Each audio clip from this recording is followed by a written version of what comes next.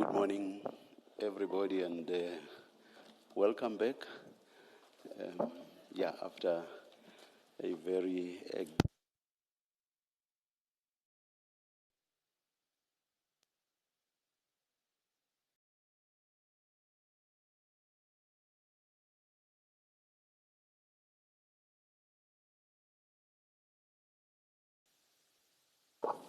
Testing 1, 2.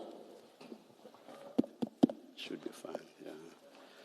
As I was saying, good morning to everybody, and welcome back after a very exacting 2 weeks. We are starting. Thank you, Ms. Sello. Yes, Chair, thank you. Morning, Chair, morning, Commissioners. Chair, today from the 1st of June, we start with the Port Shepstone drug bust stream, and that should take us to the 5th of June for the whole week. Before we do so, there are some housekeeping matters to dispose of, and I would like to take the opportunity to do so. I think I will also add my housekeeping matter as well. Let's hear you. Okay, thank you, Chair. The first is, Chair, you will recall that we had issued a subpoena for General Sinona to appear on the 18th of May, 2026. On the 18th of May, we moved for a postponement for his appearance. The reasons were set out in large part in his lawyer's correspondence, and we accepted some of the reasons advanced. Though we didn't accept all, we concluded that some were valid enough to justify a postponement. On the day, the Chair then stood General Sinona's testimony down to the 1st of June. In preparing for this week, and the witnesses we have, we prepared a schedule. The result of the schedule is that General Sinona is anticipated to take the stand only on the 5th of June.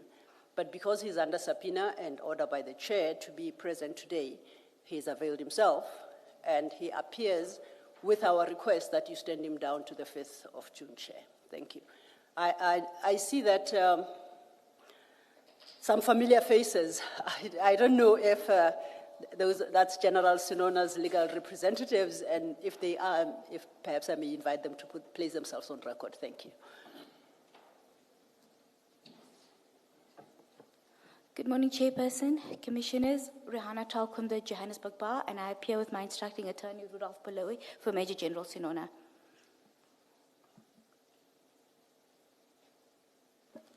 Good morning, Ms. Talk.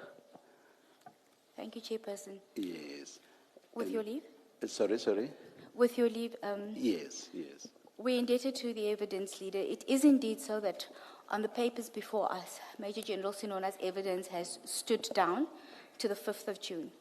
Chair, there is one particular issue that we'd like to place on the record and that we seek clarity in terms of. And we do so out of extreme caution, just to ensure that Major General Sinona is not placed under any undue pressure.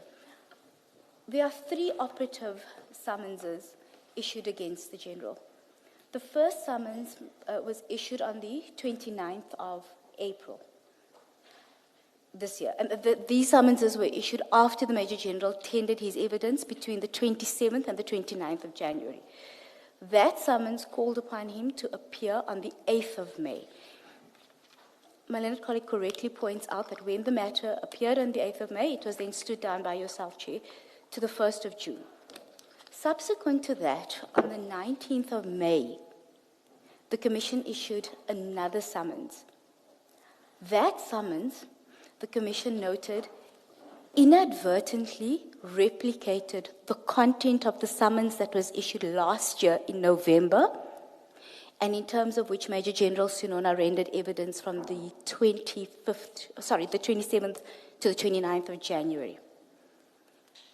As a result, on the 22nd of May, a further summons was issued.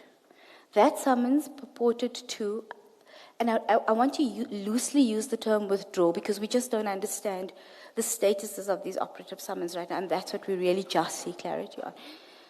That summons purported to indicate that the summons... Sorry. The second one wanted the general to appear when? Also on the 1st of June. 1st of June, okay. Yes, and that's a very relevant question that I'm indebted to you, Chair. So the 19th of May summons also warned the general to appear on the 1st of June. Summons was then subsequently issued on the 22nd of May, advising the general that the 19th of May summons had inadvertently replicated the content of the summons in November 2025, and that was not correct. So the summons issued on the 22nd of May was then issued under cover of an email, saying that in all probability, the general would render his evidence on the 5th of June. Now that that date has been indicated, we make no quibble with that. We accept that the Commission has clarified the date of appearance. The issue is that it was given with an instruction to ignore the summons of the 19th of May. It's not our desire to be pedantic, Chair, but the concern is that the power of a summons issued by this Commission is equivalent to that of a summons issued by the High Court.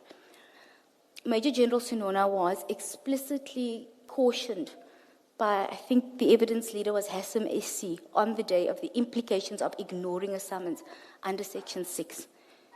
So if indeed the Commission is not intent on relying on the summons on the 19th of May, we would perhaps seek a ruling from yourself, Chair, that the summons on the 19th of May is withdrawn, and just clarification that the operative summons is the summons of the 29th of April as reissued on the 22nd of May.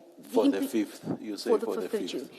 And the implications go beyond this Commission. The concern is that there must be finality in terms of the document that he's required to testify on, so that he knows which evidence to testify on. The second issue that has arisen, Chair, is that we've received the Regulation 10.6 notice, and we've been asked to give a sworn witness statement by the 1st of June, which is today as well. On Friday, sometime after 4 o'clock, we were issued with a bundle of documents by the Commission containing the statements, the affidavits of 2 witnesses, and there were a number of attachments to it as well as the transcript from the evidence on the day. Chair, we're still in the process of taking instructions from our client on that very document. And given the fact that we were also attempting to prepare for the possibility of leading evidence today, because the 19th of May summons has effectively not been withdrawn, and it was reaffirmed on the 22nd of May, we were still preparing for today's hearing as well. So it became a bit of a difficulty from a timing perspective to have the sworn statement prepared for the Commission today, and we mean no disrespect to the Commission in that respect. It became a difficulty to issue the sworn statement and to take proper instruction, particularly on the annexes attached to the statement itself, given that the evidence of the witnesses who appeared before the Commission implicated Major General Sinona. So I just want to get instruction from my attorney as to when we might be able to file that statement, Chair, but we're not in a position to file the statement today, and we would seek an extension in respect thereof.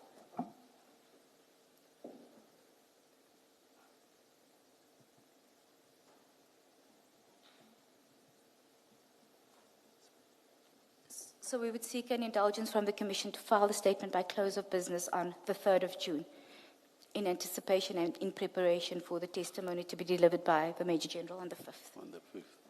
Thank you, Chair. Thank you, Ms. Talk. Yes, Ms. Thank you, Chair.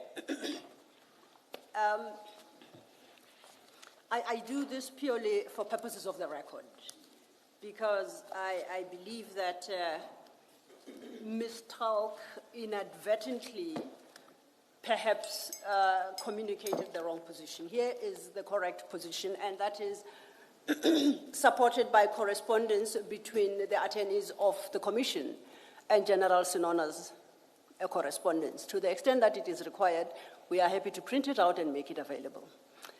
As I indicated, I made the mistake of saying that General Sinona's testimony was postponed to the 1st of June. On the 18th, Advocate Talk is correct, it's the 8th of May, so I had my date wrong. With that stand down to the 1st of June, it was sufficient at the time to communicate to General Sinona's attorneys that on the day he was scheduled to appear on the 8th of May, the chair postponed his appearance to the 1st of June. For reasons that are not particularly relevant, instead, the subpoena was reissued. What then subsequently transpired, having received a correspondence from General Sinona's attorneys that was confusing to the evidence leaders and the legal team as to why they were assuming that position. On consideration of the subpoena that was reissued, it became apparent that a wrong subpoena was reissued. The letter, covering letter, speaks of the subpoena issued on the 29th of April. So when it came to reissue, the previous subpoena is what was then re-provided to him with a new date of the 1st of June. That was discovered, that was reissued on the 19th. By the 22nd of May, the error was discovered. There was telephonic conversation between the two sets of attorneys, and the correct subpoena was reissued, which is the subpoena of the 29th of April. There was an explanation that an administrative glitch crept into the system, and that is why the wrong subpoena was reissued. So it was technically a 2-day confusion that was resolved by the 22nd of May. Now, that 22nd of May reissue is in exact terms as the subpoena originally issued to General Sinona on the 29th of April. The only difference in that is the date on which he's supposed to appear. In reissuing, it was sought to clarify that his appearance is now postponed to the 1st of June. There was thereafter a Regulation 10.6 relying on the subpoena of the 29th of April served on General Sinona. The 10.6 deals with the issues he's called upon to testify to on the 29th of April and is more detailed. The 10.6, the Regulation 10.6 notice, in no way contradicts the subpoena of the 29th of June, which is the operative subpoena. So it's not a question of withdrawing the reissue of the 19th. It is correcting an error that crept in on the 19th by providing a wrong subpoena on the basis of which General Sinona had already appeared. That correction was made on the 22nd by reissuing the 29th of April subpoena. So that is where we stand. Subsequent thereto, there was further correspondence and explanation that we do not anticipate General Sinona testifying today, but because he's under subpoena, we would have to seek a formal postponement of his testimony. We proposed the 5th, as I said, based on our scheduling, and we provided that date. So as things stand, but for that glitch of the 19th of May, everything is in order. Advocate Talk speaks of statements given and transcripts last week. What she doesn't place on record that is those were provided at the request of General Sinona. General Sinona specifically listed the statements he wanted and transcripts regarding those witnesses.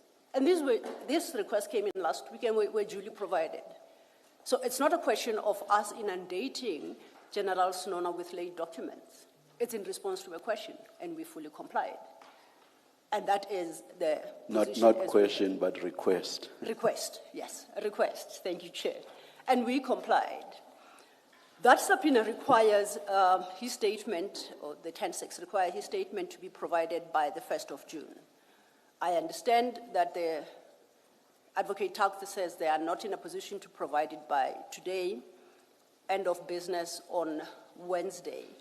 Chair, may we make a counter suggestion that it be provided by the end of business on the 2nd, regard being had to the fact that we also have to prepare for General Sinona's appearance and to resolve the issue of exhibits, which we must still give General Sinona, that where we indicate the documents we'll be relying upon. If this is provided at the end of business on the 3rd, it leaves only the 4th to deal with all these matters, and then the General must appear on the 5th. So on that basis, we would request that these be provided on the tomorrow, the 2nd of June, end of business day.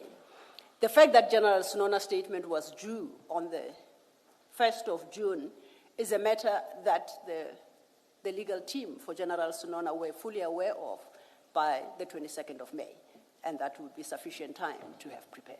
Thank you, Chair. Thank you, Ms. Sello. Regarding the question of the subpoenas, shouldn't we just step off that one now? Because all sides are agreed that General Sinona is to testify on the 5th, rather than toing and froing on where faults or mistakes or inadvertence or whatever else, whatever those may be. Should we just step off that subject in the interest of time, and then we focus on the date for the filing of the statement? Chair, we agreed with you. We can step off it, but I just want to indicate Yes. the reason why it was placed on record is Yes. the General raised the concern that he wasn't simply at liberty to ignore an operative summons. Yes. No, I And understand. I I understand the position understand. of the evidence leaders, and I understand the Commission's workload. So it is Yes. quite probable that indeed Yes. there was a glitch. But the reality is that the summons was issued Yes, under the hand of the Secretary in the auspices of the Commission carrying out its powers as a statutory body. And the implications internally from an employment perspective, as well as from a criminal perspective, of ignoring a document of that nature was the only reason that it was placed on record. Yes, no, I understand perfectly. But we are inclined Yes, to yes. agree with the Chair that we step away from that particular Yes. issue. But in the interest of certainty and clarity, and only if the Commission is so inclined, we would ask for a ruling that the summons of the 19th of May is officially withdrawn. That is not necessary. Thank That you, is Chair. totally not necessary. Thank you, Chair. And then Yes. the second issue is that insofar as the witness statements regarding the Friday's bundle is concerned, I'm instructed that we request that it be furnished with the information to enable adequate preparation for the appearance. I just make the point to request that documentation was requested earlier on. But it seems that my learned colleague and I are not too far apart in terms of the dates of the filing for the statement itself. I've proposed by close of business on Wednesday. I've done so because realistically, Chair, there are several annexes that must be gone through. We will be sitting religiously with General Sinona. And I assure you that once my attorney has given me an instruction, there's of course an undertaking before this Commission that we'll file on the 3rd. I don't want to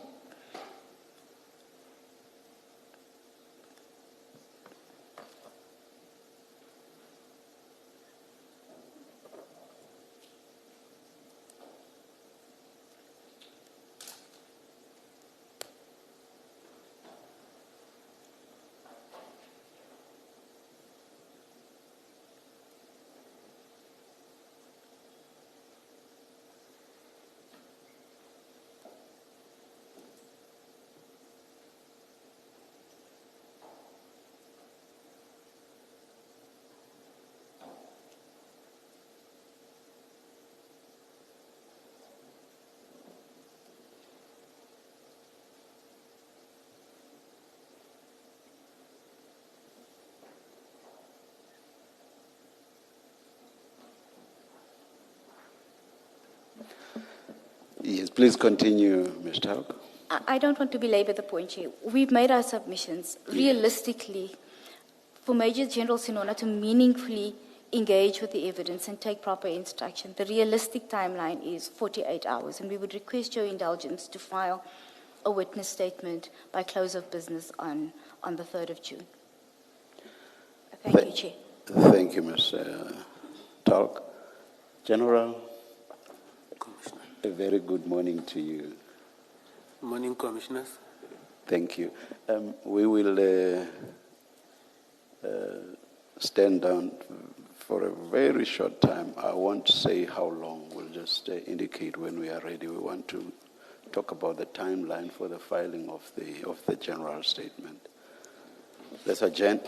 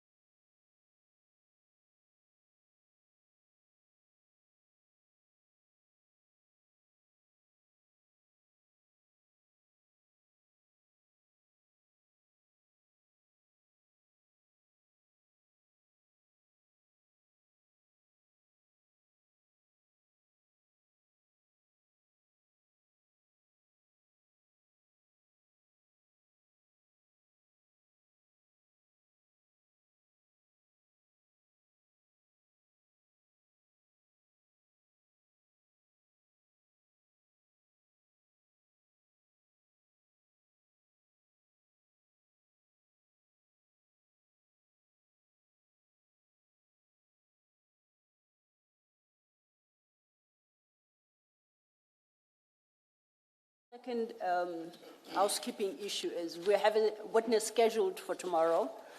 The witness himself has brought an application for a partial in camera, which, as extradition has been served on the press and the media houses.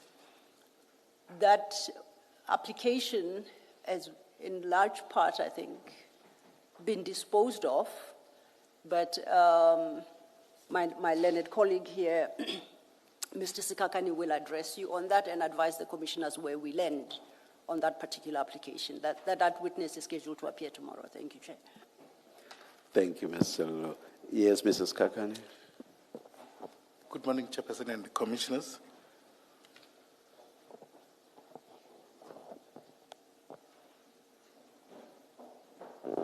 Sorry about that. Yes, Mrs. Kakan. That is indeed, I'll try and not waste the Commission's time, given the time we've already spent. So as my learned senior has said, we had an application from the witness who's scheduled to appear tomorrow. And that application, you should have a file which is called in-camera application.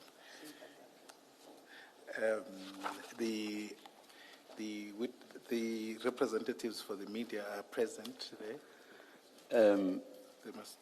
Can you please place yourselves on record?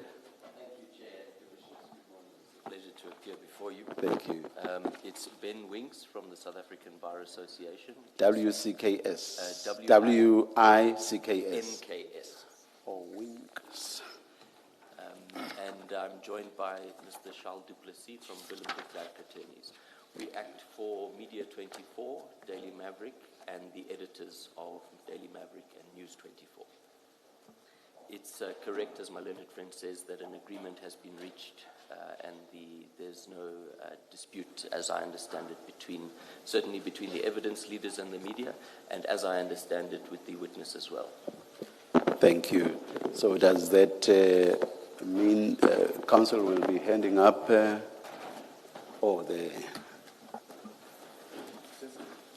Chairperson, just for the record, I was referring you to the file from the. Thank you, Mr. Winks. Apologies. I was referring to the application itself, the file that you should have, just to confirm the witness's agreement to the terms of the proposed draft. You'll see it at page 22 of the second folder, which is correspondence.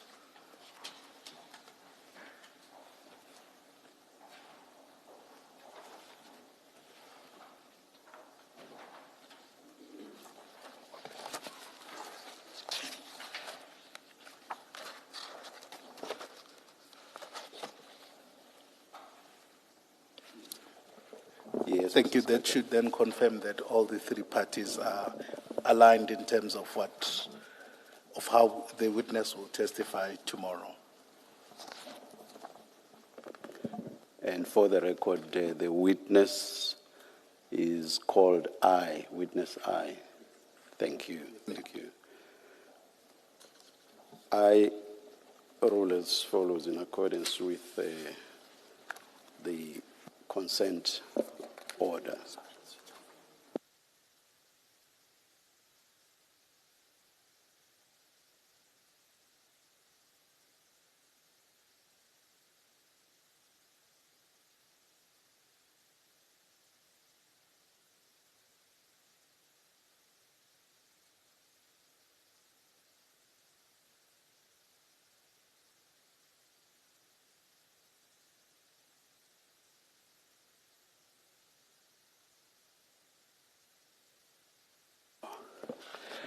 Can both counsel please clarify this? Paragraph 1 of the order, there's reference to the witness's name. And then in the agreement as well, his email, it says that I give permission for the media to mention my name as it has already been mentioned. So in the ruling now, I should just mention the name because that's what the witness says. Yes, indeed. Yes, indeed. Okay. Thank you. We confirm, Chair. Thank you. Now the ruling. 1. By agreement and consent between the parties, Lieutenant Colonel Duma's evidence on 2 June 2026 or until such time that he is excused by the chairperson will be heard publicly via audio link and his face or visual features will be concealed. And 2, members of the media and any person granted access to the proceedings are prohibited from publishing, broadcasting, disseminating, or otherwise placing in the public domain any image, photograph, video footage, or other visual material that may reveal or tend to reveal the face of Lieutenant Colonel Duma. I hand down the ruling. So basically, we forget about witness I then. Indeed, Chair. Yes. Apologies. Yes. Thank you. Thank you, Chair. Thank May you, we Mr. be Wings. excused? You are excused. Thank you. Thank you, Chair. Thank you, Chair. Thank you, Mrs. Kakane. Thank you, Chair. Thanks. Commissioners. That would then deal with the housekeeping issues for the Port Shepstone stream. But we have Mr. Chaskelson here, who's got his own housekeeping issue to deal with. So if I may invite him, thank you.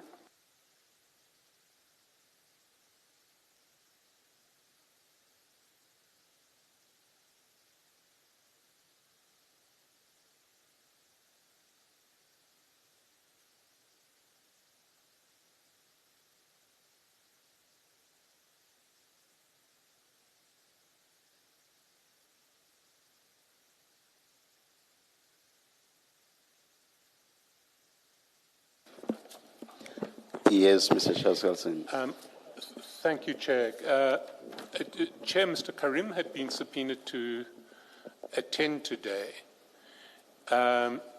We received a medical report, and I understand Mr. Carrim's legal representatives are here.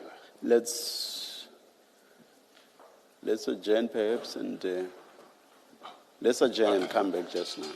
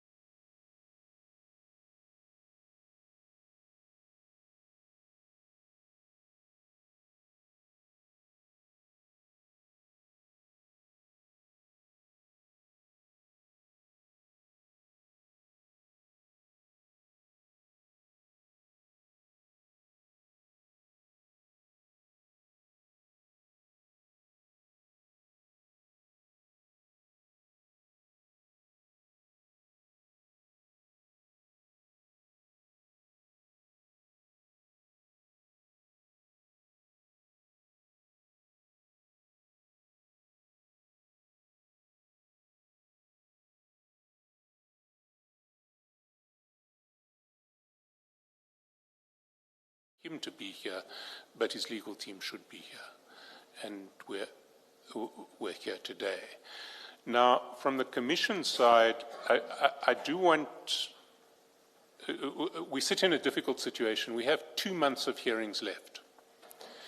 We have allocated a slot from 29 June to 1 July to mop up all of the part-heard witnesses. And so from our side, we would want Mr. Carrim to be postponed to a day between 29 June and 1 July. In our program, that is where it fits. We have other witnesses scheduled essentially until we finish for all other slots. I saw some dates in the correspondence. What were those, Mr. Chaskasi? So the suggested from Mr. Karim's team have suggested 22 to 26 June or 9 to 10 July. Those dates are not convenient to us.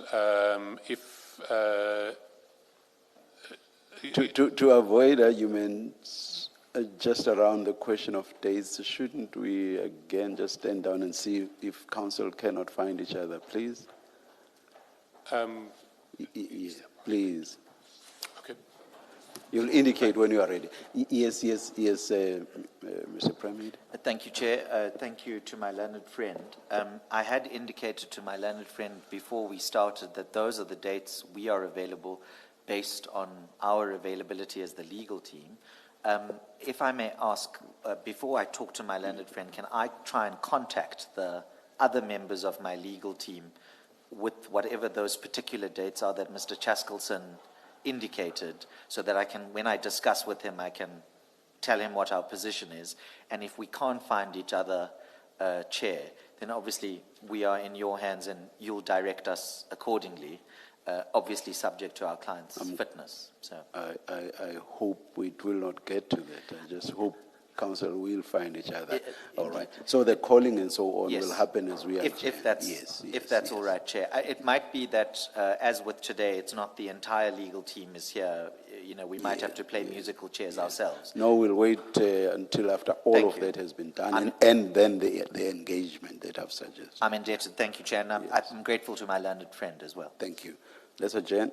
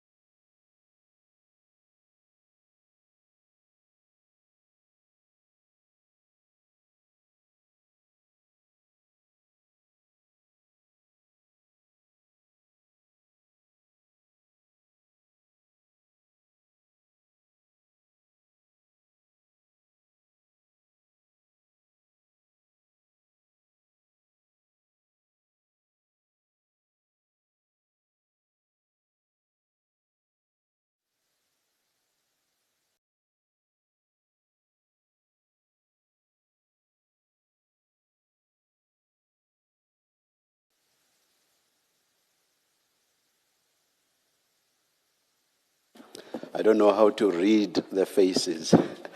Let's hear you. Craig. We've reached an agreement, Chair. We've juggled our program. The 25th of June. 25 June. 25 June it is then. Thank you very much to both of you. You are both excused. 2026, I don't remember saying 2026. Thank you. That's a salutary warning in this case, Chair.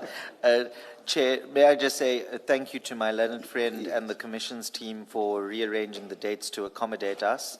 And we look forward to being back in front of you on the 25th of June, subject to the issues that you know are still outstanding. Thank you. And thank you to the Commission for accommodating us. Thank you very much. You are both excused. Thank Thanks. you.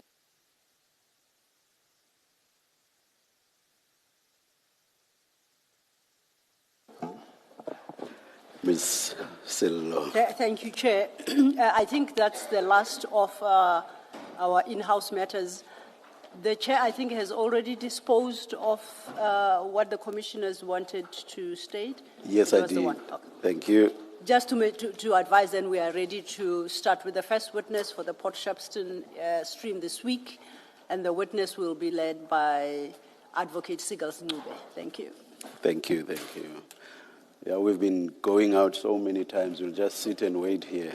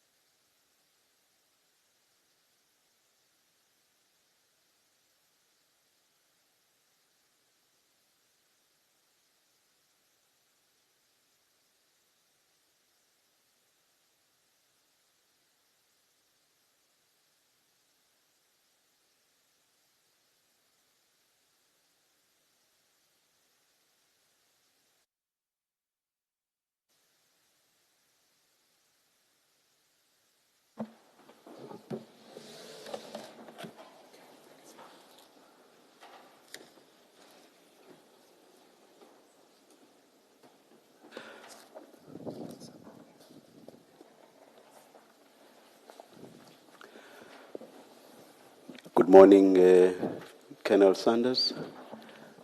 Good morning. It's Warrant Officer, sir.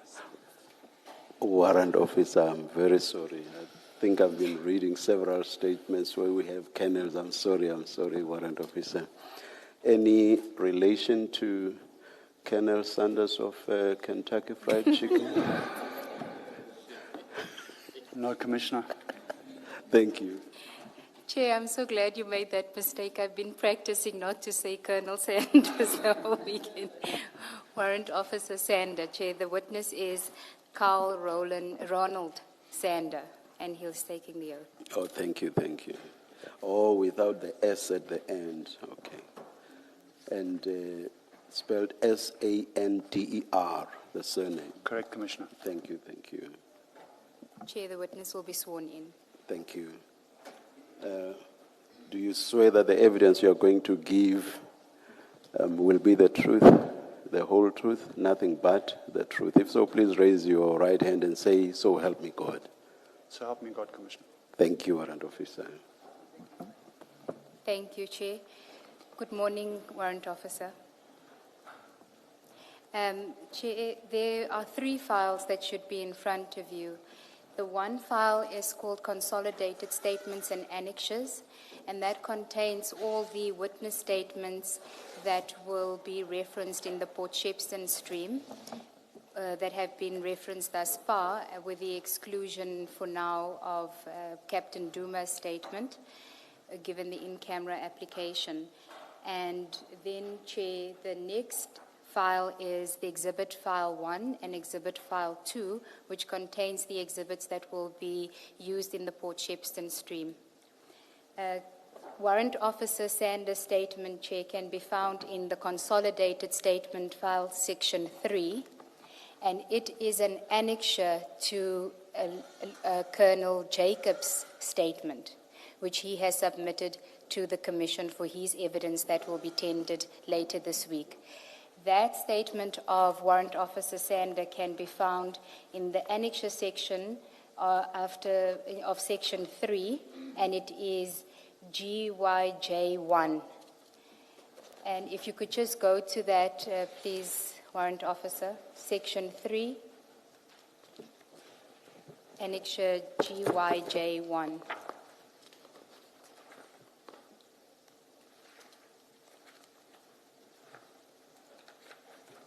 So it's the second green folder. I have it, Commissioner. Can you confirm that the statement that appears on page 1 and 2 of GYJ1 is your statement? It is, Commissioner. Can you confirm the correctness thereof? Commissioner, on perusing the statement, I'll just point out on paragraph 5, I see there is a date incorrectly entered in here. What should the date be? It would have been 2020-0206, not 2026-0206. Okay, thank you. Commissioners, will get to the statement later. It is a bit unorthodox to not deal with the statement first, but I just need to place Warrant Officer's evidence in context. His statement was attached as an annexure to Colonel Jacob's statement as part of Colonel Jacob's explanation as to why Isipingo Police Station couldn't accept the exhibits on the 22nd of June 2021. Chair will remember the evidence of General Flynn and of, I think it's Colonel Prinsloo, about the exhibits going to Port Shepstone eventually. A key aspect of that is why it could not be stored at Isipingo. Warrant Officer Sander's statement deals with a previous incident at Isipingo Police Station with the same exhibit clerk, Warrant Officer Perumal, and why the exhibits of his bust that occurred in February 2020 were also not stored, or why the exhibit registrar was reluctant to accept those exhibits, which is an aspect which Colonel Jacob relies upon for the decision-making that was made on the 22nd of June 2021 regarding the cocaine that was not stored at Isipingo. Upon receiving... The Colonel Jacob statement to which this is an annexure, it is a statement to the Commission.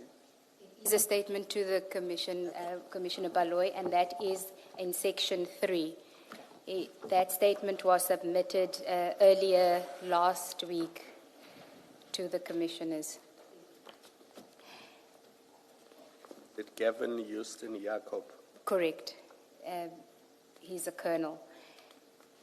Now, once we received the annexure, this statement from Warrant Officer Sander, it appeared to us that his evidence may be necessary for the commissioners to hear. This is a kind of statement that ordinarily one would just submit to the commissioners and have it be part of the record. But it appears that Warrant Officer Sander's name appears in many other instances related not only to the Port Shepstone theft, but other drug busts that occurred in Durban around that period. And so therefore, we subpoenaed him to appear today to give evidence. He hasn't submitted a statement. We hadn't called for a statement from him. And so Chair will just bear with us as we go through his evidence, because we do feel that he would be able to provide the commissioners with some important answers to questions that the commissioners may have that we wouldn't ordinarily be able to get otherwise than had we not been informed of his significance in the February 2020 drug bust. You say he has not provided a statement and that you have not asked for a statement. Is that because the one of the 20th of May was filed at the instance of Colonel Jacob. That's correct, Chair. Yes. Thank you. Was it the one, this one of the 20th of May, was it obtained for purposes of the commission by Colonel Jacob? That is correct, Commissioner Baloyi. He's provided it as part of his statement, and it was specifically done for purposes of his evidence that he will lead. So as you say, to explain why the drugs were not, rather the cocaine or what was suspected to be cocaine, why it was not kept at Isipingo. Indeed, Chair. Thank you. Thank you. Now, Warrant Officer, I'd just like to start because your statement doesn't deal with your, when you joined the police force and your career in the police force. Could I ask you to please just give us a brief summary of the important highlights of your career? Thank you, Commissioner. 1986, 12/31. I was attested in the South African police. 1987, I went to college. My apologies, Warrant Officer. Chair, the Warrant Officer did this morning provide us with just a short summary. If we can hand it up, it will be included in the exhibit bundle as CJC 246. As I always do, I will require the attorneys to assist with where this should go. Thank you. Yes, you'll just highlight some of the significant aspects, yes. Thank you, Commissioner. 1991, Combating of Terrorism Reaction Unit Course. 1991, Identification of Explosives.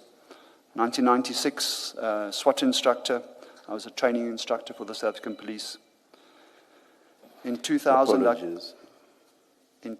I completed my detective learning program. 2002, Narcotics Investigators course. 2007, Street Survival. 2008, Tactical Survival. 2009, Analyst Notebook I2 Explorer. 2010, training presented by the DEA, Drug Identification in Clandestine Laboratories. In 2010, it's part of a SAPS program. Drug identification and trafficking, and identification of chemical equipment used in the clandestine laboratories and manufacturing of illicit substances. In 2013, I completed a certificate in anti-corruption for practitioners. 2015, I completed a course by the NCIS, Homeland Security by the Americans, in the counter-illicit smuggling in the maritime environment. In 2015, I am qualified as a non-intimate DNA collection. I can collect non-intimate DNA from a witness or an accused. In 2023, I completed a course with the United States Drug Enforcement Agency in the new trends in clandestine laboratories and chemical monitoring. In 2024, I was able to assist in writing a course for the South African Police, which is the Specialized Narcotics Investigation Learning Program. I have done a few external courses, of which I've done the Specialized Curriculum for Customs Officers and IPR Enforcement, and I did that through the IPR Crime Investigators College. There are a few more, but that's all. And on page 664, the training of SANEB. I'm sorry. Page 664. Training of SANEB/DPCI courses. What did that entail? That's correct, Commissioner. For the last year, I began in about 2000, traveling around the country, training the different narcotics and units, crime intelligence, and organized crime. We began developing a training program. It's the program that I mentioned now. It is the Specialized Narcotics Investigation Program. There was a team of us, and that's what I did. I trained the DPCI, the SANEP members, the station members, organized crime, crime intelligence, customs. We sit in with members from FSL as well, so it's quite a cool course. What is that training? What does it entail? Commissioner, it is a specialized module. We don't just tell you it's cocaine. We tell you where it comes from. We then tell you what chemicals you need to manufacture the end product. We then tell you how it's trafficked. We then teach you how to identify the trafficking measures. From there, there's law enforcement protocols that go into investigating that. Mutual legal assistance, surveillance, interception and monitoring, agent program. That is part of that. So it's something that the normal station level members do not receive. It is more for your specialized units. And is that training program in place now? It is, Commissioner. It's accredited and in place. And accredited by who? The South African Police Commissioner. And it's got a unit standard as well. It was rolled out in the end of 2024 at the Chatsworth Training College. And we had it officially accredited and passed. And is it given to only the DPCI members or other SAPS units as well? Commissioner, as I said, it's other SAPS members as well, but it's people that are identified in the working environment. Okay. When you say people that are identified, they are picked by by somebody, some system. Correct, Commissioner. It's also people that want to have an interest. It's pointless you come sit for a couple of weeks and you don't have an interest in the topic. You've got to have an interest in the field. You've got to be passionate about it. We do a theory, and then we actually did the physical, where we took people into the airport, we took people into the port, we took people into a minus 40-degree cold storage and showed them how to work in that environment. So you got a practical feel for it, you got the theoretical feel for it, but you also had to work every night. They had theory to do, they had tests to write. It was sat in by HRD, the Human Resource Development. There's 2 sections in HR, and they then bring it through. It was myself and members from head office, and I say it was a highlight of my career. Is it a voluntary participation program, or is there a compulsory category of people that must attend this course, or it's just a matter of if you are interested, you come and attend? Commissioner, I would say from my side, I'm going to say I'd love every policeman to complete it. But it would be a person that is going to, obviously there'd be a budget, it's time. The police would say there's a pace for 30 members, who is in that field, they must apply. And then the unit commanders would send those people to be enriched and developed. So it's not compulsory at this stage, but it is a unit standard to obtain while working in our division. What would you say is its reach since it was introduced, reach in terms of the levels of participation? And I ask the question because we have had evidence previously, which you're probably aware of people who have participated in drug busts and they have absolutely no experience in that space, and they've said stuff like, smelling cocaine, they identified it by how it smells, but it's the same person who has never participated in other drug busts. So I ask in that context.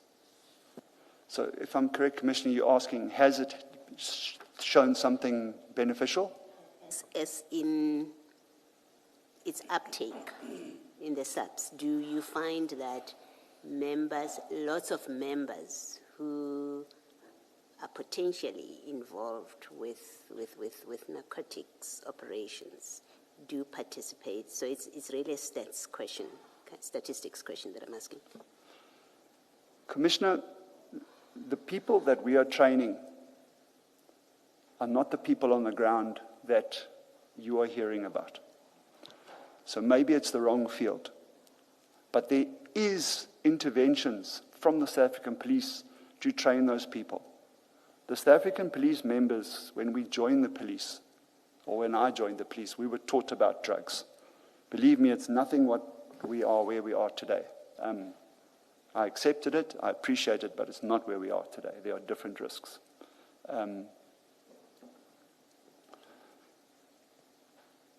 The members on the scene, the members in blue, the uniform members, Elements of this are taught to them, but they don't understand the risk consequence behind it.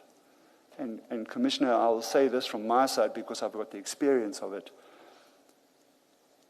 The police want you to compile and follow the guidelines on the crime scene with narcotics. There's a reason for it. Because if you don't, you're going to get sick. Maybe during my, while I'm giving my evidence, I'll explain to you. I've personally experienced it. My current partner that I work with got very sick. The chemicals are toxic. I have skin cancer. I cannot tell you if I got it from here or not. The chemicals are toxic. You have to take the necessary precautions while handling, while dealing, and processing them. That's why we have our protocols set up. But I am not the person that writes these protocols. It's chemists, doctors, forensic experts that wrote those protocols because they know as well those chemicals are deadly. And in the environment that we work in, maybe the community only sees it as drugs. It's also chemicals. And some of those chemicals aren't chemicals at all. They are substances that you and I have in our kitchens. And if you interact those chemicals in the wrong way, you will get sick. So if the Commissioner asks me, did this program work? I have evidence it did work. I've had members that work at Beitbridge Border Post. They've had brilliant seizures just from stopping, observing, following the checklists, following the hints that I've given them. And they'll phone me, Warrant, this is what we told me to do. Can I do this? Yes, he did. He phones me 5 minutes later. We found it. To me, that's a major success. Thank you, Warrant Officer. So the program that you assisted with, it includes how to manage a scene, a seizure scene, clan lab and non-clan lab. Commissioner, that is correct. It's also part of the practicals that you do on course. You are given a practical where you are taught to wear all the correct PPE and then process that scene and then at the end produce a docket or an inquiry file.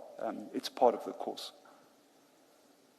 And can I just ask you on page 662, the 2015 entry there, NCIS Homeland Security, Counter Illicit Smuggling Maritime Environment, what was that? If I'm correct, that had a lot to do with the heroin trade and the cocaine trade. So it was everything that was coming by sea. So your containerized vessels, your dhows, your fishing vessels, it also included air transport as well. So it's your cross-border integration. And so that was a course that you did with NCIS Homeland Security? That's correct, ma'am. Okay. And how long have you been in the narcotics investigation space? 1999. 1999? 1999. Until?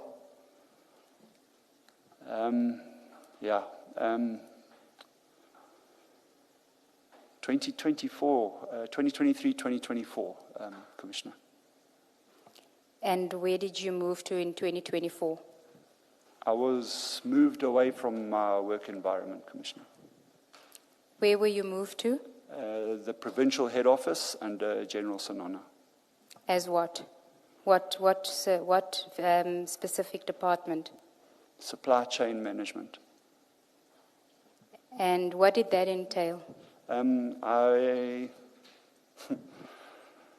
looked after all the weapons for the KZN Armory for the DPCI. And if I could ask you, when did you move from there, if at all? And we'll get back to that. Sorry, Commissioner, say that again. So you were in support services, provincial support services. Are you still there now? No, I was moved back to Economic Protected Resources in August of last year, Commissioner.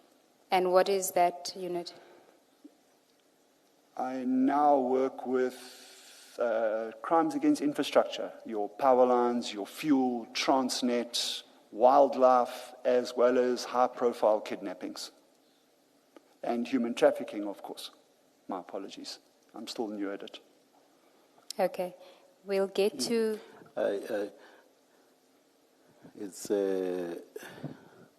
not my area of expertise, of course, and SAPS has to make its own decisions with regard to the deployments of its members. But with your expertise, which is shown from what you read and substantiated on here, and also just the evidence you've given thus far generally, it seems that you are quite experienced in narcotics, and especially you have gone so far as to say you even lectured countrywide on the subject. It just sounded to me that it's quite a waste of a resource to take you to procurement. I'm not suggesting that procurement is not important, but I'm just making a comment. I just find that very, very odd. It's just a comment, and I don't even expect you to comment. Commissioner, may I comment? Chair, Yes. you can Yes, comment yes. now, or we can get to it. Yeah, we'll get to that portion. All Chair. right. Thank you. Thank you. Before we get to that, can I just continue with your experience in narcotics, and then we can deal with Chair's very important question. Can I ask you, in the consolidated statement bundles? Maybe before you do that, there are acronyms here that we shouldn't assume we know. At page 662, in 2010, towards the bottom of that page, Warrant Officer, you've got SAPS SARPCO. It has something to do with drug identification. What is that acronym for, SARPCO? Commissioner, that is SAPCO, the South African Regional Police Commissioners, I think it's organization.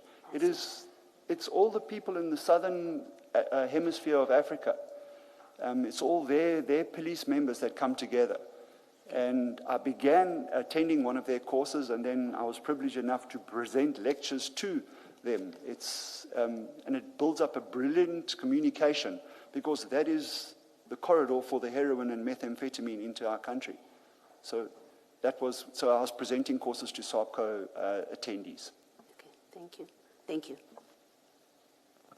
Thank you, Commissioner.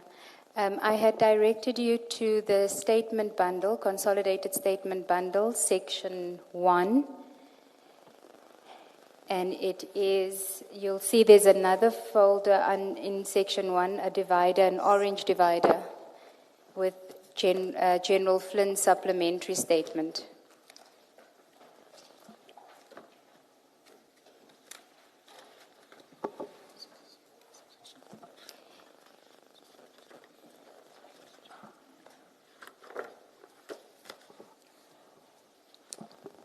Henrik Franz Flynn. Yeah, supplementary witness statement. I have it, Commissioners. So in paragraph 3, General Flynn had created a table of drug busts that occurred in Durban, non-Clan Lab drug busts in Durban for the period 2020 to 2022. What I would like us to do is go through that table and ask you to identify all of the busts where you were involved.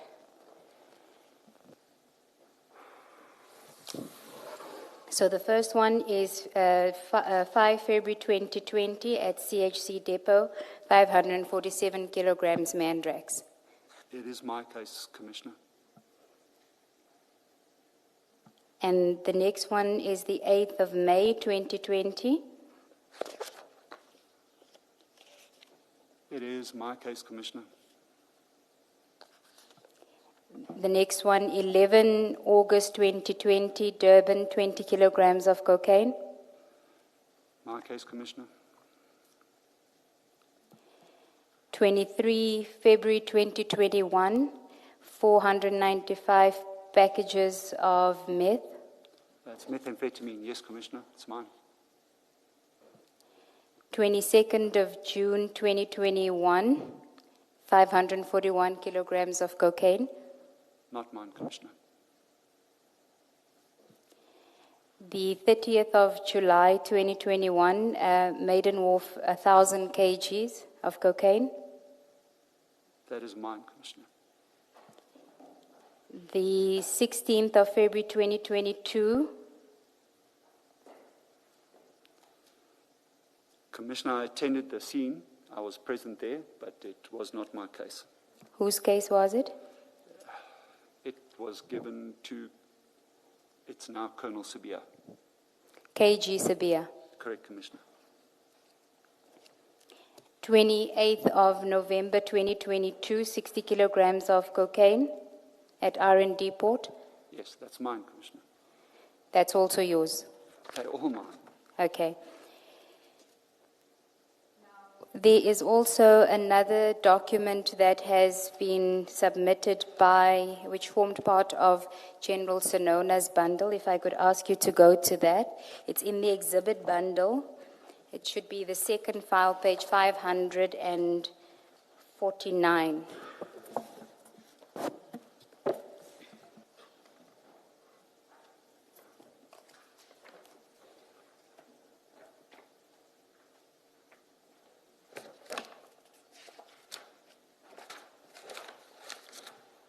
Major heroin and cocaine seizures.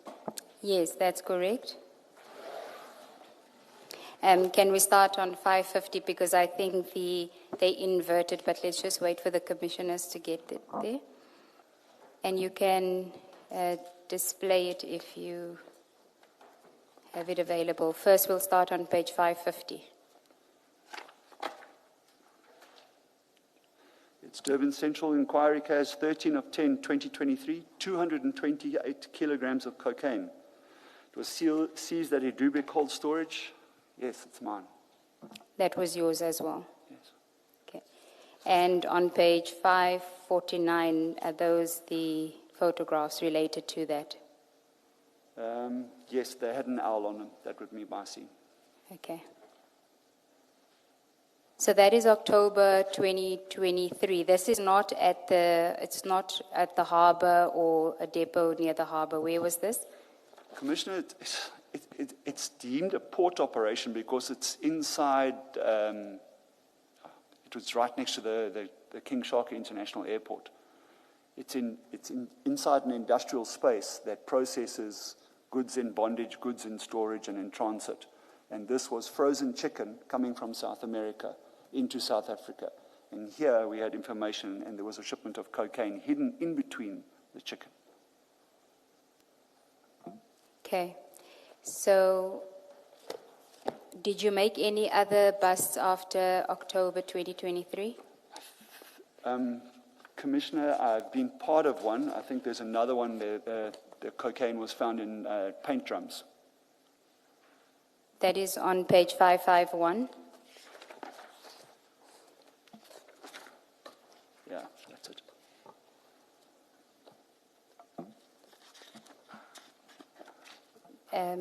Do you mind telling us about that one? But Commissioner, the case number is incorrect. If you go to page 548, just check there.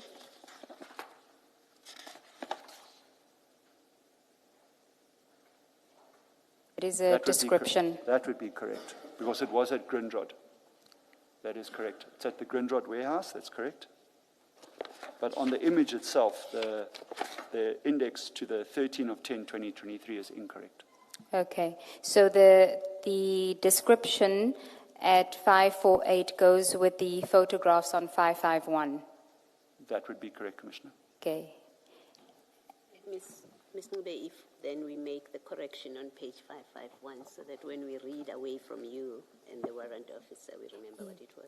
We had wanted to do that, Commissioner, but it is General Sinona's document, so we're not sure if there was a reason why they had done it that way. But the warrant officer indicated to us that it's incorrect. But I'm not sure if in their records it is actually incorrect. It's not our document. Yeah. But on our copies, because what we have are our copies, can you just lead us on what we should write? Yes. So if warrant officer, you could go to page 548.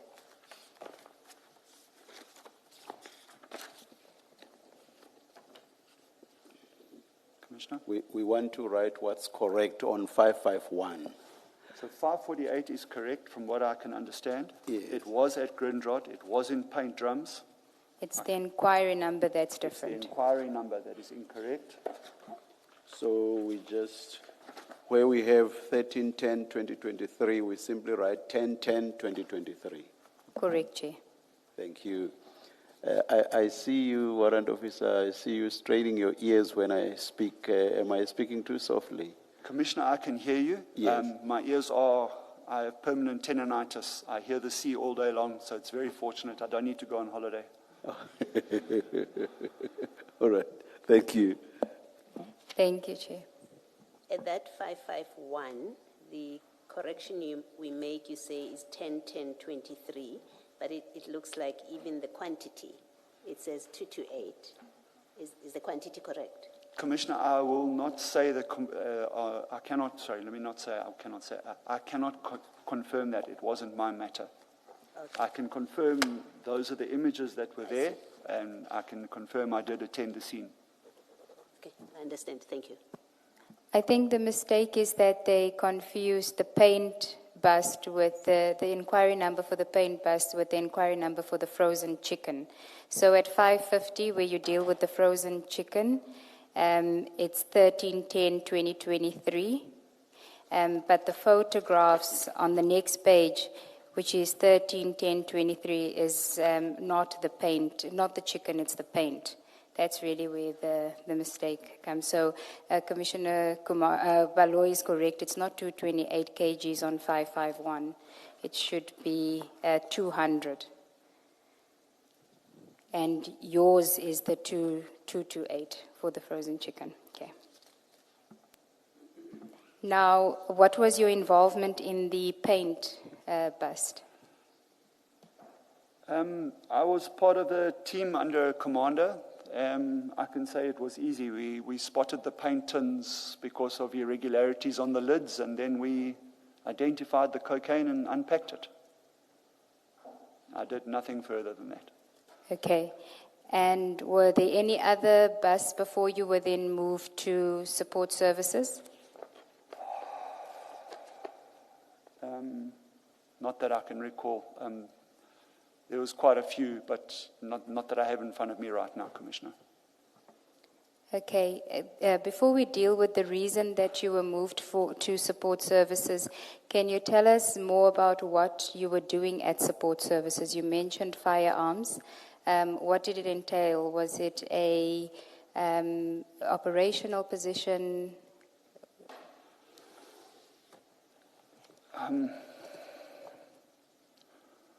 Commissioner, I was moved to support services due to a pending investigation of corruption. I was served a letter by General Sonona, and I was moved. I've still heard nothing. Can we go to that letter on page 475, Commissioners, of that same bundle? 475 of exhibit bundle, the same.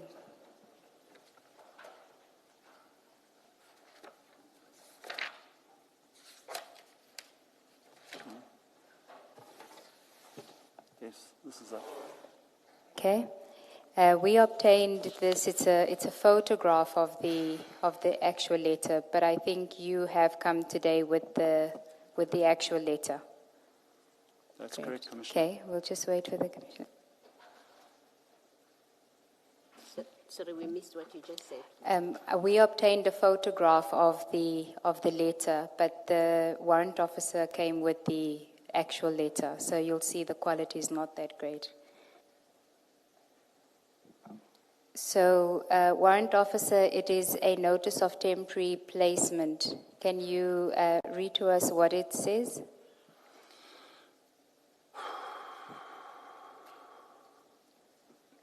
Please take your time. You can start from paragraph 1. A complaint was received on allegations of serious corruption against the above-mentioned member, who is attached to the SUNEP team at Durban Serious Organised Crime Investigation. Paragraph 2. It has been decided that Warrant Officer Karl Sander be placed at the Provincial Support Services as from 2024-02-13 until further notice, pending the outcome of the investigation. 3, kindly inform the member accordingly. It is signed by General Sonona, dated 2024-2/13. Now, were you ever informed of what the serious allegations of corruption were? Yes. Were you informed officially in writing? No. Okay, how were you informed? Verbatim in a meeting, it was myself. If I recall, it was myself, Colonel Jacob, Colonel Sabia, Brigadier Newswa, and the General Sonona. And what were you informed about? I was told that an email had been sent to the National Head Office that I was accused of supplying or facilitating the supply of narcotics to the Florida Road nightclub syndicates. And did you ever get an outcome of what the investigation? No, Commissioner. Formally, no. No, Commissioner. Unofficially? Yes, Commissioner. Unofficially, you were informed of the outcome? No, Commissioner. Okay. Unofficially, I found out that the inquiry was closed. I think it was in 4 days or 5 days.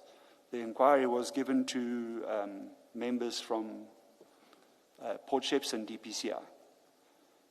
It was allocated to them. Unofficially, I found that that inquiry was closed within 4 days. It was filed negative. When you say within 4 days, do you mean 4 days from 13 February 2024?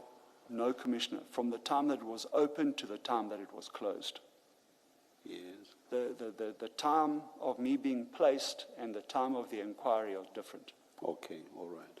And besides this letter at page 475, did you ever receive any communication, anything in writing, either from General Sonona or the provincial commander? Did you ever get anything in writing besides the letter at page 475? There is other letters that came. Commissioner, as a result of this, I was sitting now in an environment where they say I am not in active duty. No, I'm talking letters that relate to what appears to have been a disciplinary process that was intended. Nothing. Letters relating to that. Nothing. So this is the only letter you received? Yes. Thank you, Chair. And till today, you don't know officially what the outcome of the investigation is? That is correct, Commissioner. And even before this, I even said to Colonel Jacob, I said, all I want is my name cleared. Give me the letter, clear my name. And how did you get to hear that the inquiry was closed within 4 days of its commencement? How did you get to hear about that? I asked someone to check the inquiry number on CAS. And they came back saying that it was closed. Closed. And you yourself never saw anything showing that it was indeed closed? No, Commissioner. And were you ever placed on suspension? No, Commissioner. You were then moved from support services at some point. Maybe before you move on, at the time, who did you report to? Who was your immediate superior? I fell under Captain Van Niekerk. There is a colonel, and then Colonel Zikali, and then Brigadier Mulligan, and then obviously it's the two seniors, which is Brigadier Newswa and General Sonona. We're all on the same office. So of the people that were in the room with you when you were told about this email that has come to head office, was any one of them your immediate superior, one of the people that all you of them. report to? My immediate superior was Colonel Jacob. At the time? Yes. Okay, and he was in the room? Yes. Okay. Did you ever get to see the email complaint against Never. you? Okay. And when you find out that the investigation or the inquiry is closed, did your immediate superior speak to you about it ever? No. Nothing. and it continued to be, at the time that you find that it is closed, your superior continued to be Colonel Jacob? So technically, yes, because my post never changed on the system. I'm actually gone back to my very same office at my old office. So my post was still there. I plug my computer in, I log in. I still have the same title. But when you work at another office, we have obviously a job description in JD. So I had 2 PEPs, one for support services and one for DPCI, Serious Organized Crime SANEP. So I had 2 jobs that were running. Thank you. And whilst at support services, what was your experience in the working environment? For me, it was prison. The people I work with, amazing. I'll say that over and over again. Incredible humans. I learned a lot, but there was a post that I applied for. During the post, they do a financial vetting, and it came up that I was a director of a shooting club. I'm not going to mention the name if that's fine. It's part of all of my police members. I'm the vice chairman of the police shooting club. Half of the KZN shooting club, we're all members of the same club as well. We preserve the bank account to stop people changing the name or committing fraud. By doing so, our treasurer registered a company. But it's a non-profit company. I was charged for running a business without telling the police that I had an interest in a business. The outcome of that was a verbal warning by Colonel Jacob. But this was after the allegations of corruption and you were moved to support services? It is after, but it's during as well, Commissioner. Yes. And that was also in 2024? Correct, Commissioner. Okay. And your engagements with General Sonona while at support services, how were those engagements? I don't engage with General Sonona, Commissioner. And you say that other than General Sonona, there was also Brigadier Nuswa. Was he also at that same office where you were? That's correct, Commissioner. Okay. When you then move from support services, you go with...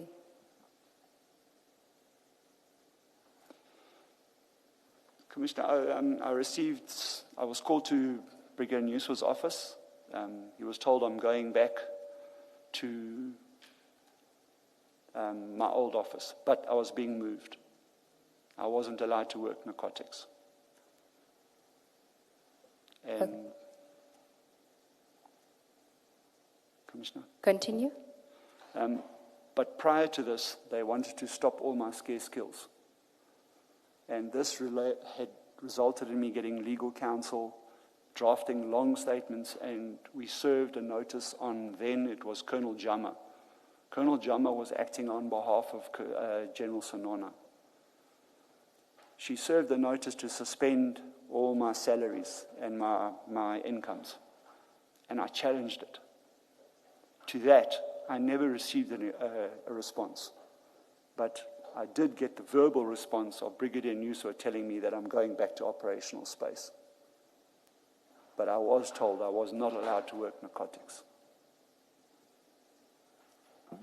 Just explain, you say your scarce skills were stopped. What are we talking about when you say scarce skills were stopped?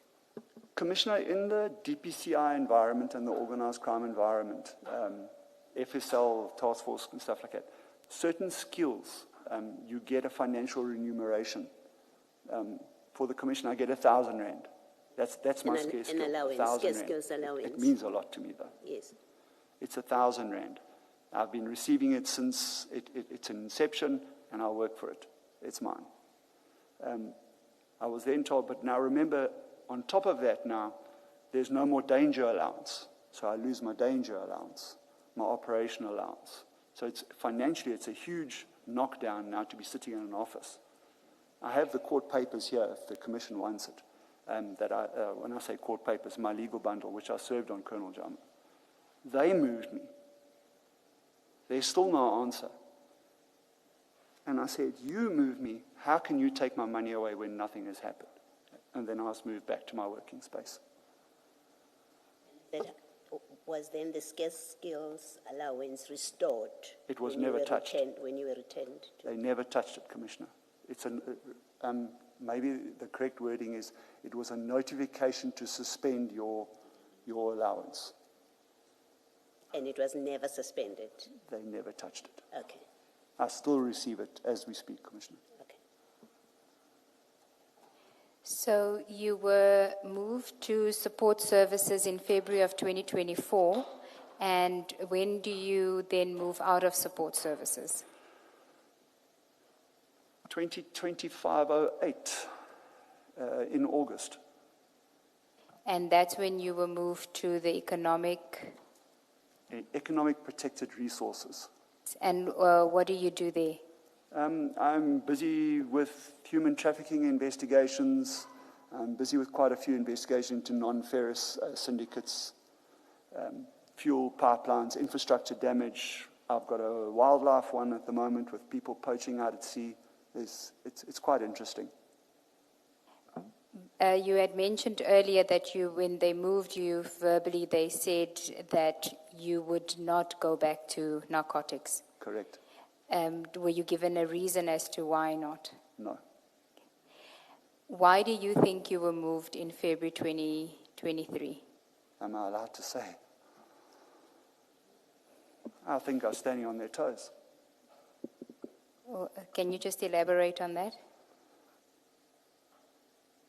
Maybe being too successful, too many good recoveries, understanding how the syndicate works, understanding who the different role players in the environment were. But shouldn't everybody within the force be happy about that?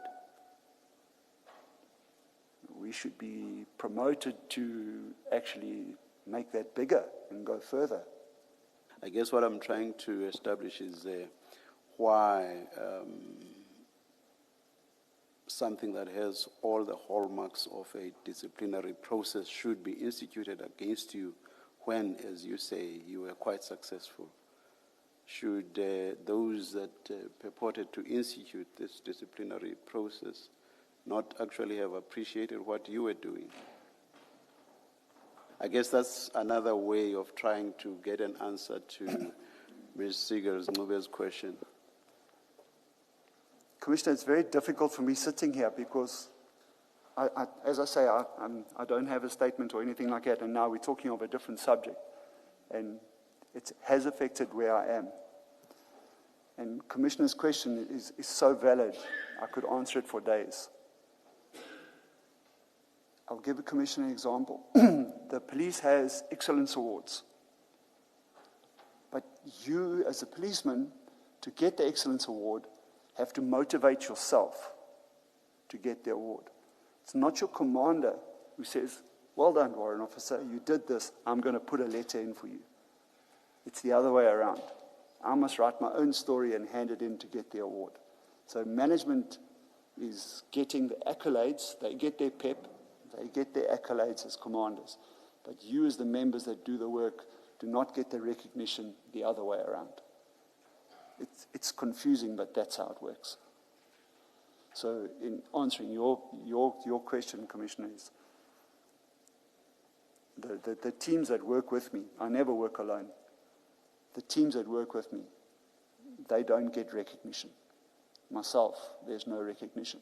Maybe if you can go to my personal file and find a letter of recognition, I'll be happy because I haven't seen one.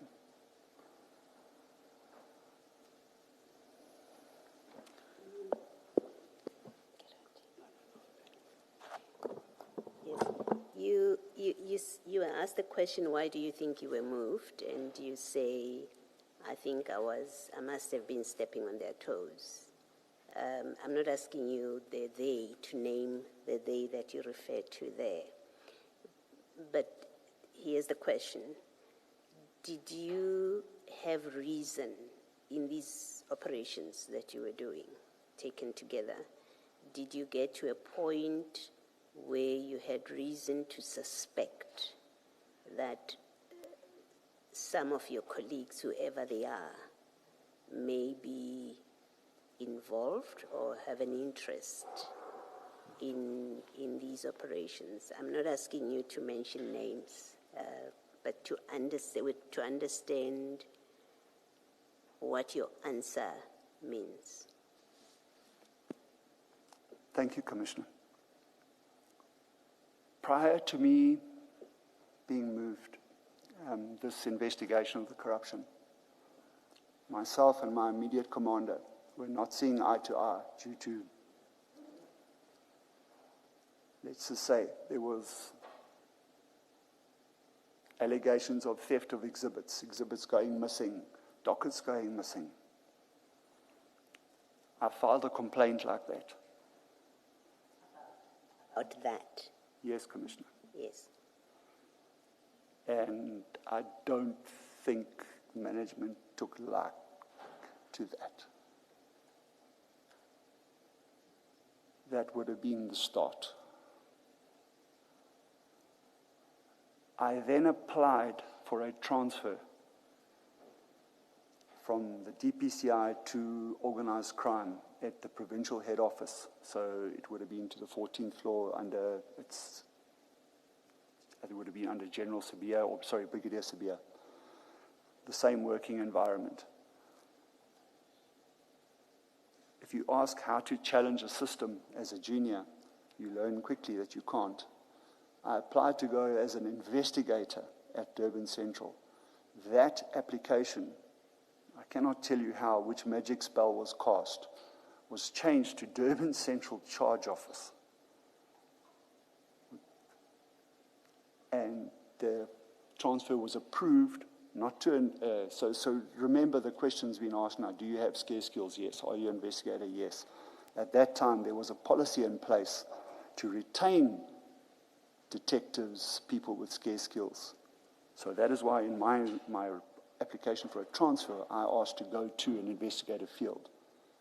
But the transfer was changed to go to the Durban Central Charge Office with a post number.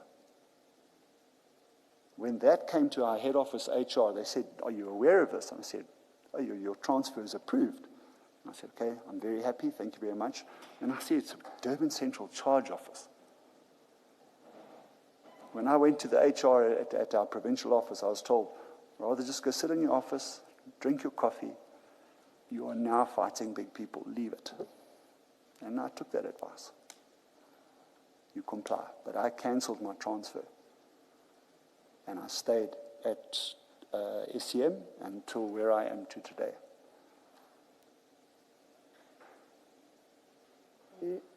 This complaint that you say you filed about missing dockets and exhibits, you would have, I assume it's a complaint in writing. Yes, Commissioner. When is this in terms of time? Which year are we talking about? It's prior to this happening, Commissioner. Prior to you being moved Yes, out Commissioner. of this? And who do you submit that kind of complaint to? I recall the original email went to, it was then Captain, I can't recall if it was a Captain or Lieutenant, KG Sabia, but it was for the attention of then Lieutenant-Colonel Gopalsamy, and then following the ranking trail going up. Yes. And that complaint, what kind of detail does it have? Do you list incidents specific, case numbers, exhibits, and... It's very specific, It's Commissioner. that specific. Okay. All right, thank you. Chair, I just wanted to find out when are we taking the tea adjournment, if at all?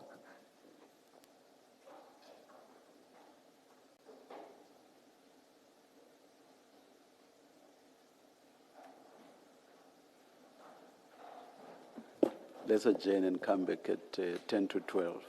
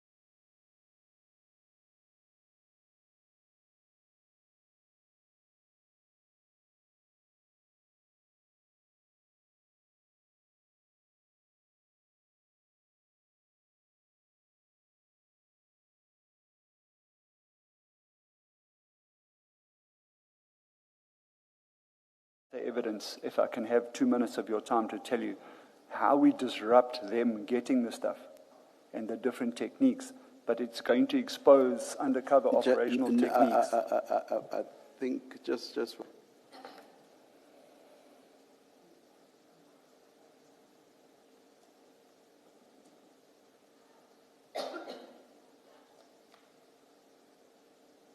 I don't think you should get into that detail, because then it will alert the drug dealers on how you operate, and they will then find ways to get around that. Thank you, Commissioner. Thank you, Chair. Can I ask a question and hope it doesn't get us back to what the chair is trying to be cautious about? You said some words back that there has to be, and I think you were explaining how traffickers succeed. And I think one of the things you said was, for example, there has to be a corrupt police officer. There has to be a corrupt customs official for that chain to succeed ultimately. Can I ask you to just elaborate a bit there, the role of a corrupt customs official, for example, in facilitating this, what role they would play, the corrupt police officer, in this chain that ultimately sees a successful trafficking of drugs to their final destination? Commissioner, I believe the advocate asked me about the CHC seizure. If I deal with that, that will give you, the Commissioner, a good example of how the information of a corrupt SARS official came about. And then the steps taken after that. All right, I'll leave it Can I do that? I'll leave it to Ms. Seegers to Yes, we'll get to that, yeah. Thank you. I just want to close off your movements within DPCI so that we can then get to your statement, and then we can deal with the other factual stuff. So what I wanted to find out from you insofar as your time at support services is you're not on suspension. You've been moved there because of serious corrupt allegations, which you weren't given formal notification of what they entailed. What I want to understand is why they would move someone who's being accused of serious corruption to support services. Is it considered a safe place? I mean, you mentioned supply chain management. Is it a safe place to put somebody who's being accused of serious corruption? Commissioner, I don't want to say the location of where it is. Let's just say my office, I had a vault full of fully automatic weapons at my disposal. Not one, not two, a lot. As I said, I took over the armory for the DPCI. There's documentation. I've signed the handing over. I was responsible for an audit, a good audit, if I may add. The SCM team there is amazing. We got a clean audit from the Auditor General for all our weapons and ammunition. If I was corrupt, I wouldn't sell drugs, I'd sell guns. My field of expertise is weapons. And so in that position, you described it as being in a prison. Commissioner, I work outside. I'm an outdoor person. You clock in through a checkpoint in the morning. You clock out at a checkpoint. There's no time. You cannot go out at a certain time. My only safe space was my coffee machine, and then they stole my coffee machine inside the DPCI. Sorry, I'm laughing about it. It's still so annoying. And I had to get polygraphed because of the theft of my own coffee machine. Who asked you to be polygraphed for the theft of your own coffee machine? General Sonona. There were other exhibits, there were other items that were going missing in the environment, and again, I was seen as a suspect, and I had to go and get polygraphed for the theft of my own coffee machine. Do you know if you passed? I passed. I just want my coffee machine back. Did you get it back? No. No. Okay. Warrant Officer, so when you move from supply chain management to in August 2025 to the let's just call it the anti-human trafficking division, what is your experience like when you're now in that unit? I'm dealing with some pretty high-profile cases. I believe one has been called up at Madlanga a few times now, and at another commission with DPP. I have that matter at the moment. I have, as I said, wildlife and fisheries, illegal poaching on our coastline. I've got human trafficking with people going to Cambodia that were trafficked, nearly 200 and something people. So I think they're high-profile and with some form of expertise, or let's call it, you don't want a corrupt person investigating them, but here I am, I'm investigating them. And have you ever tried to get back to narcotics? I'd love to go back, but I can't. And why do you say you can't? Here we are in Madlanga today. I'm giving evidence about the people that I work with, or giving testimony about different things. It's just not a very happy space. So your intention is then to stay where you are? I'm happy. It's a nice group to work with. We're actually doing very well. And who do you report to? Colonel Jacob. Okay.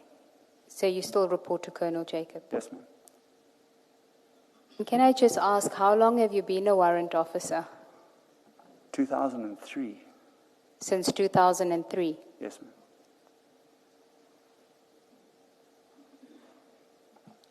Now, unless the commissioners have any other questions about your history, I'd like to move over to your statement, your witness statement. Maybe let me ask, this allegation against you, this email that was sent that you're supplying narcotics to, I think you said on Florida Road, to people on Florida Road, were you given, other than that statement that there's an allegation that you're supplying narcotics, were you given any further detail of it as to what exactly you're alleged to have supplied? Who are the people that you're supplying to? When was this? Commissioner, the answer is no. You never got that detail? None of any of your statement right now. The answer is no, no, no, no, no, no, no. So you don't even know who the source of that email to head office, if there is an email to head office? No, there was an email. There was an email. The general had an email, but I wasn't allowed to read it. You don't know who it comes from? No. So you didn't see it, that email? It could also be a false email. That's what I'm asking. It could have been an email that says, "Hi, how are you?" to anybody, but because you didn't see it, you don't know if that email that was being waved around contained the allegation against you. Correct, Commissioner. Okay. All right, thank you. Thank you, Ms. But Commissioner, from my side, if I may, it's false. Yes.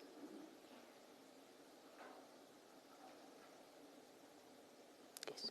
Thank you. Thank you. Can we then go to your statement, which is an annexure to Colonel Jacob's statement? It's in the consolidated statement file under section 3. And it's the second folder under section 3. You can just look at the tab GYJ1.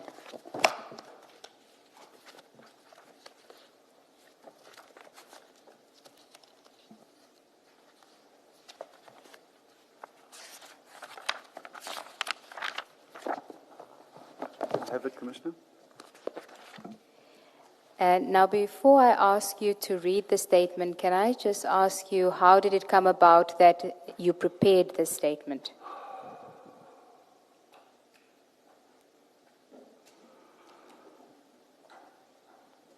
Commissioner, I was called by Colonel Jacob. No, I wasn't called by him. It was either my office is right below his office. I am applying for early retirement, and my exit interview and my paperwork has to be done by Colonel Jacob. And I believe it was in the process. Then I'll also do our group returns, and we talk about cases and convictions and stuff like that. So there was obviously admin that also needed to be done in Colonel Jacob's office.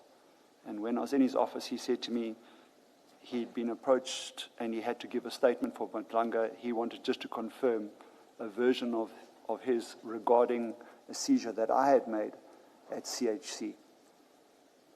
I seized quite a large consignment of mandrax at the premises, and he was rebutting a statement made by General Flynn. Okay. He said he'd prepared a statement and that he just needed me to sign it. He read it at first. I wasn't happy with what he had written, and I said to him he needed to edit a few things. He did such, and he asked me to sign it. So did he draft the statement that we have on as GYJ1? Correct, Commissioner. Okay. I did ask that there was no case number on the top of the statement. He said he didn't require a case number on the top of the statement. The pages weren't indexed or paginated. He said it was sufficient, and I left it at that. Just before I get to the statement, you said that you've applied for early retirement. Correct, Commissioner. Do you mind me asking if it is related to your work or is it for personal reasons? Yes. Which? It's related to work. And the police has given us an early retirement benefit at the moment.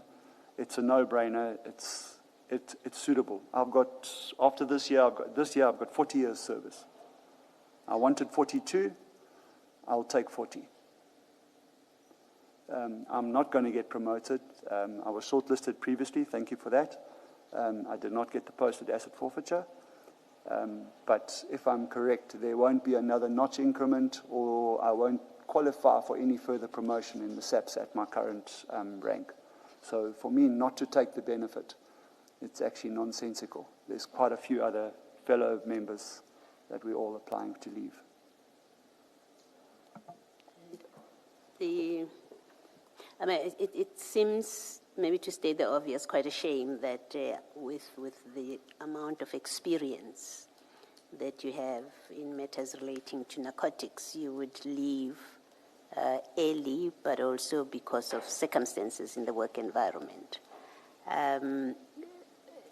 This application for early retirement, is it a given that it succeeds, or it's subject to SAPS management deciding that we still require your skills and we want to retain you? That is correct, Commissioner. There's quite a little lengthy Bible that you fill in, and one of the questions they ask you, have you transferred your skills?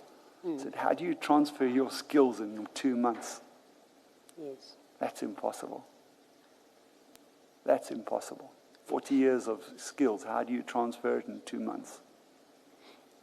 What's your answer? Is your answer that it's subject to management approval? You've applied. Is it a given? God willing, I've applied it to get approved. Okay, so it may not be approved. Don't say that. No.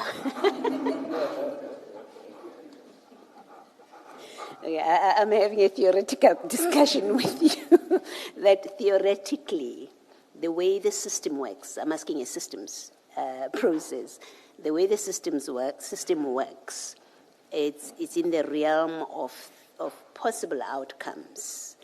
That is correct, There could be a decision, and which is a good faith decision, let's say, good faith, because someone thinks you should go back to narcotics and we need you there for another 10 years. I'm asking that kind of question.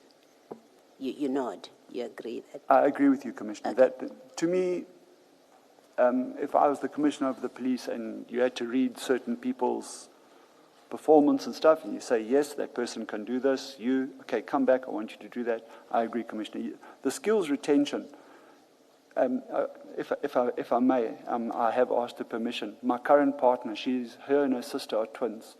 She's the kennel master, and my current partner is one of the old Golden Diamond people. So when she leaves in October, you've got no more qualified Golden Diamond people in Durban, KZN. So who's going to have the expertise, the valuation of diamonds, the valuation of gold, identification of platinum, and all the necessary? It's gone. That vacuum, that space can never be filled. Thank you. Thank you, Warrant Officer. Can we now go to your statement? Can you read it from paragraph 1? I'm a detective warrant officer in the South African Police Service. Don't read your personal number. I'm attached to the Directorate Proprietary Crimes Investigation, Serious Organised Crime Investigation, based at 136 Margaret and Gardy Avenue, Durban. My cell phone number is. How long have you been in DPCI, serious organized crime? Commissioner, we were the first people in organized crime under Colonel Vililo. He was my original commander. And from the organized crime developed into the Directorate Proprietary Crime Investigation. So I've been there since 1999. I started working with them from when Sunup, it was Brigadier Naika, he was still doing the harbour interdiction program. And that's how I got to know their working activities. I was in a specialized tactical unit. And I started working with them. And then when our unit was closed down, change of government, I applied to go across. General Sinona found you? No. In the DPCI? I was there before him. That's what I mean. He found you there? He found me there, yeah. Thank you. And you, sir? He was from Port Shepstone. Okay. DPCI? I think it was murder and robbery, yes. Okay. And Jacob? Jacob came from the Scorpions. He was a sergeant. He also found you there? I was there before him, yes. All right. Thank you. You may continue. Paragraph 2. On 2020-0205, I headed an operation at CHC Container Depot in Isipingo. Durban Central OC Inquiry, it's Organised Crime Inquiry, 3/2/2020 refers. Approximately 570 kilograms of suspected mandrax and mandrax powder was seized during this operation. Paragraph 3. Sorry, Warrant Officer, let me ask you a question that I should have asked earlier before I forget. Before this situation where you are told there are allegations against you and you get removed, had you had prior cases of disciplinary action against you and complaints? Not? No. Okay, thank you. You may continue. 3. Later the same day, I, along with other DPCI and Metro members, Metro Police members, proceeded to Isipingo SAPS, wherein the exhibits were to be entered. The exhibit clerk, Warrant Officer Perimal, came through after a while. He initially did not want to store the exhibits. He eventually agreed to accommodate us by storing the exhibits in the armory in the charge office. Captain Bevan and Constable Ronnie assisted me to move the firearms around to accommodate these exhibits. Can I continue? Yes. He made it clear that these exhibits were to be booked out the following day. He indicated that they did not have members to guard these exhibits. I booked these exhibits into SAP 13 register via Isipingo SAP 13 1/63/2020. On the following day, the date, as I mentioned, is incorrect. It's 0206. Someone from our office called me to inform me that Isipingo SAP called, indicating that the exhibits were making the members sick. I am unsure as to who called me. I proceeded to Isipingo SAP with a team. I noticed the charge office members were outside the building. I did then book out the exhibits for analysis with Warrant Officer Karl countersigning the SAP 13 register to acknowledge the same. I proceeded to FSL Amanzimtoti, where I was turned away by Colonel Kuzwaya and Warrant Officer Sabia, as they could not accommodate these exhibits. I knew that Isipingo SAP would not take these exhibits back. I am unsure how it transpired, but I do recall that Durban Central SAP had agreed to assist with storage of these exhibits. Page 2. We stored these drugs at a vault at Durban Central SAP. Sorry, I did ask if we could disclose the location before we gave the evidence. I made numerous inquiries with the FSL Amanzimtoti and a few calls to Colonel Shole of FSL Pretoria regarding these and other bulk exhibits that required analysis or disposal. I am aware that Lieutenant-Colonel Jacob and my provincial commander, Brigadier Newswa, were also liaising on a regular basis to facilitate the receiving and processing of exhibits by FSL. This was not forthcoming. On 2021-11-12, the FSL Pretoria was able to dispose these exhibits, which were conveyed to them for destruction. This is all I wish to state at this stage. Can I please ask to take you back to paragraph 5? What was it with the exhibits that allegedly made members sick? Commissioner, it's methaqualone. So the active ingredient of Mandrax is methaqualone. But some people will tell you it's the anthranic acid that actually gives off the vapor that is so toxic. It's not a pleasant smell, Commissioner. I got there, even when, I don't know if Commissioner has it, I'll show you the file, how we work on it, with a full suit with gas masks and everything. But we'll get there.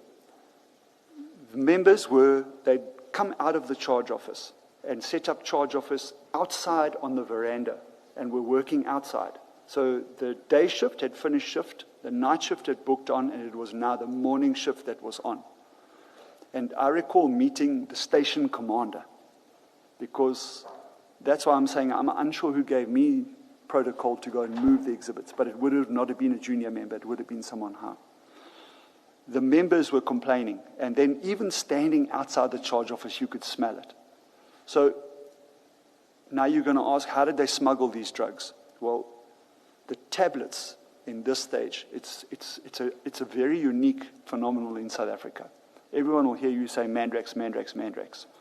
But we as South Africa have got a very unique method of sale of methaqualone. So the methaqualone is bound into a tablet, and the tablet is then taken and sold. You don't swallow the tablet. You actually crush the tablet and mix it with something else, and then you smoke it. It's actually a downer. It doesn't put you high. It relaxes you. It's actually used for PTSD and sleep deprivation therapy and a couple of other therapies. But it's known in America as Quaaludes, but its popularity is here. The market is here in South Africa. I cannot tell you why. It is. So the smell, to conceal it, it was in thick vacuum-packed plastic. That is why, if I may, if we're going to get to that crime scene, I can show you those photos. And you can see how we dealt with them. And then those tablets, depending on the quality of the machine and the mix of the person and the chemist putting those tablets together, they either bind or they release quickly. Hence, you get a tablet or you get dust or powder. The laboratory will call it tablet pieces or powder. So, but the problem being is, the South African Police's exhibit bags are designed in such a way that they mustn't contain certain things, or they must be not tamper-proof. They actually have holes in them, but it's not something that the public must say, oh, you've got holes in them. It's micro-perforations, so the bag can breathe. But that means those fumes are coming off. And the more of a concentrated substance you put in a confined space, that fume increases. Now, in the charge office, there's a small vent coming out of the armory, as per design spec. So all the fumes from the Mandrax tablets are going straight into the charge office. I'm fully aware that some members did book off sick. And if the Commissioner allows me to go through my evidence, the people working with me on the scene when we recovered that, I had my partner rushed to hospital, to Mshlongarock's Heart Hospital, and I had a member from Customs collapse on the scene. All had to be treated by ambulance on scene at CHC. So the smell is what we're talking about here. So that's what makes you sick. It makes you nauseous. It can give you heart palpitations. Everyone reacts differently to a substance. It's not medicine. Medicine's regulated. We know what the reactions are. Drugs is a different story. Doesn't come, take one now, you feel good in 2 minutes. It could be, take one now, pass out, wake up in 2 days, and you'll feel shanana, if I can say that to the Commission. So the people that were closest to it, or the people that were most vulnerable to it, were affected. Hence, they did get sick. And it is true, you do get sick. Oh, thank you, thank you. In our ignorance, but of course it was a different substance, suspected cocaine, probably cocaine. In our ignorance, we said the cocaine was wrapped in plastic bags, placed in canvas bags, and so on and so on. And we then said, because of that packaging, there is no way that someone could smell it.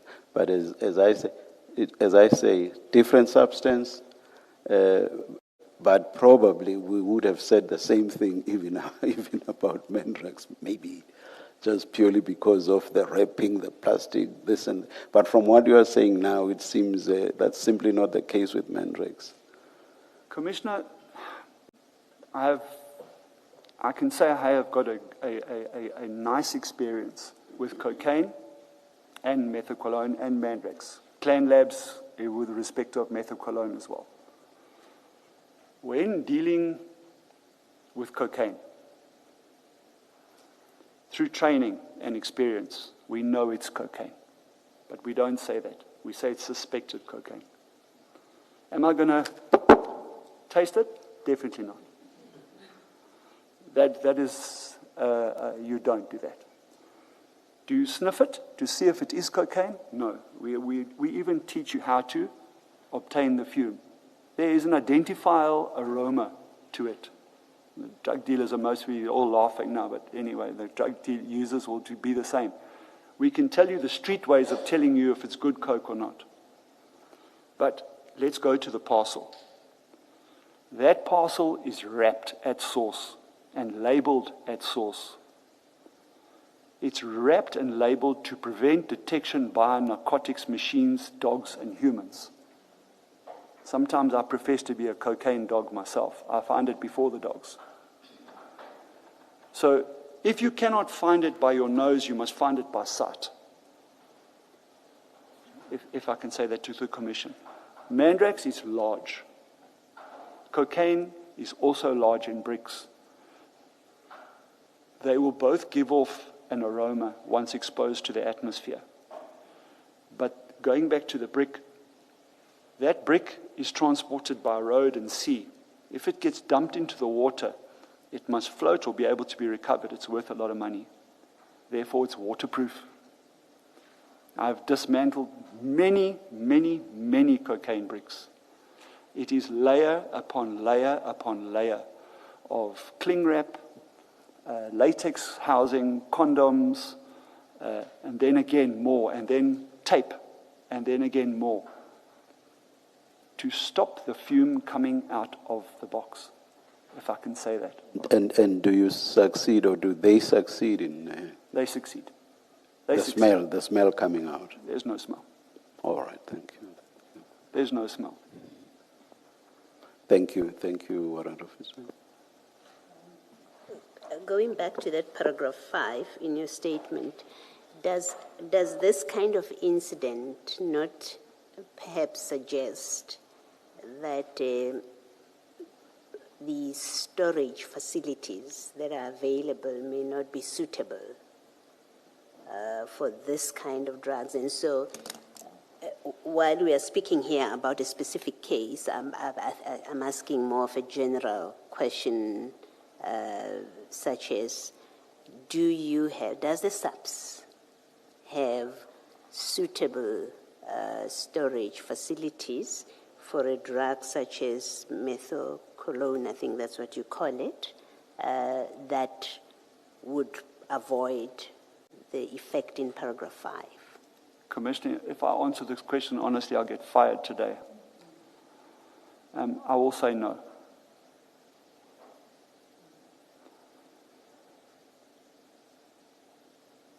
The correct place where to store it would be something like Pretoria Forensic Science Laboratory.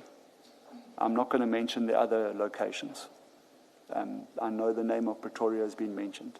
I myself have been deep into the big vault. I've been there. I've seen it. It's chaos. It's chaos. The problem is working in that chaos is exactly the question that the Commissioner is asking now is, do the people that work there be exposed to hazards? The answer is yes. The correct and only safe procedure to work inside there would be full PPE. Because if there is crystal methamphetamine, it would affect me differently. If there's methacolone, it would affect me differently. But the danger point is, what if it was fentanyl? And we didn't know it. And we're waiting to analyze it or destroy it. And we touch it. And we die. So, in all honesty, I believe the whole world will tell you this as well. The storage of exhibits is a problem. It's very expensive to handle them, to store them, and to dispose of them. But I'm sure our competent members from the police management, they are doing their utmost to get us the best place to store exhibits like that. But exhibits like this are hazardous. Thank you. Let me use the street name, if that's what it is, Mendrex. But unlike Mendrex, if storage was available at Isipingo, could the 541 kg have been stored in Isipingo? Yes. So there wouldn't have been similar issues as with the Mendrex. No question of this would make us sick and so on and so on. If there was no issue about storage space, that could have been stored at Isipingo. Yes, Commissioner. Thank you. Thank you, Commissioners. Now, before we go to the 2020 bus that you reference in your statement, I understand you to be saying that Colonel Jacob asked you to depose to this statement because he was submitting a statement to the Commission regarding the Port Shepstone theft. That's correct. Do you have any personal knowledge about the Port Shepstone theft matter? I was a suspect. I was called in, I was polygraphed for it. I was never there. That's all I know about the Port Shepstone matter. When you say you were a suspect, who made you a suspect? Our general? General Sonona. Correct. Can you just take us step by step as to how you got involved, how you were approached about the polygraph? I was on leave. I came back to work. It was all over social media that the stuff had been stolen. Got back to the office. Our senior managers came into the office one day, said what they needed to say, and then we were told that we are all suspects. Obviously, I did not agree with that. And then we were sent for polygraphs. Who is we? We. You say we. Who is we? Commissioner, I recall all of the SONEP members. I recall some of the task team members. I know Port Shepstone went. I cannot recall besides that. How high did this go? We know, for example, that General Sinona himself was not subjected to the polygraph test. Was Brigadier Nyuswa? I have no knowledge of that, Commissioner. All right, thank you. you just clarify something? In November of that year, you were based in the Port Shepstone office. No, Commissioner. So you were not even based in that office. Never been there, Commissioner, until I was working at SEM. So why does it matter whether you're on leave or not? Because when you said, but I was on leave, I thought it meant you worked in that office, but when the theft happened, you were on leave. Possibly for clarity, Commissioner, what I mean is when the incident happened, I was on leave. I didn't understand how I became a suspect in the matter. But you never worked in that office, at least during that period, up to November? At Port Shepstone? Yeah. Never. Okay. Never. But did this not concern people who would have had knowledge about the storage of the drugs there? Did you not have that knowledge? That No. They had been taken? Thank you, Commissioner. Thank you, Commissioner. No, I had no knowledge of that, Commissioner. I did not even know it was there, Commissioner. Thank you, Commissioners. Thank you. Warrant Officer, I want to refer you to CJC 237. It will be the first document in the second exhibit file.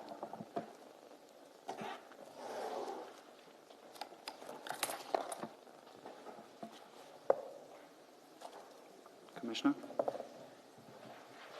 CJC 237, the first document in the second exhibit file.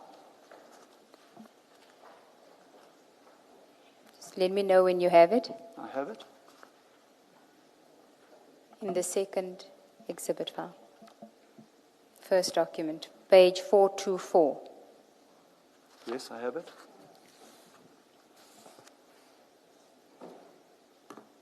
So this is the polygraph examination report related to the polygraph examinations that were taken. And on page 426, there's a list of what the members that were polygraphed. And and a member that was not polygraphed, and the reason given. So page 4, 2, 6, 7, and 8. Do you have that? 6, 7. Correct, Commissioner? Okay. So if we go to the first page, you will see at number 8, page 426, number 8, your name is there.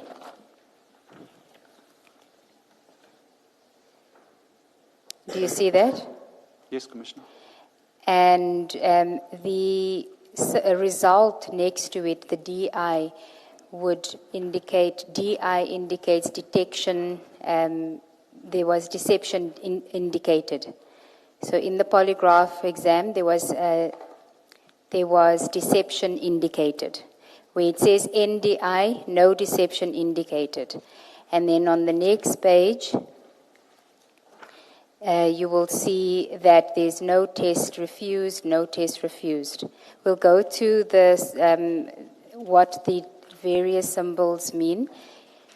But I just want to ask you, were you informed of the outcome of the polygraph test? When did you first find out that your polygraph result for this polygraph was deception indicated? Now, today? Yes, Commissioner. Okay.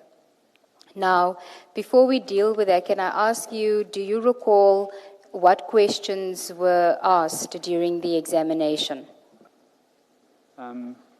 Yes, Commissioner. I've got an idea. Not all of them, but there were some, yes. Can you tell us some of them that you can remember? Was I involved in the theft of the exhibits from Port Shepstone? Did I have information or I knew where the drugs were? They were all questions related to the housebreaking or the theft or whatever happened at Port Shepstone. Were there any other questions not related to the incident itself? They were like, they do, I don't know how you call it, they do like an interview and they base questions in between it as well, to do with your life, to do with your day-to-day stuff. Did you take paper? Did you steal paper? Those kind of questions. When you say, did you steal paper, what do you mean, from the officers? Did you use state resources that wasn't done correctly? Yes. Okay, if you go to page 431, at paragraph 8, 431. yes, paragraph 8. See, it says the following relevant questions were asked during the examination. Did you steal any of that exhibits? Did you steal any of that exhibits from that safe? Were you part of any plan to steal any of that exhibits? Do you recall that those questions were asked? That's correct, Commissioner. In addition to other questions? Correct, Commissioner. Okay. Now, I want to just take you back to the list on from page 426.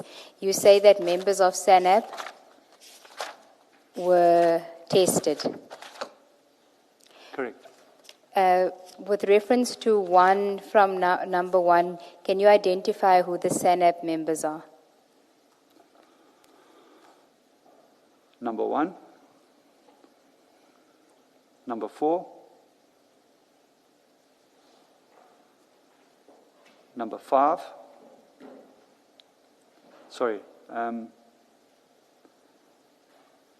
believe number 5, I think it's number 6, not number 5. I'm not sure of their initials, SV. Myself, number 8.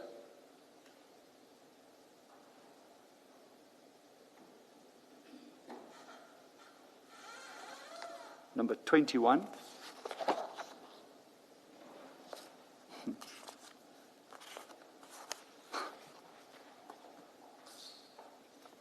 (24), 26, 29, 30, 31.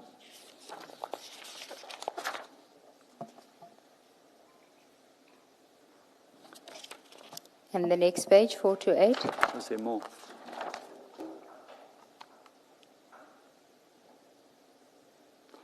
(34), 37,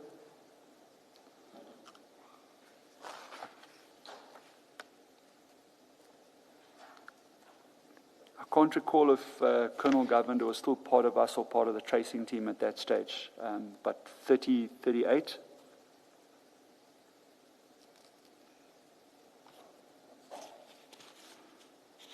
Did you not do 39 twice? 31 and 39 are the same. 40? 31 and 39 are the same. To me, it's the same.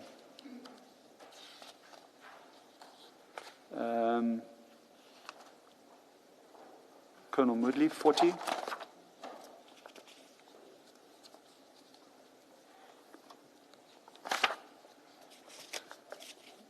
But there's names missing here.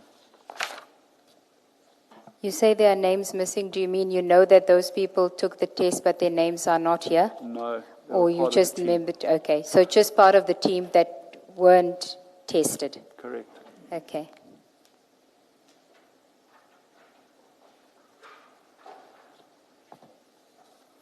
And just for the benefit of the commissioners, the INC result on page 427 would be inconclusive, where it says INC is inconclusive. So if we then go, there is, so this report, if we can just go to the first page again.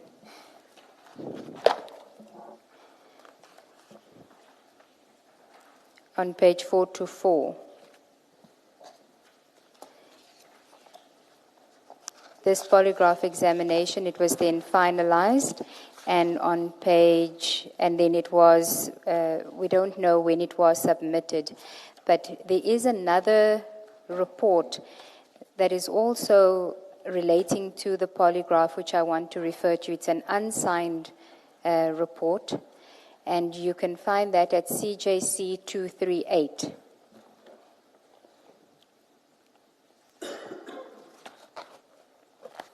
And just let me know when you're there. 469.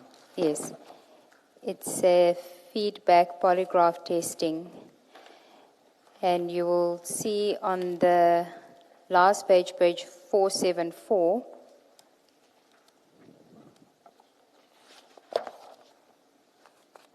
It makes provision for 2 signatures, but like I say, these reports are not, this one is not signed.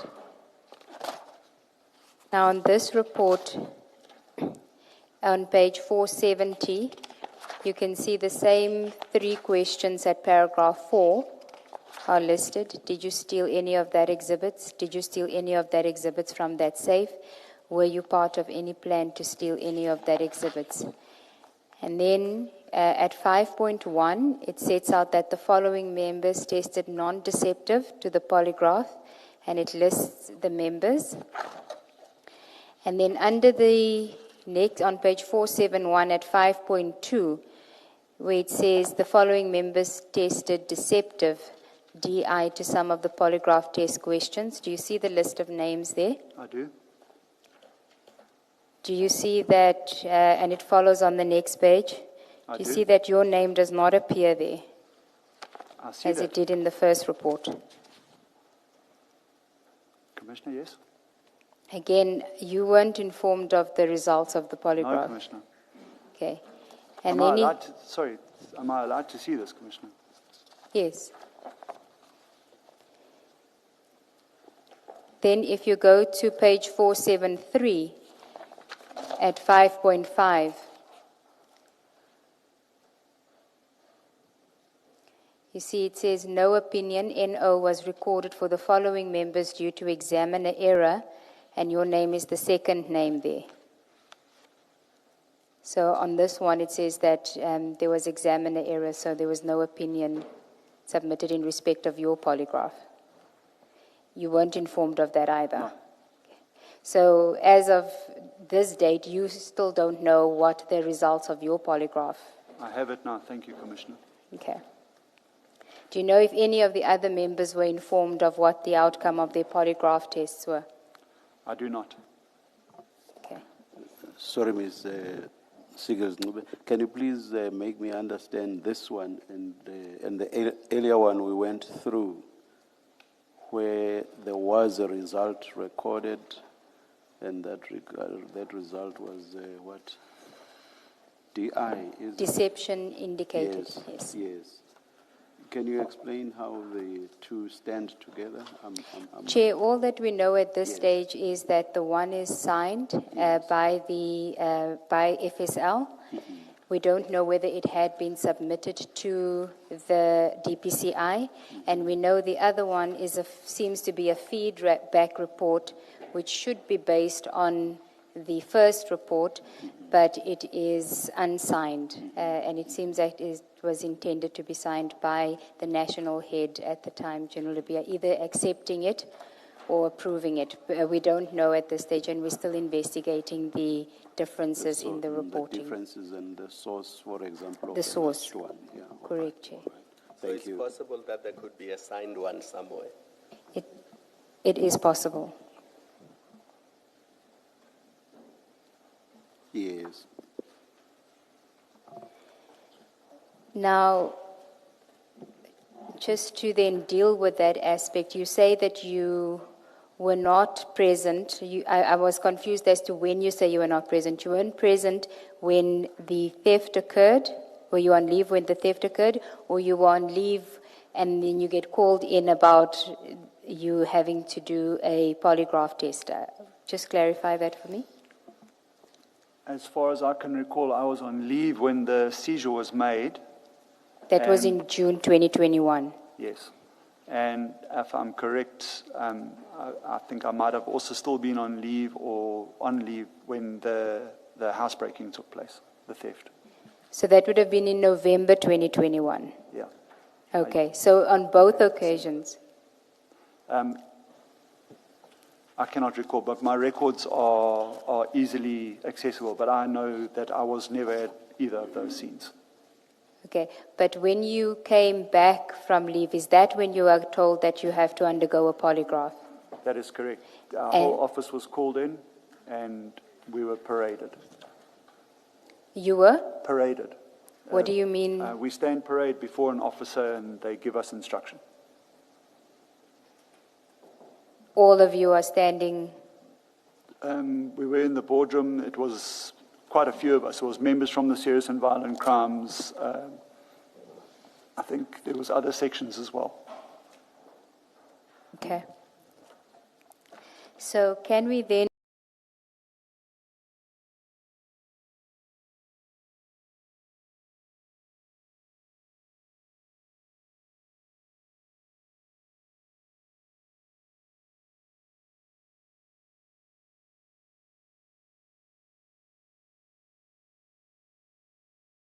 to get clarity on that? Yes. Thank you. Warrant Officer, we can now go to the February 2020 bust, and you will have to take us through it. What we did was we subpoenaed the inquiry file from head office, and we have provided you with the file, but you can take us through. So it starts at Exhibit CJC 234 in the first file.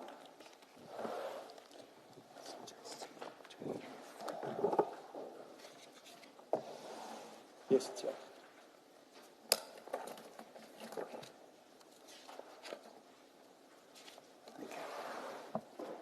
And what I would suggest is that you first just give us the detail of how you got involved, and then to the extent that you need to refer to documentation and photographs, we will assist in guiding you through that. Maybe before you do that, let me ask, before you discuss this operation, when Colonel Jacob asked you for this statement, which speaks only to the 2020 operation, it has nothing to do with the 2022 operation, what did he say to you is the purpose of your statement? Why did he need it, as he explained to you? If I'm correct, the Colonel was of the opinion that statements made before the Madlanga were incorrect and he needed to rebut it. The chair said I must correct you and say the Madlanga Commission, not the Madlanga. My apology, Commissioner. Yes. I thought you would own that and not refer to me. Yes, Warrant Officer. The Colonel was of the opinion that a statement given to the Madlanga Commission was incorrect, and he needed to further explain to support his version. That's why he needed me to corroborate the fact that there were an issue at Isipingo Police Station. So, in his explanation to you, your statement, which speaks to the operation in 2020 and what happened at Isipingo Police Station, would support his version of what he says happened in 2022 at the same police station. Was it your understanding of that? I do, Commission. I'm still of, I will say I'm the one sitting here right now. I'm of the opinion that it doesn't support him. It actually makes it look worse. But as it may be, that is what has been requested of me. I've complied. Yes.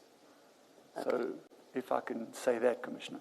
Okay, that's fine. That answers. And of course, you are being truthful with regard to that incident. Yes, Commissioner. Thank you. Thank you. Commissioner Baloyi, Colonel Jacob's explanation for this statement is in section 3 of the witness bundle, paragraph 9, page 9, paragraph 52, where he references the statement as well. Okay. You may proceed with just tell us how you got involved. Take us step by step through it. Commissioners, on the day in question, I have colleagues that work at the SARS or Customs Narcotics section. One of their seniors phoned me and he said he's got an issue. There was an amount of mandrax that had been found at CHC depot, and he was of the opinion that the exhibits were being moved, irregularities. He said, please, can I come and help him? But I must come quick. I said, fine, I'm on my way. I believe at that time I might have been at the office or we were busy with another operation. I called a colleague of mine from the Metro Police, Captain Greg Bevan. Him and I have been working together forever. I know that he is stationed close to the Brighton Beach and Wentworth area, which is across the canal. So I said, can you meet me? Can you help me? He complies. We arrive at CHC. We check in at the main gate. There's an access control at Isapengo going into CHC depot. We ask where the containers were. We get directed to the back. I've worked there before, so I know the layout pretty well. Sorry, Warrant Officer, just to confirm, CHC depot is the same depot where the 541 kgs of cocaine was found? It is, Commissioner. Okay. So same scene. Your Mandrax bust and the June 2021 bust happens at the same depot? Same depot, Commissioner. Okay. Thank you. My vehicle was a VW Caddy. I'll use an Afrikaans word. Maybe I'm more paraat than everyone else, but I have a mobile crime scene lab in the back of my vehicle. I've got PPE, bags, you name it. I don't have to leave. I've even got a coffee machine in there. So you can stay on the scene and work. The scenes do not pack up in 5 minutes. You're going to be there for hours. That's what I'm trying to say. So just tell us, when you get the call, what preparatory work are you undertaking in terms of what do you need to take with you in case you do find something at the scene? Everything, because we don't know what the scene's going to be. And what would some of everything be? PPE, personal protective kit, hard hat and reflective equipment, which we must have in that working environment. It's an operational health and safety compliant facility. It's the same as going into the harbour. Notepads, pens, paper, exhibit bags to put all your exhibits in, gloves so we can handle. And if I'm correct, at that stage was COVID. So we had to be COVID compliant as well. It was just before, yeah. Was it just before? Yeah. But can I just ask you on the exhibit bags, you're dealing with, what are the sizes of the exhibit bags? How would you know what size to take? You don't. You take everything. So literally I've got a couple of skips. I modified the vehicle that I used, and I had a big black skip, and I have different size exhibit bags in it. The ones that we usually use for large exhibits, you can put in 30, 40 blocks, but they break. So you only put 10 or 20. Mandrax, it's usually 1,000 tablets for a bag, then I know I'm good. It's from experience. So I have those bags at my disposal. And where do you get those bags from? Are they available at DPCI offices, or would you have to get it from the police stations? Ooh. Commissioner, those came from our own office. They are still there. We've got lots. We have a storeroom on our third floor. It is packed. Okay, so they are available at your offices too? Commissioner, there have been scenes where there was possibly bags that didn't fit, or some of these things we get from government tender, they don't work. So the seals don't seal. So I would be able to make the necessary phone calls. I believe on this scene, or it might have been another, I have phoned other police stations, and then one of the members will just quickly drive there. We'll go and take all their stock, and we just bring it to our scene, and we work from there. I know I've dealt with Sydenham like that. I know I've dealt with Cater Manor like that, and Pinetown. You develop a working relationship with the different stations to obtain the necessary equipment on the scene. Warrant Officer, what you're describing as the package, I'll call it your work uniform, the stuff that you take and you keep at the back of your car, minus the coffee machine, what you're describing, is that a required standard for people who get involved in these kind of operations dealing with narcotics? Are there any rules, any prescripts that say this is what you should have with you as part of your, I'm going to loosely say, as part of your sign-in uniform, if you like, you're going on to an operation like this is what you should have? Commissioner, it's a good question, Commissioner.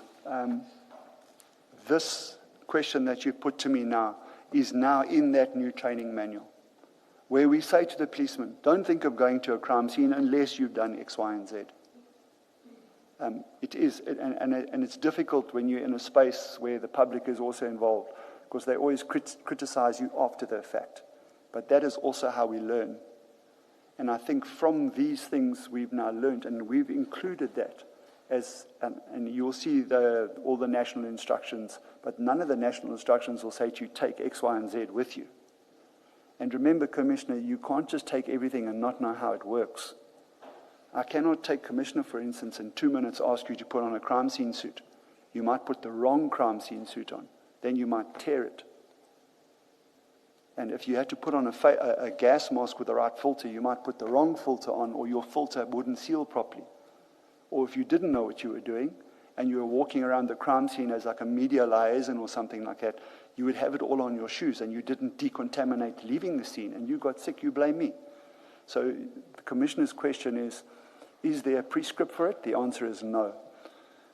Why did I take it with? It was my passion.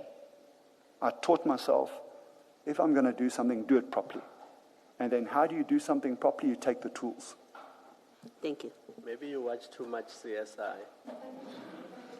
Commissioner, CSI taught us a lot. It's an open source. It's a lot. And then the next question is, who pays for that? Yours, you paid for it. Anything external, maybe a different type of face mask, different type of gloves. Yes. So anything that's not DPCI issued, you paid for it? Let's not say DPCI, let's say SAPS. SAPS, yeah. Yes. Okay. Because I can say I've gone to FSL, they've given me different gloves. I've gone to Pretoria, they've given me Tyvek suits. Nick tests we'd get from the Americans. I don't know if I'm allowed to say that, but they would give us a test that we use to predict what samples are there, whether it's a precursor or the actual substance, and the training that came with that as well. So with each item, you need to not only have it, but you need to be able to use it and explain it. And I believe I do that in my work. And I saw in your CV that there was the joint SAPS DEA training. Is that where you learned it from? That is the American Drug Enforcement Agency or something? It's one of the courses, Commissioner.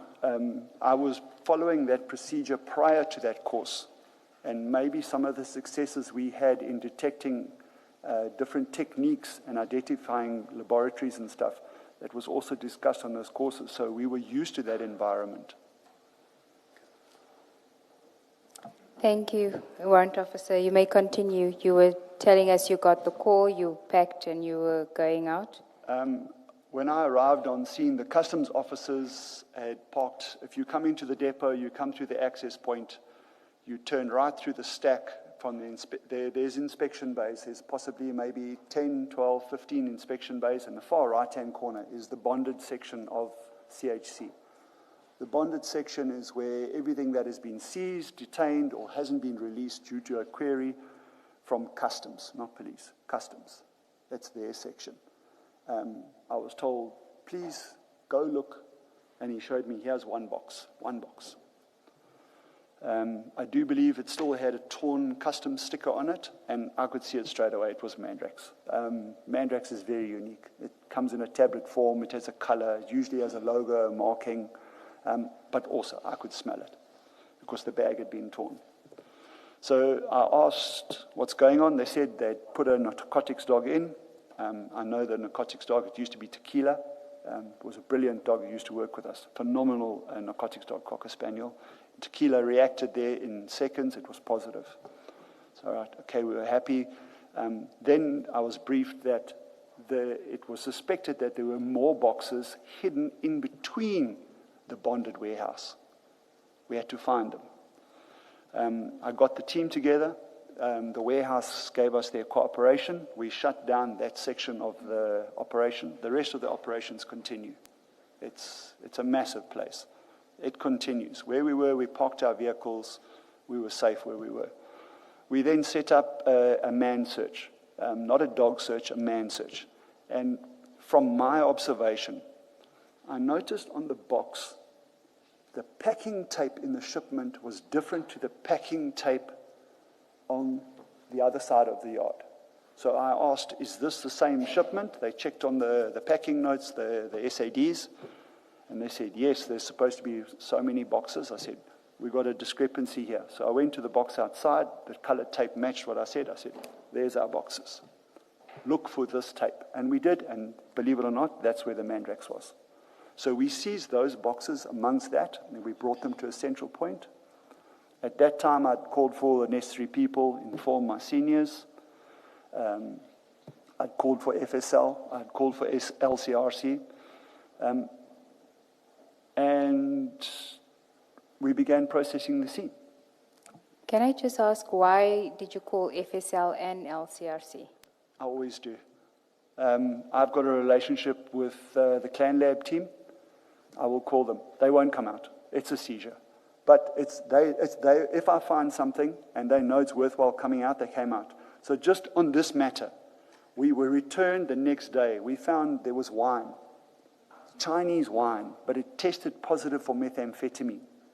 So we weren't sure if it was drugs or not. So they actually came back onto the scene with us to confirm what we'd found and how we collected our samples.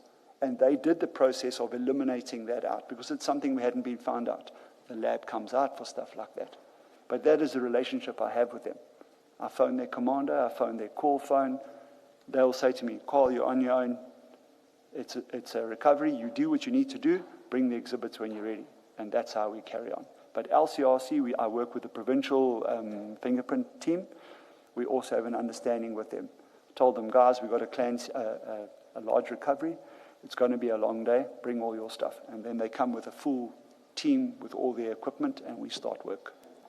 Thank you. Chair, is this a convenient time to take the lunch adjournment? Let's adjourn and resume at 2:05.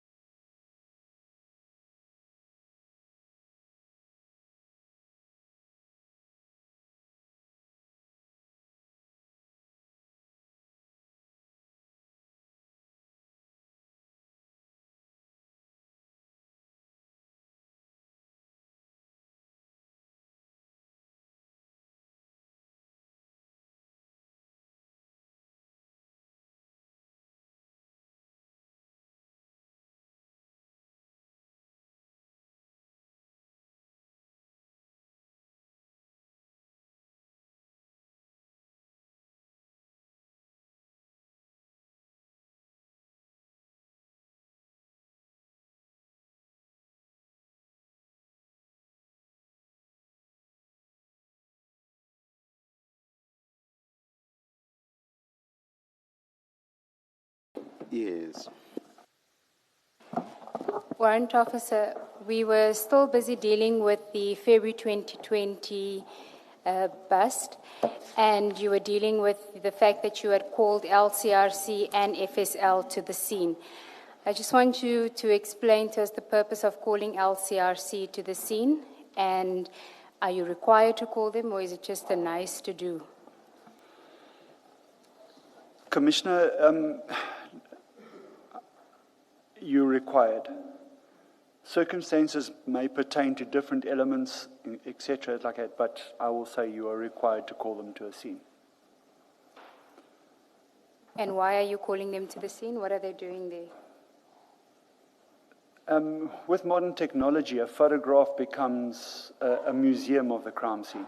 You capture elements of the crime scene that can be brought back to a courtroom. We're talking 2020, we're now in 2026. We're looking at exactly what happened on that date. If it wasn't for those photographs there that day, we couldn't talk about it. And if I could not be able to speak, my photograph would speak for me. And if I was not here, touch wood, possibly somebody else could give evidence on that photograph to lead that evidence, as captured by someone that is court capable and forensically capable of retrieving that. So that is why you call them out. That is in respect of photographs. There is fingerprint information. On most of our scenes, you find someone has to touch it.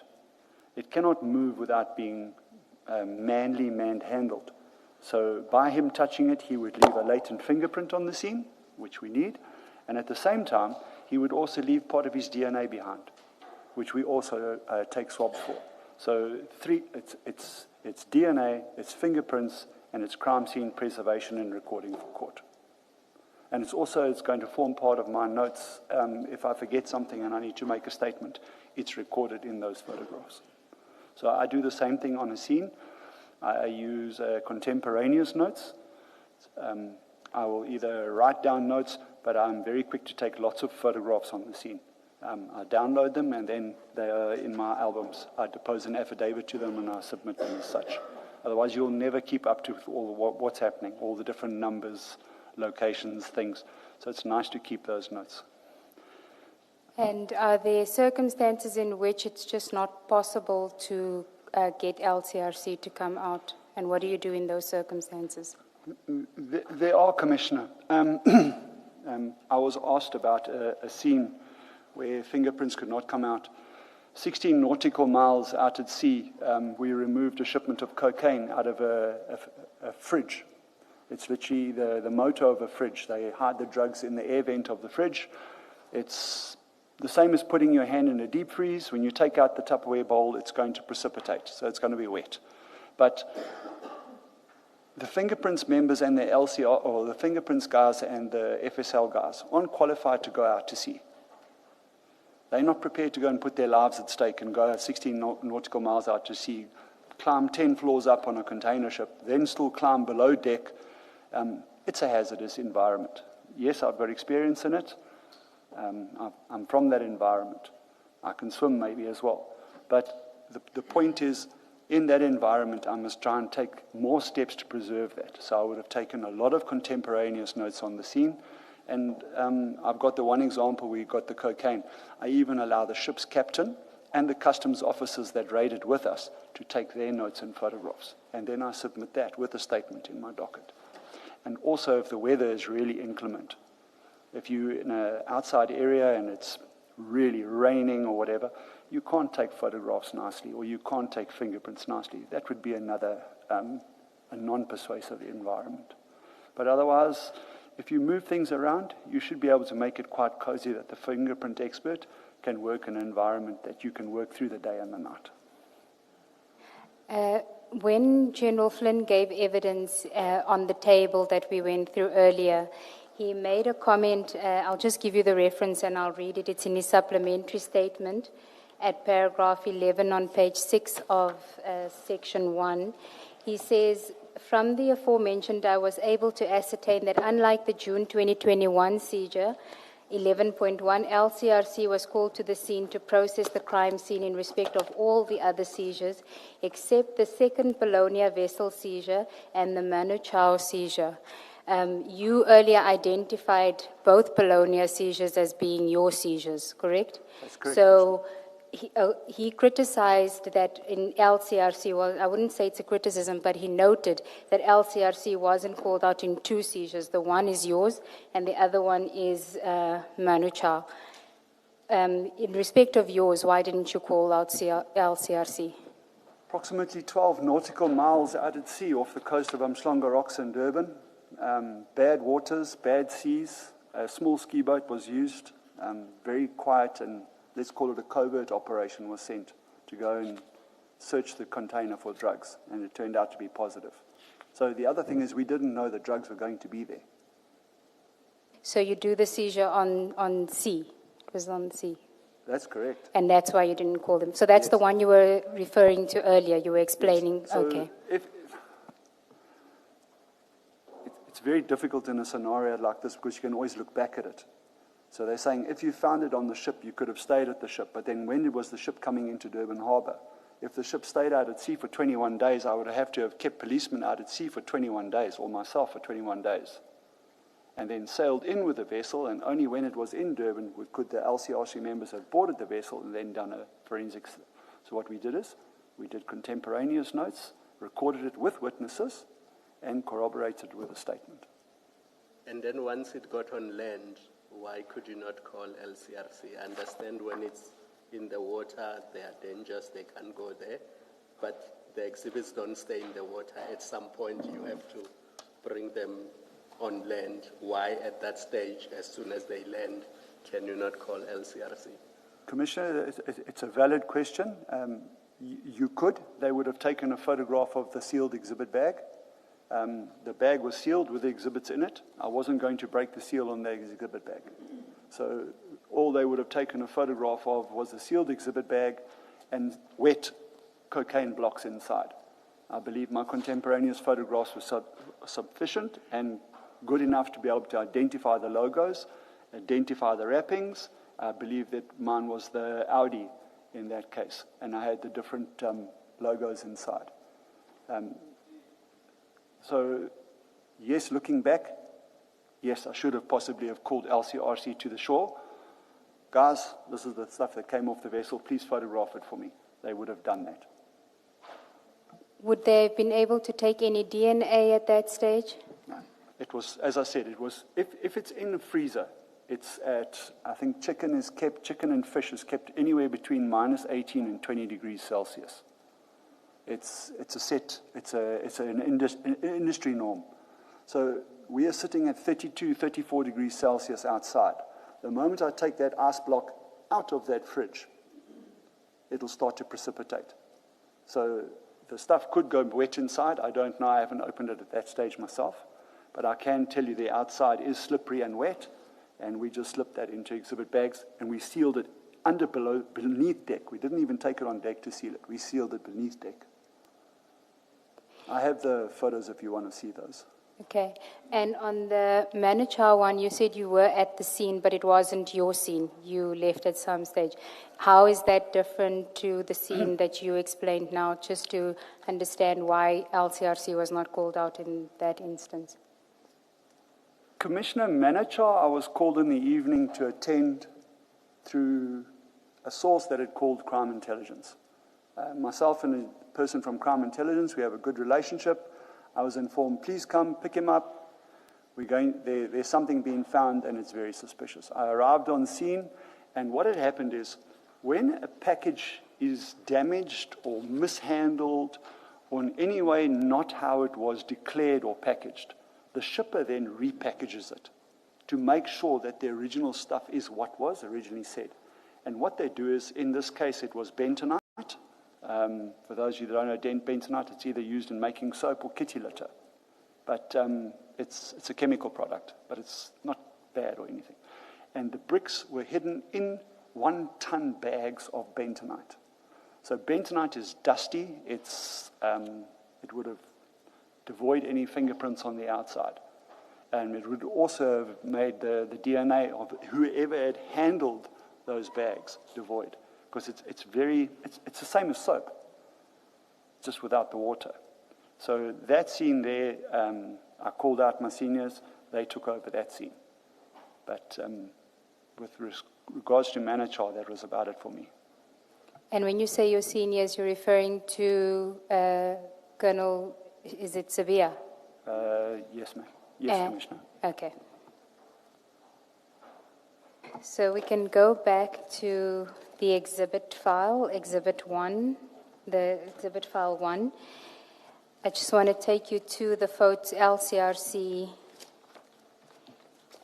document, which is on page 255. It's a statement.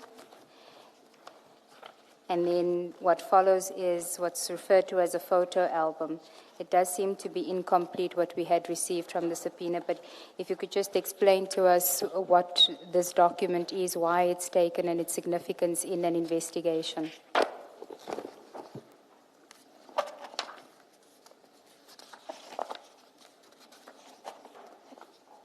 Commissioner, I'm correct that this is the statement in respect of the forensic photo album? Yes, that's correct. Okay. Commissioners, when an expert from the local criminal record centre or forensic science laboratory attends a scene, they do a statement. It's in terms of Section 212 of the Criminal Procedure Act, and it's deemed that they've done their work correctly and they haven't manipulated the exhibits, and it is done as such, and they've compiled an album, and they're saying that it's true as such. That is what this statement is. So this is the person that attended my scene. It's a lady. I'm not going to say the name. And then, if we can then go to the photographs, page 258. I just want to ask you, what are we looking at here? Commissioner, that is Manachar. Not Manachar, my apologies. Commissioner, that is the entrance gate to the bonded section of CHC depot. And there's tape there. What is that tape that we see there? It's police cordon tape. So that is you securing the scene? That is correct, Commissioner. Now, at this stage, we're not dealing with a container. There wasn't, the goods were already taken out of the container. That is correct. Can you just explain to us how that process works? Because by the time you get to the scene, you're not dealing with a container anymore. I was quite sure there should have been a photograph to show the environment. And it would be nice to show the Commission how close the containers are to us, but I don't see it. Sorry, Commissioner, this photo album is not in sequence. Yes, and it does also seem if I can say to the Commission, so the image 1, where you are now, and image 2, if you had to turn around with that to your back, that's the VW Caddy there with all the crime scene equipment, if you had to turn around with your back to that, on your immediate right-hand side would be approximately 10 to 15 lanes of containers. That is where the inspections take place. Behind those containers is what we call the container stacks, where the containers are stored inside the depot. But your inspection by your customs, your inspection by the police members, your unpacking and repacking and moving from one container into the yard happens there. So if you're looking at the photo from this side, to your left-hand side, there is traffic. When I say traffic, it'll be forklifts, it'll be what we call pantuzis, straddle carriers that move around. That is where that image is, just to situate you in CHC in Isipingo.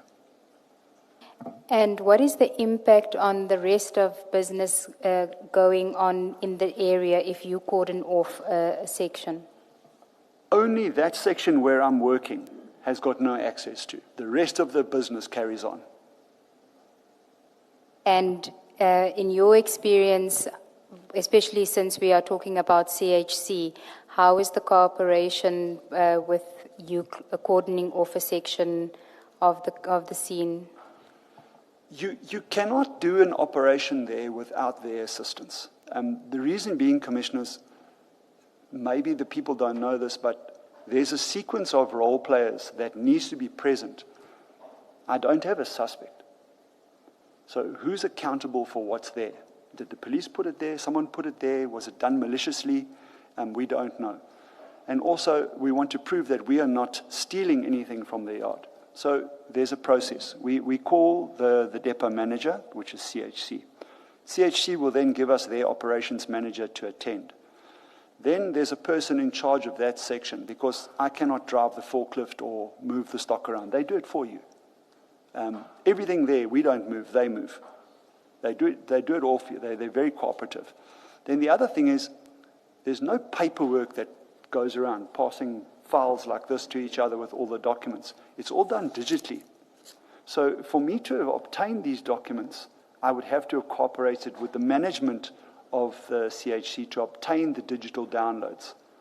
Then the other thing is, the location where you're working, they are compliant in terms of risk and management, occupational healthy, so health and safety. So the whole place is under CCTV.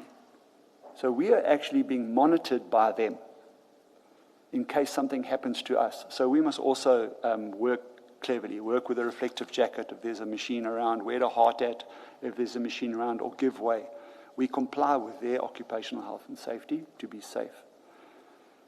But that's when I go back to saying it's a happy relationship that goes to the conduciveness of solving the crime at our time.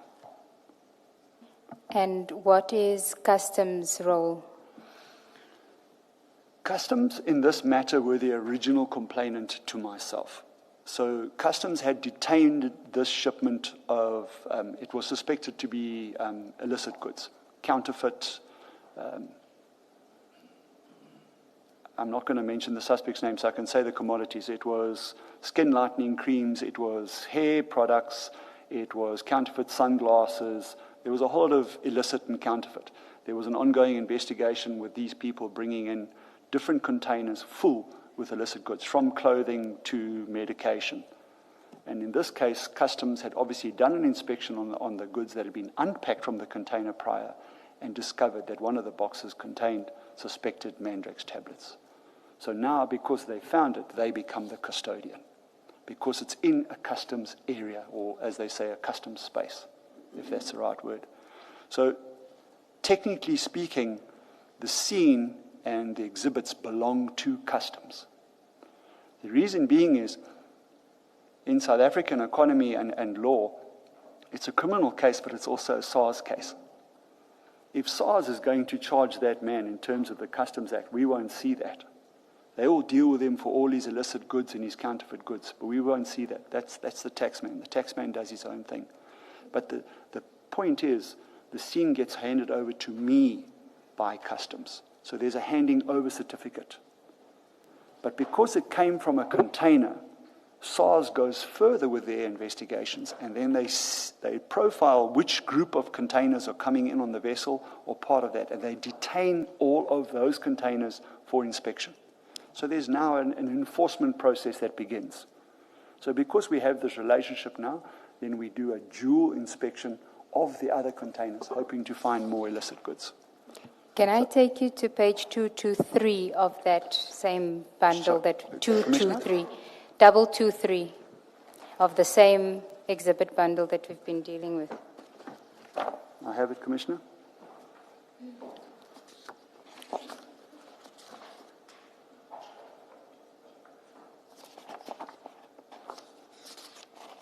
It's the detention of goods. Do you have it? I have it. So there's one on 223 and another on 225, and it has different container numbers. Yes, that's correct. Okay, so these would have been the detention dated to 23 January 2020. So this is before you go to CHC. So they would have, as customs would have, or SARS would have asked for these containers to be detained. Are these containers by the same shipper? That is correct, Commissioner. So as you can see here, it's two different vessels, and it's highly likely that they would have used a different port to load some of their equipment, or they could have made the mistake, and I'm saying they, the suspects, because this is how we profile them. That's exactly how we do it. So what they do is they split the vessel. It comes in on two different routes, possibly Pier 1 and Pier 2, and then customs now obviously picked up, here's an irregularity with these people, or they've got a history. I don't know, from my side, we have to rely on our databases to see if there's a history with the importer, the shipper, or transgressions. Customs has that. I know they do have that. So that helps them with their profiling. And then on page 218, 218.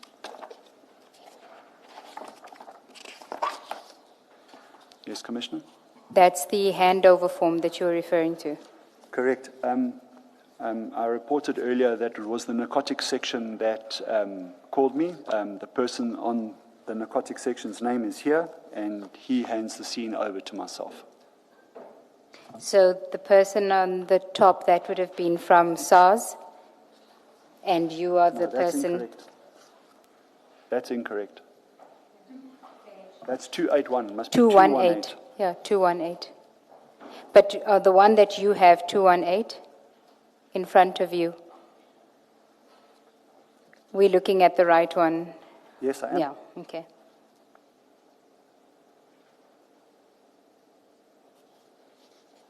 It's the handover form. It's the SARS handover form. It's got the KZN DDU 32200. Yes, there it's the correct one now. So the top is the team handing over to Correct. you receiving it. Okay, and that authorizes you now to conduct your side of the. Correct, Commissioner. So you indicated that it was on the 5th of February. What are you doing on the 6th of February as well? Were you at the scene? This is the scene where we found the wine that tested positive. So the SARS, that was in their custody. So to be released to me, they handed it back over to me. Okay. Because I wasn't happy that the wine was wine. I suspected it to be a substance containing methamphetamine. And it was? It was not in the end. Okay. But the initial test with the dog and the presumptive test gave us a false positive. And is that why you called FSL? That is correct, Commissioner. But ordinarily FSL would not have come to the scene because it's not a clan lab. Correct, Commissioner. But when we have strange chemicals and stuff and we understand the working procedure amongst ourselves, we work together. So if somebody is conducting a seizure operation at a CHC depot or a depot similar to that and doesn't call LCRC but calls FSL, is that the correct procedure? And would FSL be entitled not to refuse to come out? Maybe I must just explain how I know the thing. So the two laboratories do two totally different things, but they do overlap so that they index each other correctly. For a recovery, how I am shown and taught, a standard recovery we call out LCRC, not FSL. If it is chemicals and items that I do not know and I need guidance with, I will tell them such. Then they will attend. Or they will give me telephonic advice, process your scene like this, do this, we'll work with you. And we do. I've got a relationship with them. When FSL attends a scene, they also take photographs because they must also compile a 212 album. And it's pretty meticulously done. And what they'll usually do is they will use the same reference points. So A's are A's, B's are B's, 1's are 1's, 2's are 2's, if I can say that to the Commission. So we all know that it's room A, room 2, etc. So those two albums, if you put them in court, they would corroborate each other. And the Commissioner asked me earlier, why would I use a photo album? That's why. So those two albums then talk to each other. So that's why they also take photos on the scene. So if you ask me, the correct procedure is you can call either one first, it's up to you, but preferably LCRC. Okay. So once you get to the scene, you have the exhibit bags ready, and if you don't have, then you would call for exhibit bags. You would make arrangements to get exhibit bags. Correct. Okay. In this instance, in your instance, what did you do with the 2020 bust? If I'm correct in this one, I had some exhibit bags, and then after, I think we might have run short on the big ones, we had arranged, a facility, members had gone to pick us up at SAPS Sydenham. Sorry, SAPS Sydenham. Sydenham. Okay. And what is the correct procedure insofar as when the exhibits must be placed in the bags? Is it at the scene or can it be done elsewhere? Oh, hot seat. At the scene. And if it's not, could it be done elsewhere if the scene is not, for whatever reason, conducive to do so?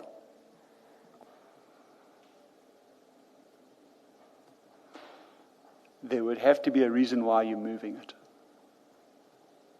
What would be a reason that you can think of that would be a reason? From CHC?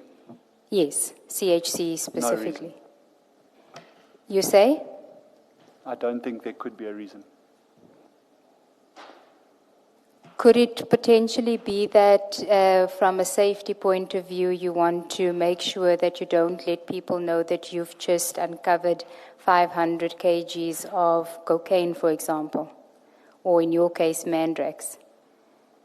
Commissioner, at that time, the biggest drug used in Umlazi, I think, was mandrax. So I think mandrax would have been pretty much a threat as well. Yes. So that thought didn't cross my mind. It's safe there. When you say it's safe there, just elaborate on that. Commissioner, before you can get in, there's security at the front. There's a gate that you have to go through. They check you in. You have to drive nearly 300 meters before you can even get to the container stack. I had Metro there. I had SAPS there. We're all armed. I believe we were safe. And disruption of commerce while you're busy processing, how long would it take to process the scene? I was there from the morning until 5 in the afternoon, the evening. In yours, in the February 2020? Yes.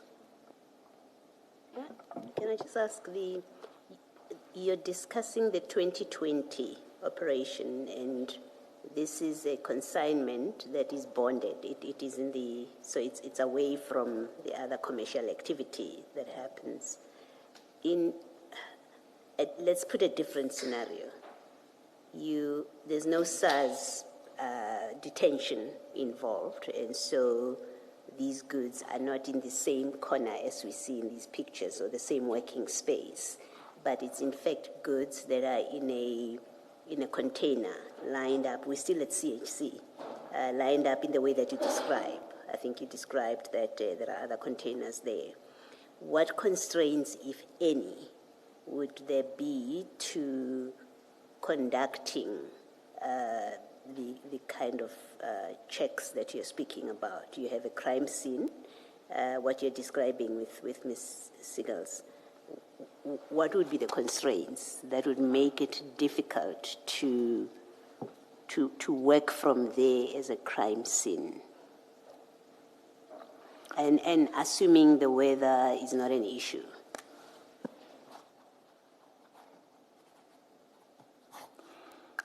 Commissioner, the main constraint would be occupational health and safety for the members doing the crime scene, and access by all relevant role players. So you don't want to box yourself in. You want to be able to work freely, members in, members out. In my case, I had members that were sick. I needed an ambulance in, ambulance out. I've worked depots for years. They will bend over backwards to help you. I've worked a scene at Grindrod. We were there for literally from the morning until the next morning.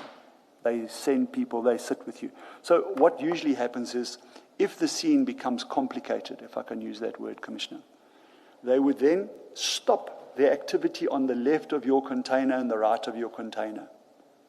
Sometimes they will even give you an empty container and stack it next to you. So because remember now, I don't want to be digressed, but what about the balance of the container? I'm seeing what's in front of me, which is the narcotics, but what about the rest of the substance behind it? What's happening to that? Once I've found something in the container, I must assume the rest of the container is tainted. So how do you deal with it? It's called an unpack. Unpack and visual inspection. So what usually happens is that must come out and go somewhere.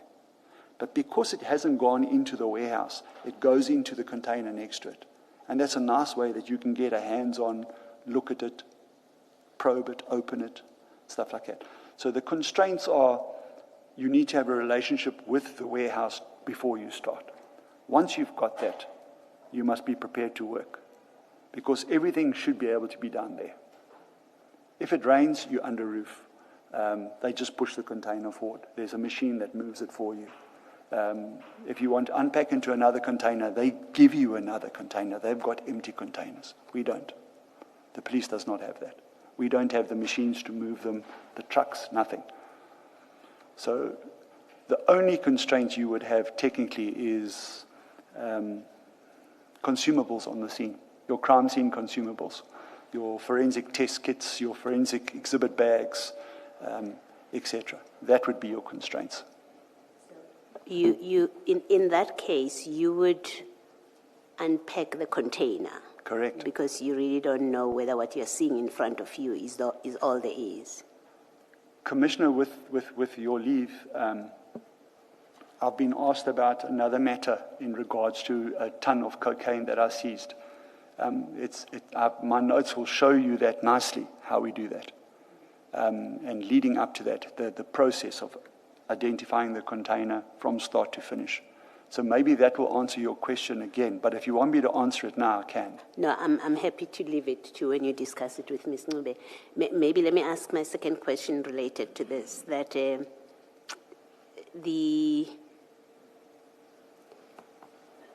we've had evidence, for example, on another scene where the reason for removing the goods, the illicit goods, narcotics, to a different site is that, well, there was a lot of traffic, people moving, employees of the depot. I ask my question in that context to try and understand practically how does this become a problem?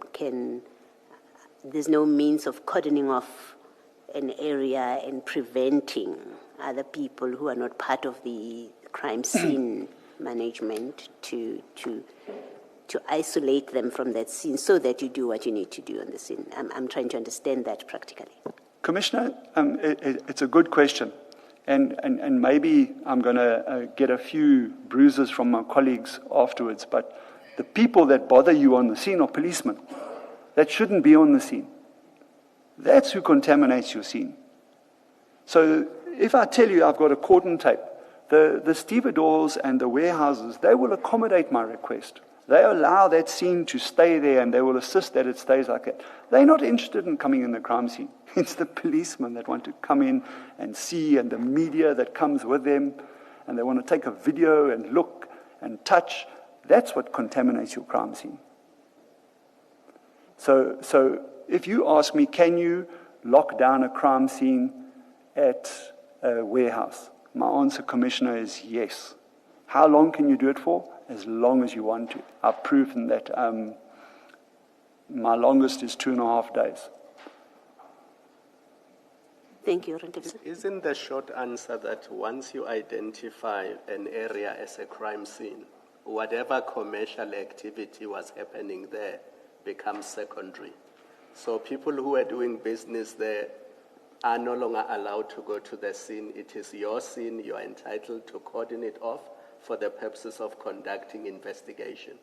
So it cannot be an answer to say, but we are running a business here. Commissioner, you're correct. And I think it's been mentioned. I saw a statement where they said that the people from the harbour were there. The people from the harbour are there every single day. They are stationed there to conduct those searches. It's part of natural business to be searched by SARS and the police, if that makes sense to the Commission. And under what circumstances would safety of be an issue? Safety of checking of managing a crime scene there and checking the exhibits, and I'm talking about the CHC in particular. What is it about the geography of that place that you would say would have would justify in some cases concerns about safety?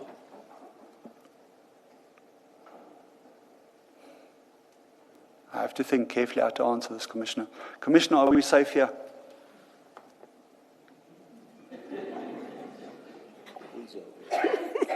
That's why no, Commissioner, your question is valid, but the question remains is, are we safe here? If someone wants to come here and do what they want to do here, they will do it. Do I have knowledge of that? That's the question. The answer is no.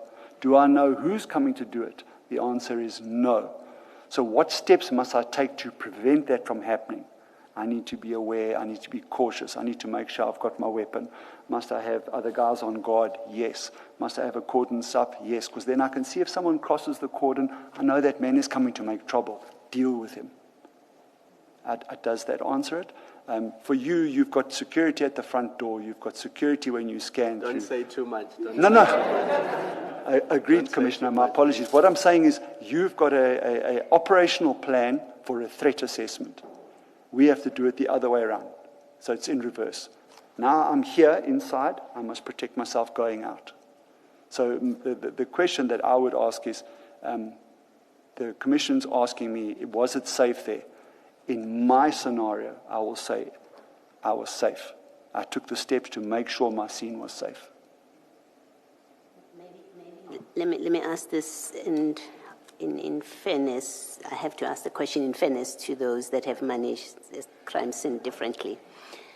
In your experience, with the kind of experience that you've had over the years, but in particular at a depot such as CHC, have you had instances where that there were threats of harm or, in fact, interference with what you were doing as you're managing the scene? And I'm not asking about your colleagues who are walking onto a scene, but the owners of the drugs potentially.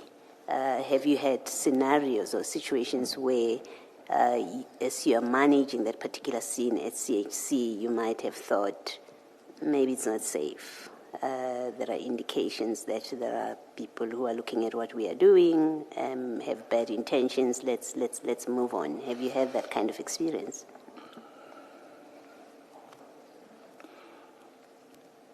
Commissioner, you asked, I will say, 4 scenarios there. You asked, has anyone ever micromanaged your scene? I will say yes.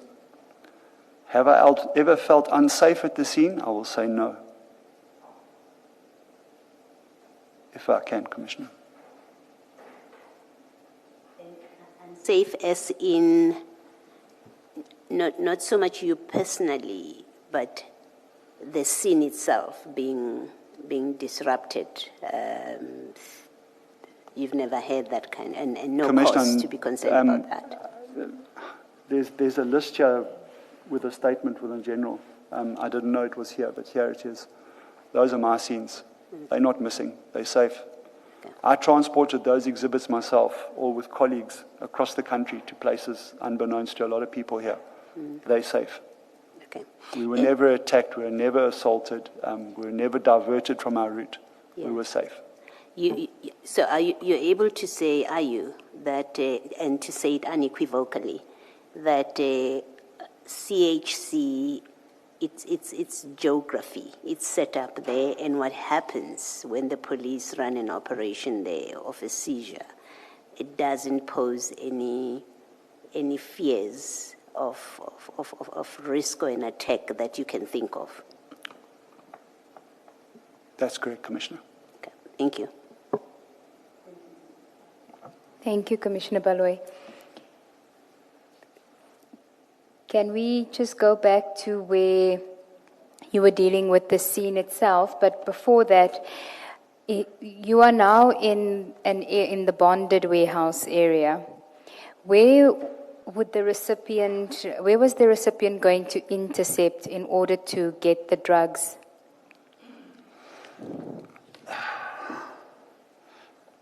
They would have to have driven it out. So someone would have to have cleared it from the bonded area, loaded it in a truck and driven it out. So we're looking at a clearing agent and a transporter. And here we're talking about the container and these goods were detained because of the other counterfeit goods from the same shipper. Correct.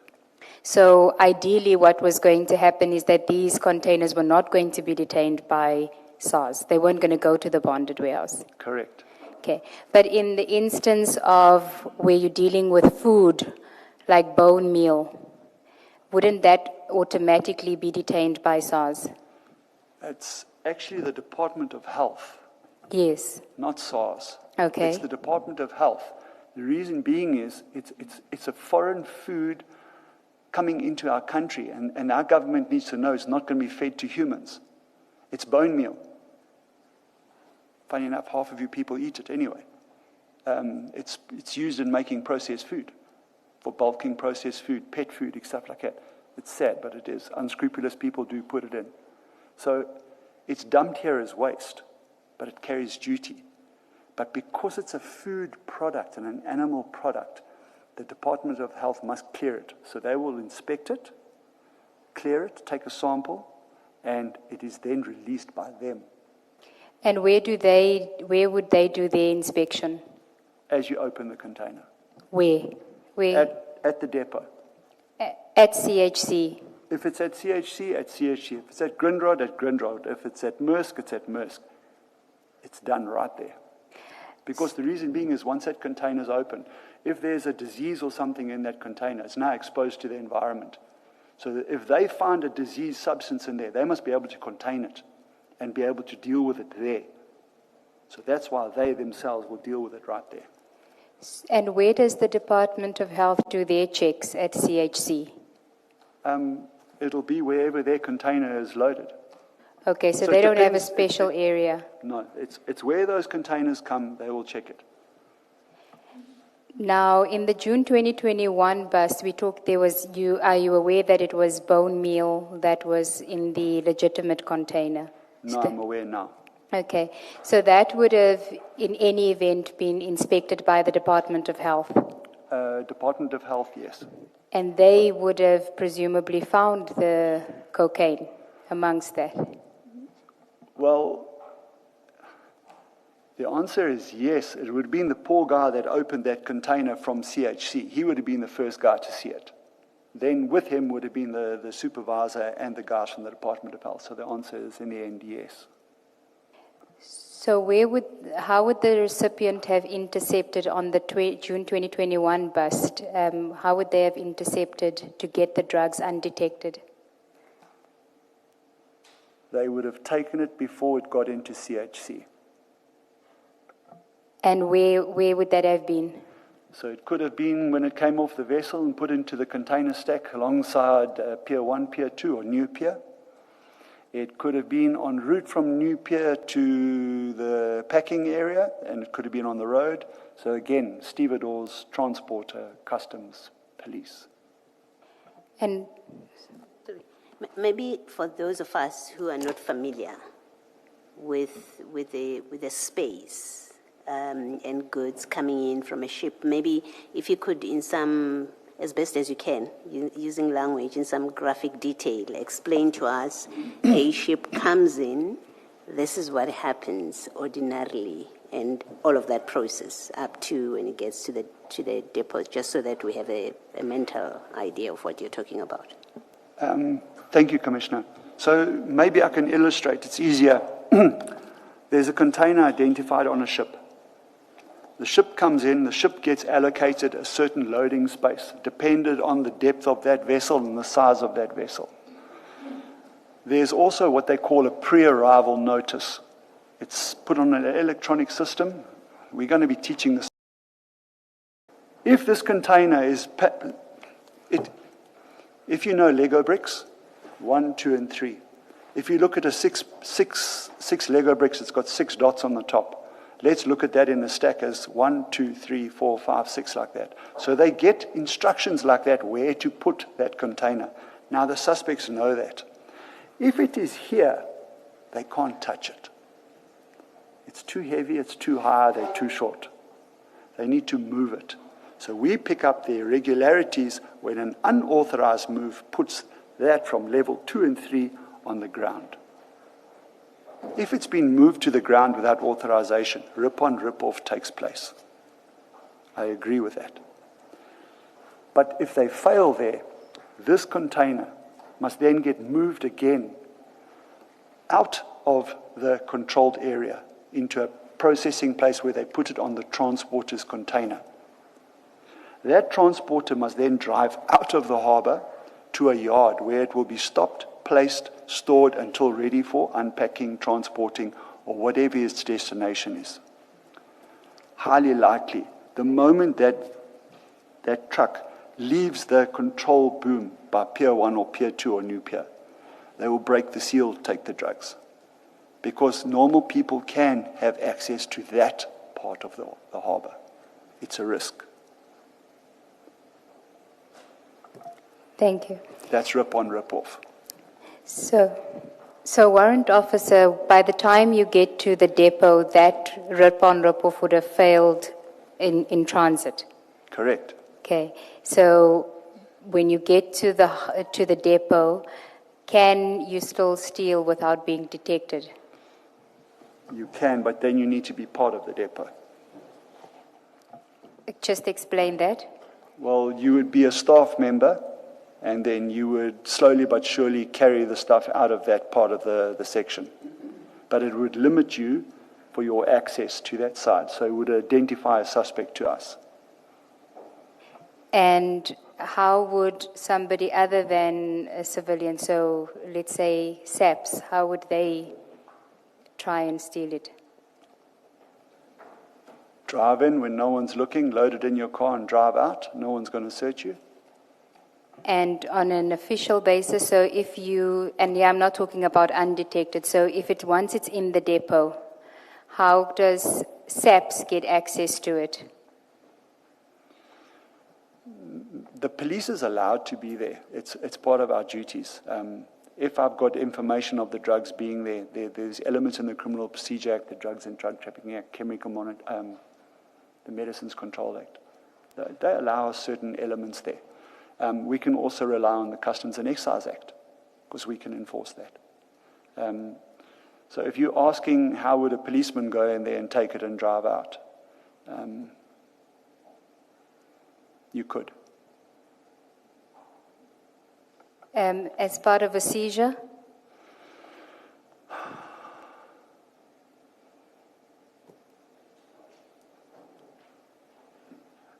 I can't comment if I don't have the facts, Commissioner, and it's leading me for a lot of hearsay. That's fair. I really don't want to say something that I've got nothing to do with. That's fair. So in your instance, where in February 2020, we were not talking about a container, it's in the bonded warehouse. You got the information from SARS because of the previous because of the other counterfeit, the containers containing the other counterfeit. And you get the tip-off that they suspect that there is, or by the time you get there, have they already found Mandrax? So, the original call was there was someone from SARS that was unscrupulous and going to move the tablets.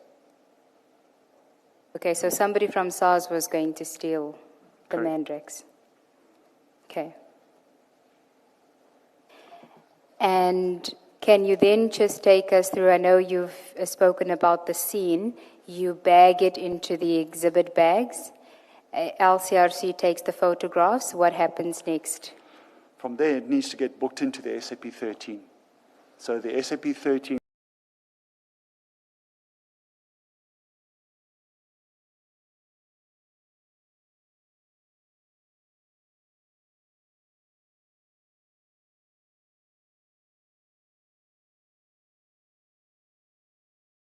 is relevant to that area, which would have been Isipingo. Did get there. Sorry, Commissioner, Mr. Carry on. Yes. Sorry, Commissioner, Mr. Carry on. I believe I liaised with the station commander. They said they didn't have space in their SAP 13 room. Eventually, some form of agreement was made because they showed me the armory, but it did have weapons and articles in it. And I said, please, let me move the stuff for you. And myself and members from Metro, we then literally manhandled all the gun racks and the rifles and everything into the area, and that gave us space to store the Mandrax tablets inside there. And that's why it is signed for by the exhibit clerk at Isipingo, because he took custody of it. So are you saying there's no dedicated storage at Isipingo for drugs? You had to use the storage for the armory for that purpose? No, Commissioner. There is no such thing as a dedicated storage for drugs at a police station. It's a general exhibit storage room. Whether it is safes or a vault or an office or a cell. The items are catalogued and stored as per case, not as per the item. So it is a mixed match of all exhibits, if Commissioner understands that. But my concern is you needed to move something out to make space for the drugs. So, and that suggests to me that then there is never space for drugs to be stored. The only way you can make space is if you move what is already there to make space for the drugs. Commissioner, can I say this, if I may? To say that there's no space for drugs would be incorrect. But to say for large-scale seizures, we battle every day. Copper, diesel, illicit diesel. I've got no space to store. Too late now. I've got no place to store it. I rely on SARS for storing it. Warrant Officer, the guns, the armory, and other things, those are always there, right? Yes. So, Commissioner, those guns did not leave that room. We just moved them and pushed them to the sides to make space so we could put our drugs inside there. The same at Maiden Wharf. Maiden Wharf did us the same courtesy. We move everything and we make space for the exhibits to be stored there. Is it a case of what you're explaining, that there is no, in any police station, there's nothing like a dedicated exhibit room? Is that what you're saying? No, Commissioner, that's incorrect. There are dedicated exhibit rooms. Yes. There's some beautiful, massive structures at some of our police stations. Yes. What I'm saying is there's no specific room to deal with chemicals, flammable substances, hazardous materials, and narcotic substances. I see, I understand. Thank you. Can we go to page 267 of the exhibit bundle? Can you just identify that document for us?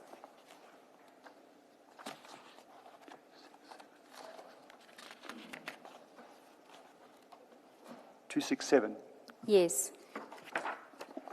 It is a hand entry by myself. It is Isipingo SAP 13163, and it is an entry by myself booking the exhibits in their exhibit bags at Isipingo.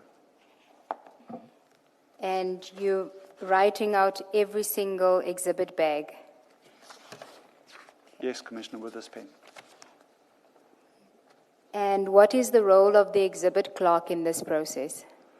The exhibit clerk is going to take custody of those exhibits until they need to be analyzed, processed, or the end of it.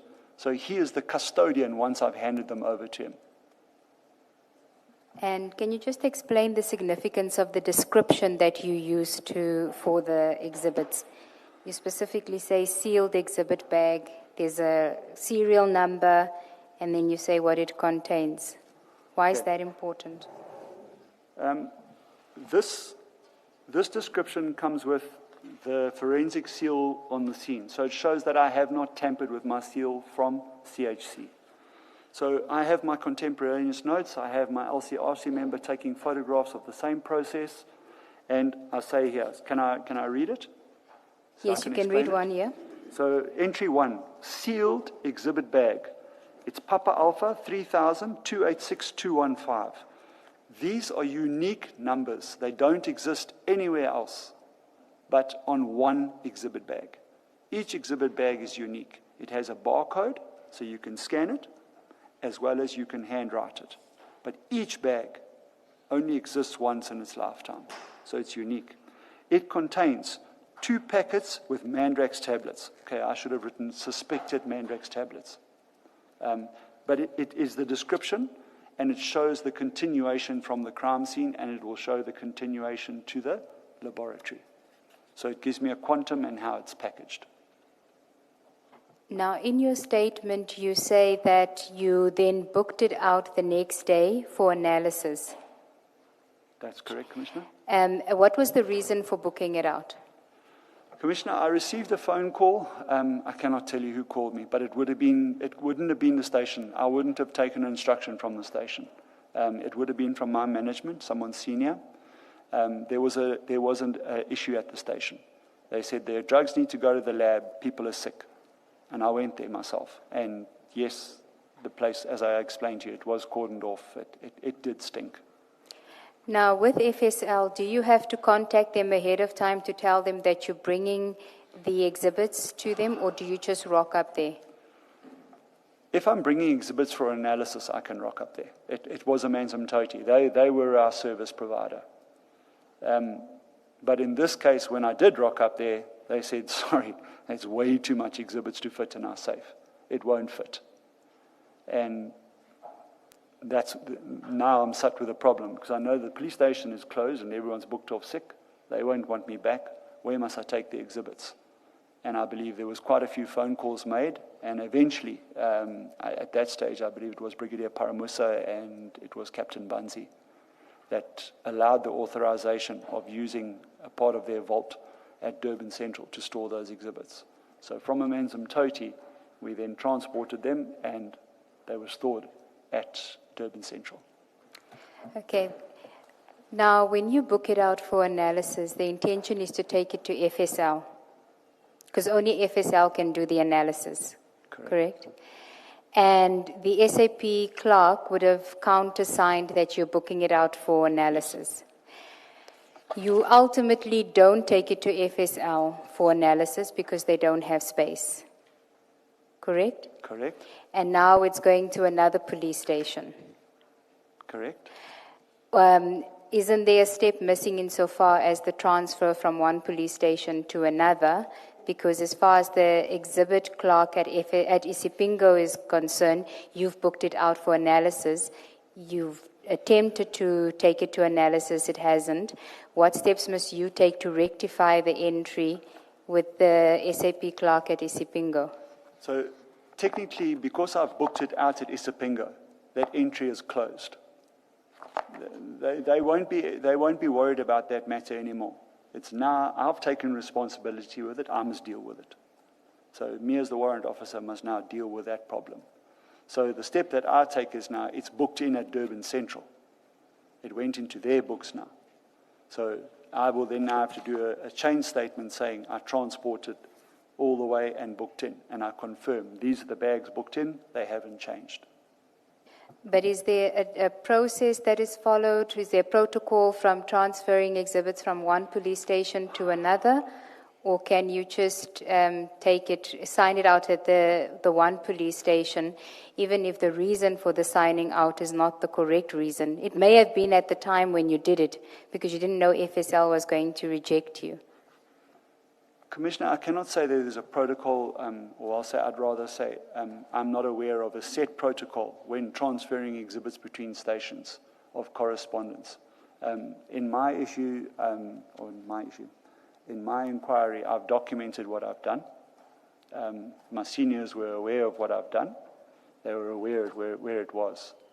The next issue actually existed was trying to get those exhibits analyzed, because of such a large quantity. And then eventually that led to us, without going for, it was sent for destruction. And that was, again, another issue. I just need to clarify something.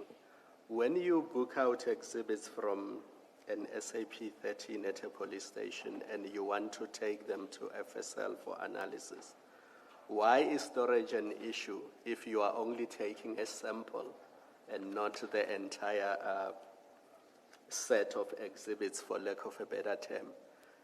I mean, my understanding is that they go to FSL to identify what the substance is for analysis. Correct. So you don't need to take 1,000 kilograms of cocaine to FSL you only need to take a sample. How does it work exactly? No, that's incorrect. And why is storage an issue at FSL? Sorry, Commissioner, that's incorrect. I can say from my personal experience, I've never taken a sample. Take the whole thing. The whole thing. Start to finish. Isn't that a problem? Because if FSL does not have capacity to store everything, then even the exercise of trying to get the exhibits analyzed fails simply because they say we cannot take everything. Thank you, Commissioner. So is that a shortcoming in the process that needs to be attended to? Commissioner, it's ongoing.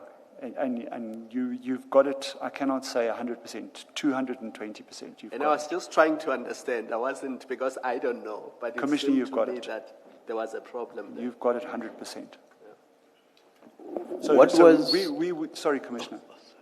What was the storage capacity, do you know, at Amanzim Toti before flood damage? Because from previous evidence, my understanding is that they got into problems after there were floods. That is with regard to storage. Commissioner, I have been there before the floods. I have been there after the floods. I am aware of what their facility looks like. I'm aware of how it works. It is not conducive to the storage of large amounts of narcotics or precursor chemicals, because that's another item that goes to the lab, precursors. And the precursors usually weigh a lot. And they are very voluminous. I forget the context now. Maybe my co-commissioners and even the evidence leaders may assist. I seem to recall that in the context of one of the drug busts, a police officer testified that they took only a sample to FSL. I don't know how many bricks or what, in what form exactly the sample was. What would your comment be? Not on my crime scene, Commissioner. But besides your crime scenes, how would you comment on that being done or having been done? It should not have been done.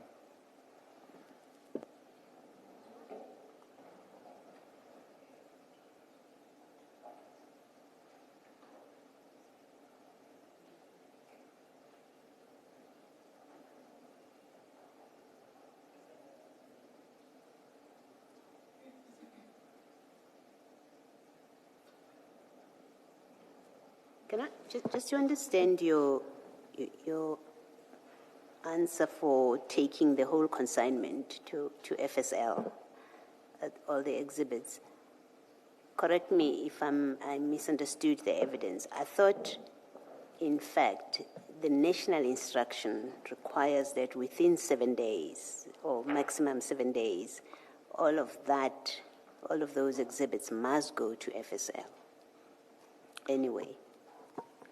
Commissioner, I'm not in a space to challenge a national instruction. No, I'm asking whether, is there such a national instruction, or did I misunderstand? There is, Commissioner. Okay. But I'm a junior member. What I can say is we do our utmost to comply. Just to give you an idea, if I've got a ton of narcotics, there's very few vehicles you can put a ton in. Then I need to take a team to escort me.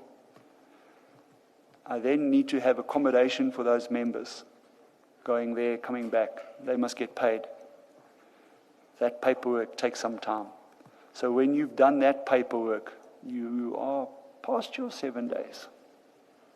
So, and maybe with the grace of the Commission they will streamline certain processes. But when you have seizures like this, there's always... we can talk back and we can say we learned.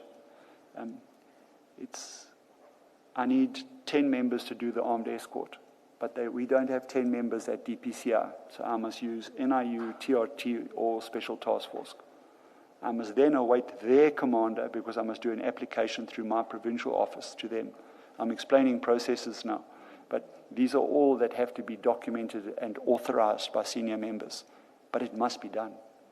guess the essence of what I was checking with you is it's not an option available to SAP 13, whoever's holding his custody, to take only a sample to FSL and retain the balance. That was the heart of it. It was, anyway, everything must go to FSL. Commissioner, if I may. The South American drug cartels, they're brilliant businessmen. We give them that. They have an honor in their institution to produce good cocaine. But let's just say the transporter or the facilitator on the deal is not onerous. So we have, I'm commenting on a case of, let's call it 999 bricks. I've got, that's my knowledge. Those bricks don't come from one supplier. They come from various different suppliers. So if we had to really have a forensic laboratory, we could see the difference in the purity on those consignments. We could see this one was cut with petrol. We could see this one was cut with diesel. This one was cut with phenacetin. We could see the different chemical aspects of combining that brick. We could even go so far as to see how much pressure was used to make that brick of 1 kilogram. That's how far they are clever to do it. Why I'm saying, Commissioner, you want the whole shipment to go there. Each one of these bricks is better than a fingerprint. The brick itself is sealed. We've explained that earlier. I explained that. It's wrapped. It has a logo. But when you take that wrapping off, there's another logo underneath. I'm always interested to see whose logo is underneath. Why is cat calling TikTok? Why is it not TikTok and TikTok? Why is it not cat and cat? Why is Maserati sitting on a Puma? So we know there's something happened here. So understand that. But let's just say that's cocaine. But now enter the unscrupulous businessman, or the knocker as we call them. He takes the wrapping. Simple. You cut it, you open it, you take a brick of cocaine out, and you put a brick of flour in. In South African money, I've just made 400,000 rand.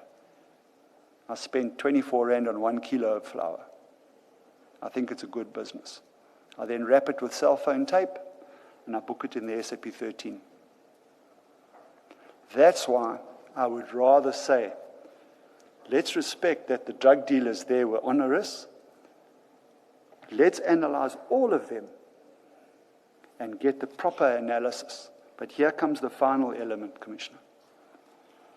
What if those drugs contain a substance which is going to be killing the humans of South Africa?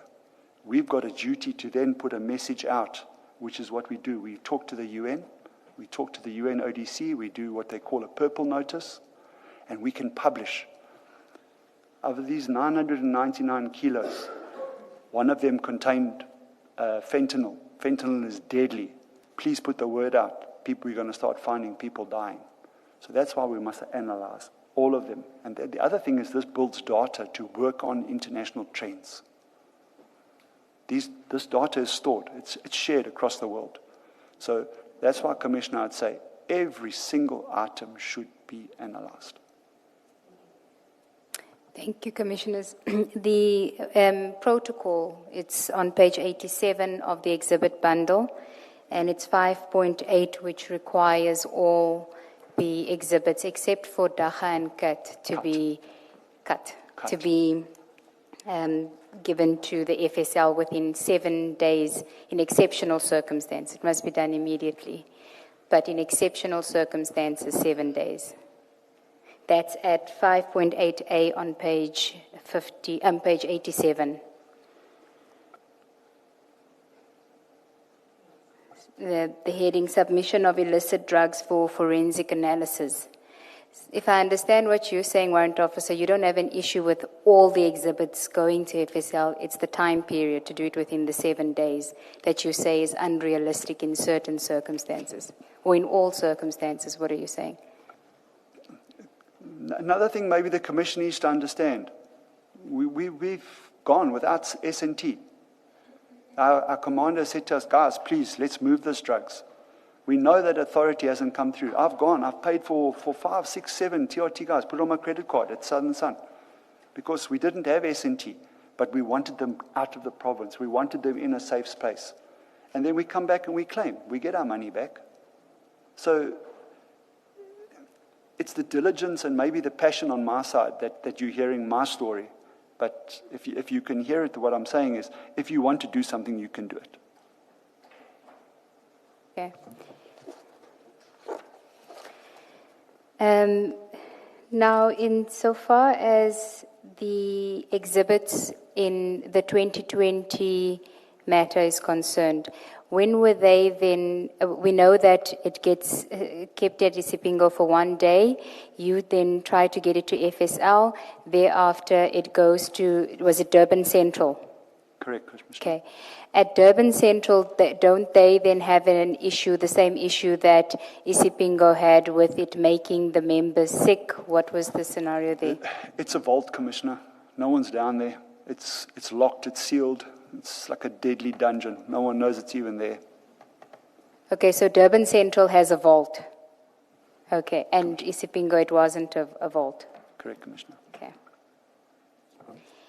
And during the time that it's now at Durban Central, are you required to make follow-ups with FSL until they do have space for you to take the exhibits? That is correct, Commissioner, and that does take place. We're talking about 47 kgs of mandrax here. Did you make attempts to try and get it to FSL Pretoria? I did, Commissioner. And what was the outcome? I think it was, over a year and some. We eventually, it was understood the investigation wasn't going anywhere. We couldn't tie the consignment to the suspects, so it was decided that we would dispose of the exhibits. But then we had to follow the correct disposal procedure. There's an 83A completed. Our commanders signed it off. They agree with the entries in the investigation, and it goes to Pretoria. But then we have to take the exhibits to Pretoria with the 83A. Just tell us what the 83A, the SAP 83A is. The SAP 83A is a form that we send to the laboratory and tell them what we want done on the exhibits. It goes with a packing note. So if I can take it to page 114 of the exhibit bundle. That's right, yeah.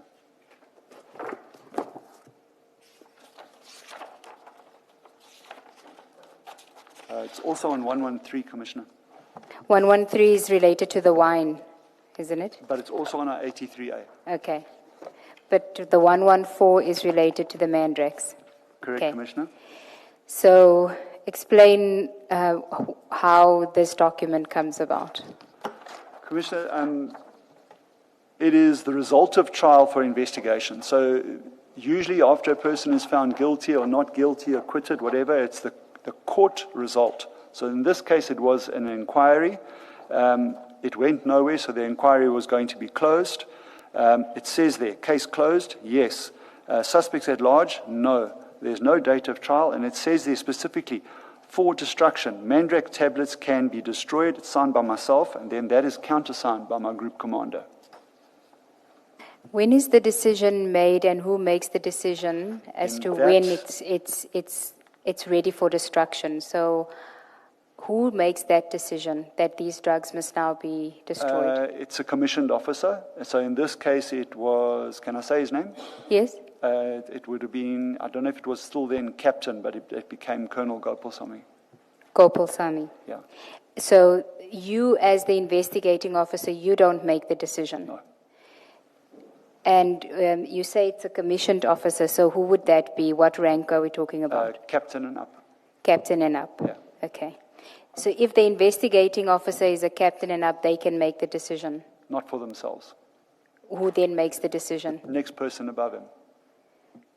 Okay, so in the case... So if the captain is the IO, a lieutenant colonel or colonel and higher makes the decision. If the lieutenant colonel is the investigating officer, a colonel and brigadier and higher. Okay. So in your case, it was then, you can't remember if he was a captain at the time? He was promoted to lieutenant colonel. Okay. So he makes the decision. Do you motivate for it? Yes, I would have written up the diary. I don't know if the diary is here. I would have written up the diary, and it would have been going nowhere in this case. And how do you come to that decision that it's going nowhere? Just because you don't, is there a time period, or can you make that decision within 4 months of the case? No, Commissioner. So you could, but it's case specific. I don't want to say no for that. You could, but in this case, I was dealing with a group of suspects smuggling counterfeit as well, and I had other policemen doing stuff that they shouldn't have been doing, raiding without search warrants, so it compromised part of the operation. But this leg here, for me to say that the person that brought the drugs in had knowledge, I couldn't prove that, because he hadn't taken possession of them. And when you're giving an instruction, or when you're completing the SAP 83A for destruction, it goes to FSL? It goes with the exhibits. Yes, to FSL. Yes. Does FSL perform an analysis before they destroy, or can they destroy without an analysis where the instruction is to destroy? I'm not qualified to answer that 100% correctly. Okay, so it's something we must ask FSL witnesses. Please. Okay. But in your case, were you interested in an analysis, or you were just interested at this point to get it destroyed because there was no need for it? Commissioner, in the narcotics field, and maybe you've heard it here when we started today, why do I want an analysis report? Because I received something, the Commissioner already asked me, what is the steps in between of me moving those exhibits? What if it changed? What if that analysis report comes back now saying that it's sugar-coated tablets? I wanted to say that it's methaqualone. I recovered 541 kilos of methaqualone. Give me that accolade, there it is, it's now destroyed. If I've done something wrong, that lab report must then say, hey, this isn't 541 kilos, it's something else. You guys have taken something in between here. So it's a deterrent and an investigative process. That's why I'm saying I'm not qualified to say what the lab does, or whether they do take a sample or whether they don't. Do you get informed once it's been destroyed? No. So you wouldn't know if the Mandrax was destroyed? No. And who would have that information? It's already FSL? I know the person personally, but I don't know if I'm allowed to say it. No, I just want to know the official that would know. Is that FSL? It's FSL in Pretoria. Okay, do they... And if the matter comes out of Durban, and it has a Durban analyst, then it would be also liaising with the KZN laboratory as well. Is there anybody from DPCI higher than your rank that would be informed that it's been destroyed? How does DPCI know? Not that I know of. Okay, so you never get to know about a DPCI? I've done one proper disposal, and that was of all the precursor chemicals for a Mandrax lab. And the only reason is we wanted to make sure that it was put in the ground during a landfall. And I've only done one in my whole career. But then how do you know that your hard work to recover these illicit drugs is not undone by FSL selling them back into the market? If you don't have record that they have been destroyed, and what has been destroyed is the same amount of substances that you recovered and were delivered to FSL, I mean, how can you be certain that your hard work is not being undone at Pretoria? Commissioner, it's a very valid point, and I agree with you. It's a trust relationship that I must say, yes, I'm happy FSL did their job. But you don't know that. I don't know it.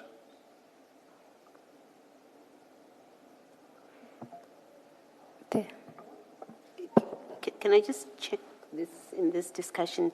That SAP 83 at page 114, it indicates where you've got the signature of the station commissioner, Gopal Same. just above that block or that column, there's a completed by, and then it seems to have your signature, and the date is 2023. And yet your statement says they were destroyed in 2021, these tablets. What does that mean? Okay, Commissioner. I don't see the 2021. I can see I've completed, the form is completed by myself, that is my signature. Yeah. The date is 2023-03-28. Yes. It's signed by the commanding officer on 28-03-29. Sorry, it could be 08 or it could be 03. My apologies. I was cross-referencing your statement that we were looking at earlier. Yes. In paragraph 8, you say in 2021, 11/12, the FSL Pretoria was able to dispose of the exhibits, Correct. which were conveyed to them for destruction. see, So that's a Commissioner. 2021 date here, and here you've got 23. I'm just trying to Correct, reconcile Commissioner. them. So this is the question that the commissioners have been asking me now. Now that it's going to be for destroyed, we must now make facilities to transport it. So if I'm correct, on this shipment, we had about three cases that we transported up to forensics. They were stored at a certain place and delivered for destruction. But it was done on this date. So we consolidated our transport efforts with our escorts for this date. Okay, so 2021 is when you sent them. Correct, Commissioner. Okay. So And where would you have gotten the 2023 date if the lab doesn't tell you? So the exhibits are at the laboratory. They've been delivered to the laboratory. Now they want to dispose of it. So they would have asked for a further letter like this. That is why I can understand it now. So we delivered the exhibits. They would have been sent with a packing note. Now the lab says to us, guys, I need you to dispose of this. Please send me a new 83A confirming your intention. I take the 83A, I have it confirmed, and this goes via email, and then they continue with the process. Okay. Thank you, Commissioner. I see that now. Thank you, Commissioner. Thank you. So the November 2021, it was just to take it to FSL for analysis and storage. Correct, Commissioner. Okay. And then did they contact you about progress as to what's going to happen now? It's almost 2 years. Or did you say, how did the destruction aspect come into play, if you recall? Commissioner, I have a working relationship with the laboratory. I can say we called each other often about different cases. And they would say to us the same frustrations that I have. Please, can you get a disposal order? Or please, can you make that we can destroy these things? Because it does clog up their storage space. But we were on regular conversations with them. Okay. Can we then go to the 999 kg seizure? 999. Yep. The 1,000 kilogram. Oh, my apologies.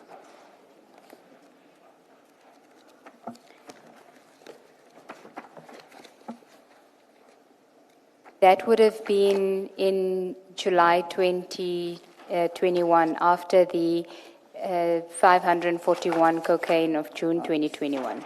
Commissioner, I have it in this file as 238. Yes, that's correct. Sorry, 235 on the front, but it's 238 on the side. It's 238 is what it's, yeah. Well, can we start with, it's a CJC 238. That's what you mean. Sorry, Commissioner, I didn't hear you. Can I start with? Let me just get the correct, that's not where I wanted to start with it. Can I just take you to where I wanted to start? Sorry, Ms. Nube, which file are we looking at? We're still in that file one. I just want to take you to the correct 297 is where we're starting. But it's CJC 235. But page 297. I have it, Commissioner.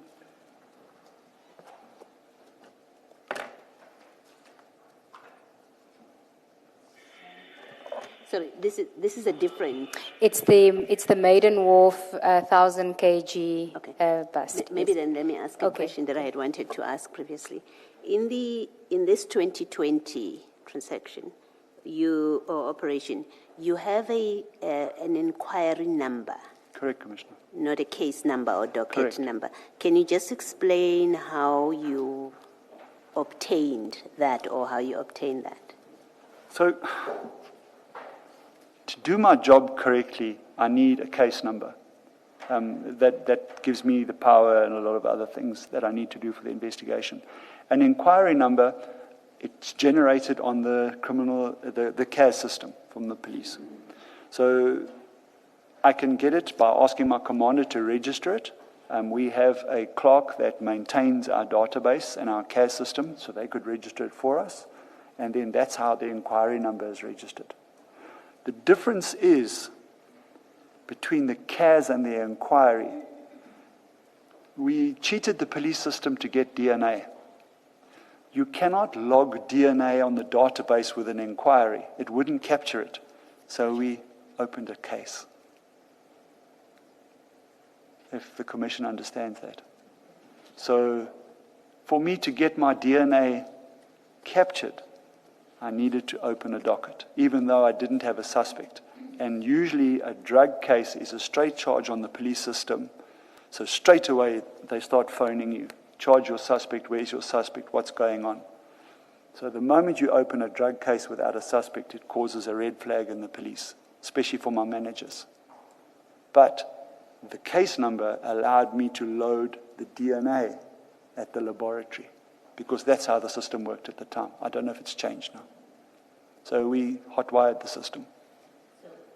When you say you asked your commander to register or to get it registered for you, is it because you can't make the request? Just explain that. That is correct, Commissioner. I'm not in a position to register my own cases and inquiries. An officer has to do it for me.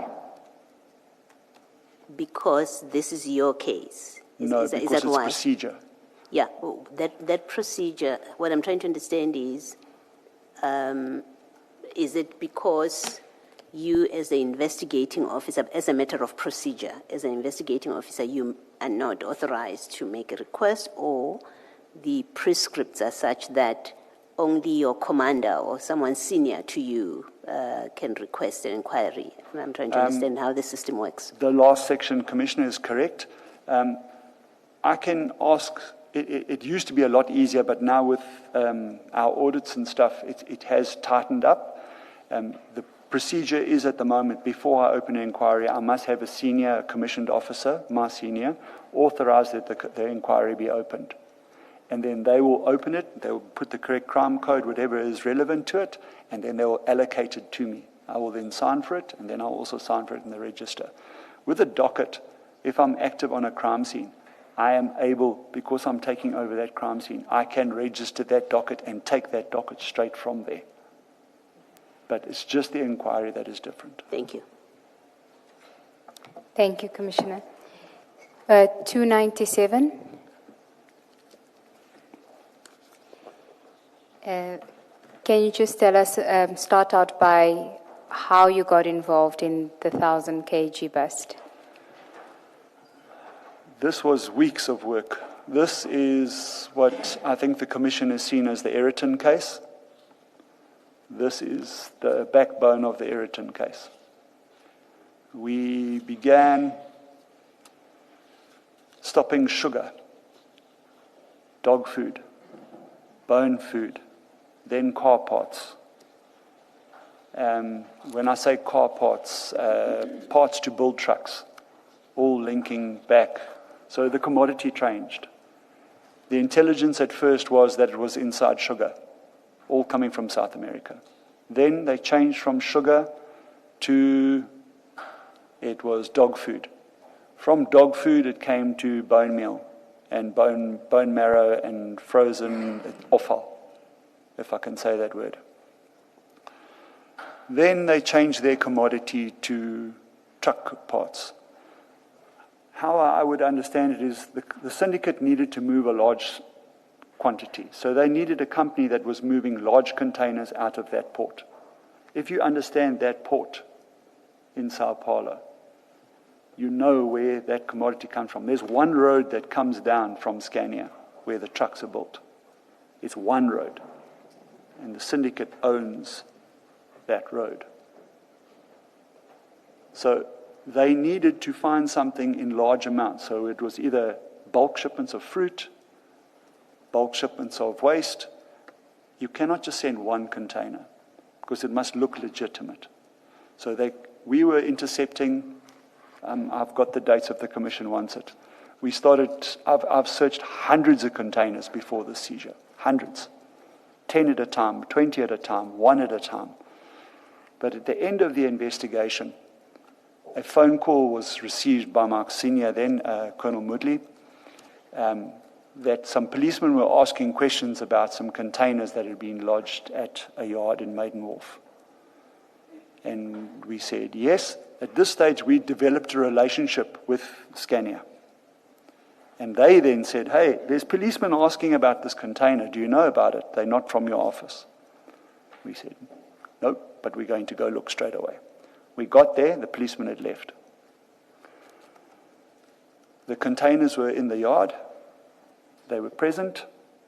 Myself and my colonel had a look at the containers, and I can say from my experience, I identified one container that set off my alarm bells. If the Commission wants me to tell you why, I can tell you why. It's difficult to say that a container is a rip-off container. It's difficult to say that a container has got a hidden compartment. It's difficult to say that a container has got false anything in it, unless you literally unpack that container, or you put it through the scanner and have a look. Let's not go there if we can.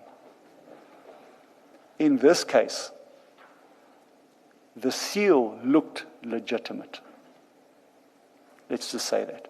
The seal, the container seal looked legitimate. It was part of a legitimate cargo. The giveaway was the South American customs seal. It wasn't in the sequence of what I had experienced because I've been working on this case, on the type of seal. And it was different to the other 4 containers that I'd seized under the same shipment. That was my indicator to start with that container. And I was right. Because when we opened that container, the exhibits were there. Can we go to CJC 195? It's the first document in Exhibit File 1.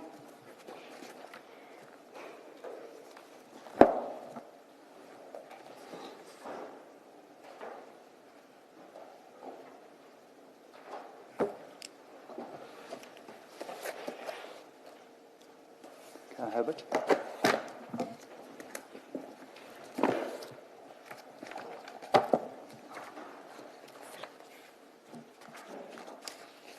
I have it, Commissioner. Can you identify that for us? Yes, that's LCS Depot. And the container I'm talking about is the container on the left. What color? It's green. UACU 562699, am I correct? Stroke 4. That one, yes. The green one? Yes, ma'am. Okay. So why are all the other 4 containers there? It is part of the same shipment. So it's the same commodity code, it's the same shipper, or it's the same consignee. And it's supposed to have the same product going to the same place. They're also from the same origin, also from the same vessel. So the information that you got was not container specific? No. How often would one get information that is container specific? With the exact container number saying that's the container that has the drugs? Often. Okay, so it could happen, it does happen. Yes, it does. And then you would just ask for that container to be released? Yes. Okay. Isn't there a possibility that by just asking for that container to be released, other potential containers could slip through the cracks? Correct, Commissioner. If I use the word shotgunning, so let's just say I had 100 containers split between two vessels, so call it 60 containers on the one vessel, 40 on the other.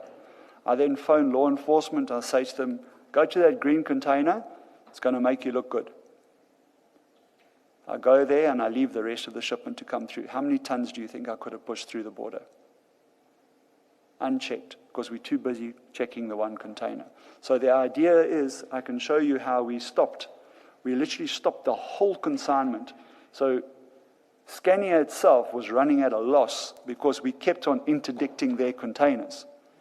And we were saying to Scania, your risk is in Sao Paulo, because it's in Sao Paulo that they're loading the cocaine. So either you are doing it, your staff itself is loading it in the trucks, or when you release that container to the harbor, they are doing it. You need to take it up with them. We as South Africans are going to carry on interdicting your containers. So don't bother us. Let's rather work together and stop this drug trafficking, which is what they did. So, Warrant Officer, if you had received the information about only the green container, shipment number and all of that, would you have just detained the green container, or would you have pulled for these other 4 containers or any containers for this with the same shipper? I would have pulled those containers and all the other containers as well. But in this instance, you didn't get information about just a specific container, correct? Correct. Okay. I'm asking in reference to sorry, the... my correction, Commissioner. How I understood it, my commander received information that there were policemen asking questions about these containers. Which container it was, I wasn't sure. If my commander at that stage had that information, I'm sure he would give that information. But I understood that there was the policemen were interested in those containers in that yard at LCS. LCS is right next to the Cutler complex in our restricted area in the harbour. So literally you would have come out of the harbour, turn left, you're in LCS. This was the same shipper? Correct. Okay. The Aeroton drugs, was it also the same shipper? Correct. But that came on a later date? The arrival was later, or was it on the same vessel? It could have been the Polonia. So the main vessels was the Colonia, the Polonia, the Norma, the Savannah, the Nile Dutch Breda. They were all MSC vessels. No disrespect to MSC, because they were just a vessel. So it could have been but it wouldn't have been one of the containers that were identified as being the containers that were suspected narcotics. Correct. So they were under the impression that one of those containers had narcotics in. How much, I don't know. Where it was in the container, I also do not know. Okay. So in my questioning of you regarding if the information that you receive, the intel that you receive, is about a specific container number given, one container, are you just calling for that container, or are you calling for more containers to avoid, as you call, the shotgun? I'm calling for all. From the same shipper? Same shipper. Okay. And I'll also look if they've had what they call a groupage with possibly another shipper on the same vessel, loaded at the same port. Now, is that protocol, or is that just based on experience? Are your guys taught to not be fooled by the intel that you get, that it's just one container? Commissioner, it's not protocol, it's experience, it's working relationship, and it's training from the necessary role players in the environment. It's learned. And if a warrant officer knows that, presumably a captain and a colonel should know that. I don't want to answer that. Okay, you don't have to. Please continue. So these are the containers, you identify the green one. What do you do? The green one, this photograph, the seal has already been removed in this image, and the custom seal was removed. It's a blue aluminium custom seal with a stainless steel barb that goes through it. It's very unique. and that's what gave it away. But in this case here, it was the first case that I had recovered with a duplicate seal inside the container. Some of the times we'd found the rip-on, rip-offs where the packet or parts of the seal had been discarded, but we'd never recovered a complete duplicate seal. On the right-hand side of this container, as you open the door, there's an image here. I think it's page 4. There's an image at number 2, but they're not in the correct sequence. Number 4, you can actually see the duplicate seal. This would have been, what, the original seal or one that would be used once the container is open? Commissioner, let's say that both seals aren't original. Okay. How do we know which one's original? They're that good. It locks, it looks, the numbers are correct, everything is on it. So if we are using yellow seals, they will use yellow. If we change to blue, they'll change to blue. If we change to green, they change to green. They are up to date with our current risk strategies. Thank you. May continue. Once I'd opened the container and seen what was inside there, I've been briefed. There's an international operation called Operation Black Bag. It is a project run by the United Nations. It's exactly that. They document these bags, these travel bags. And I've done a few recoveries of these bags like this. So my immediate suspicion was, thank you, that would be cocaine. Let me process the scene completely. I just closed the doors, and then we started the process of rolling out all the necessary crime scene experts. And who did you call? First, it would have been through to our commanders. So between myself and Colonel Moodley, we would have notified all our necessary seniors. We would have notified LCRC. I believe I would have called FSL as well, told them, listen, we've got a large seizure, but it's just for their heads up. And we got stuck in and started processing the scene.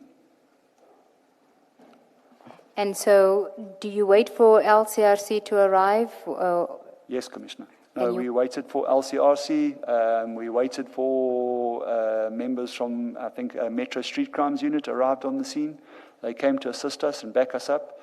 The members from ORS arrived on scene, and they were told to stay and assist us as well.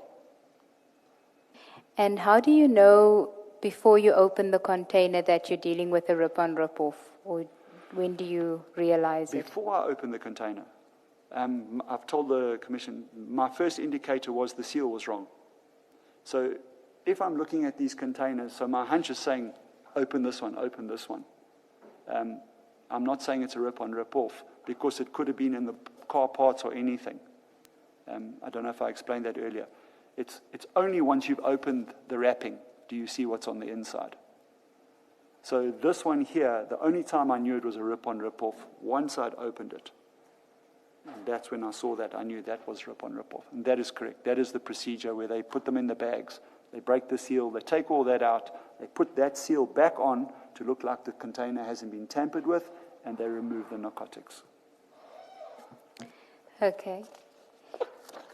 If we can then go to page 313 of that same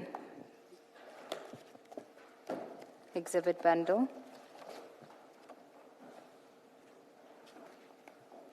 This is the LCRC photo album. Just let me know when you're there. I'm here, Commissioner. So that's the duplicate seal that we see there. Sorry, it actually starts earlier, Commissioner. Okay, do you want to show us something earlier? So the Madam Commissioner asked me earlier about the working environment. Here in photo 1, page 309, here you can see a straddle carrier working while we were there.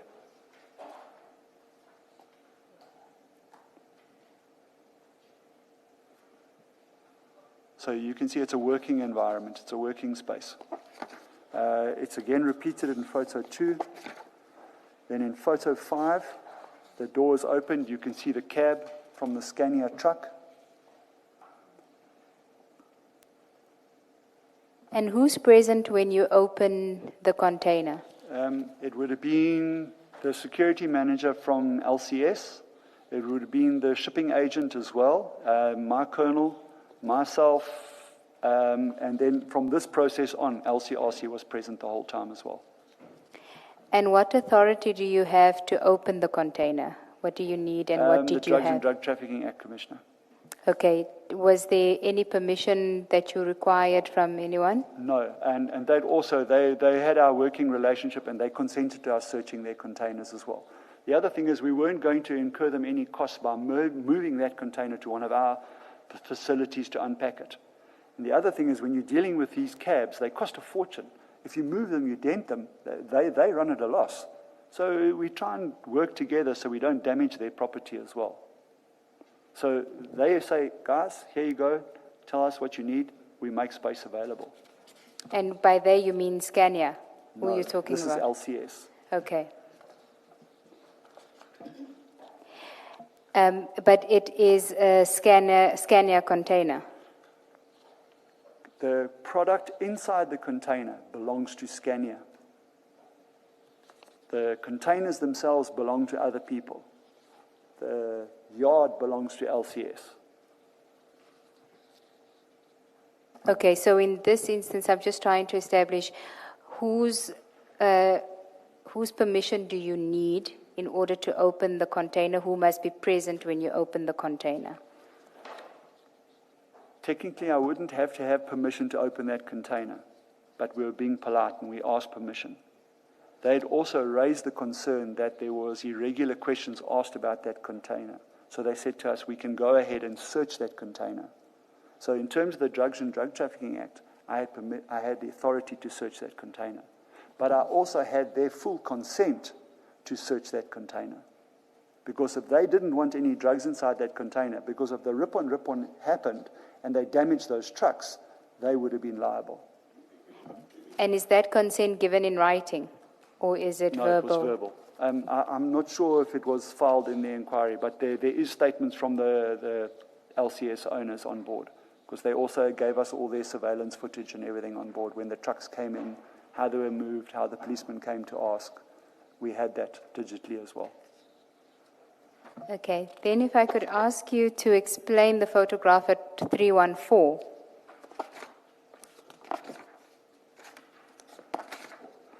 .314 is a seal, a duplicate to the main seal on the door. And is this the same seal that we see in picture 313? Yes, it is, Commissioner. It's just the lighting and the print. Okay.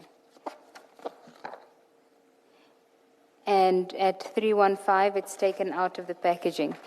So just to go to the photograph on 314, you'll see the seal is taken out of a packet, but you'll see it's been swabbed for DNA. I wanted to know who put that seal inside that container.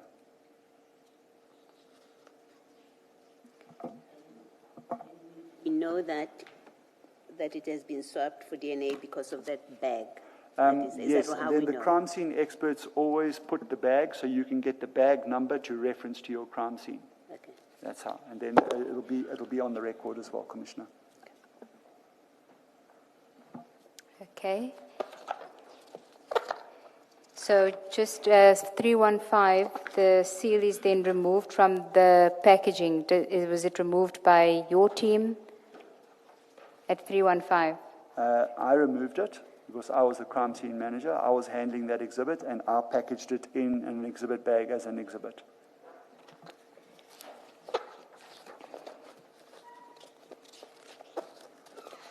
I think then if we can go to 319, you mentioned the unwrapping.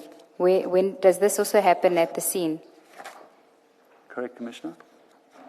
Just explain to me why you do this at the scene, at photo 19. There was a lot of bags. I stand corrected on the amount. So what I needed to do was show how each bag was packed differently. So to me, it's different people packing bags. I need to see, is it one person, is it different syndicates, different groups? And then each bag, I then package separately. I don't put them all in a pile and then just sort them into, because if there was a question, as I raised earlier, what if there was an untoward substance? I want to know which bag it came from, at what stage of the investigation, and where it was found in the container. So it's a methodical process of each bag got processed one at a time. And when do you do the presumptive test? I think I took a random one. Sorry, Commissioner, it's like a celebratory thing. Okay, which one are we going to do? Okay, go for that one there. Go it. I make a small hole. I do a nick test. It's a presumptive test. I know how to do it. Take a tiny bit of powder, put it in the item, crack the skin, change color, celebrate. We know we're positive. It's still suspected cocaine, though. The lab must still give me the indefinite on that. And the presumptive test, is it a kit that is given, that you have at the office, that you take with you to the scene? What is it? What are we talking about? Sorry, no, Commissioner. That's one of the other tools, as explained earlier, self-obtained. You buy it at your own cost? I believe these were obtained during some of the training interventions that I attended. And the facilitators would then give us whatever they had to use. And on page 320? Oh, sorry. Just to understand this. So ordinarily, this is not supplied. The kit is not supplied by the SAPS.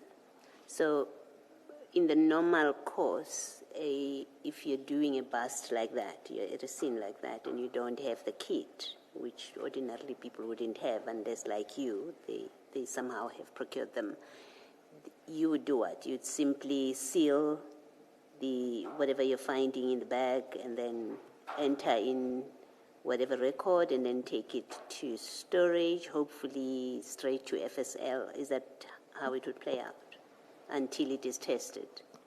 Actually, Commissioner, I like that question. Thank you. Let's say I didn't have a nick test, a presumptive test. In this case, I use a wipe.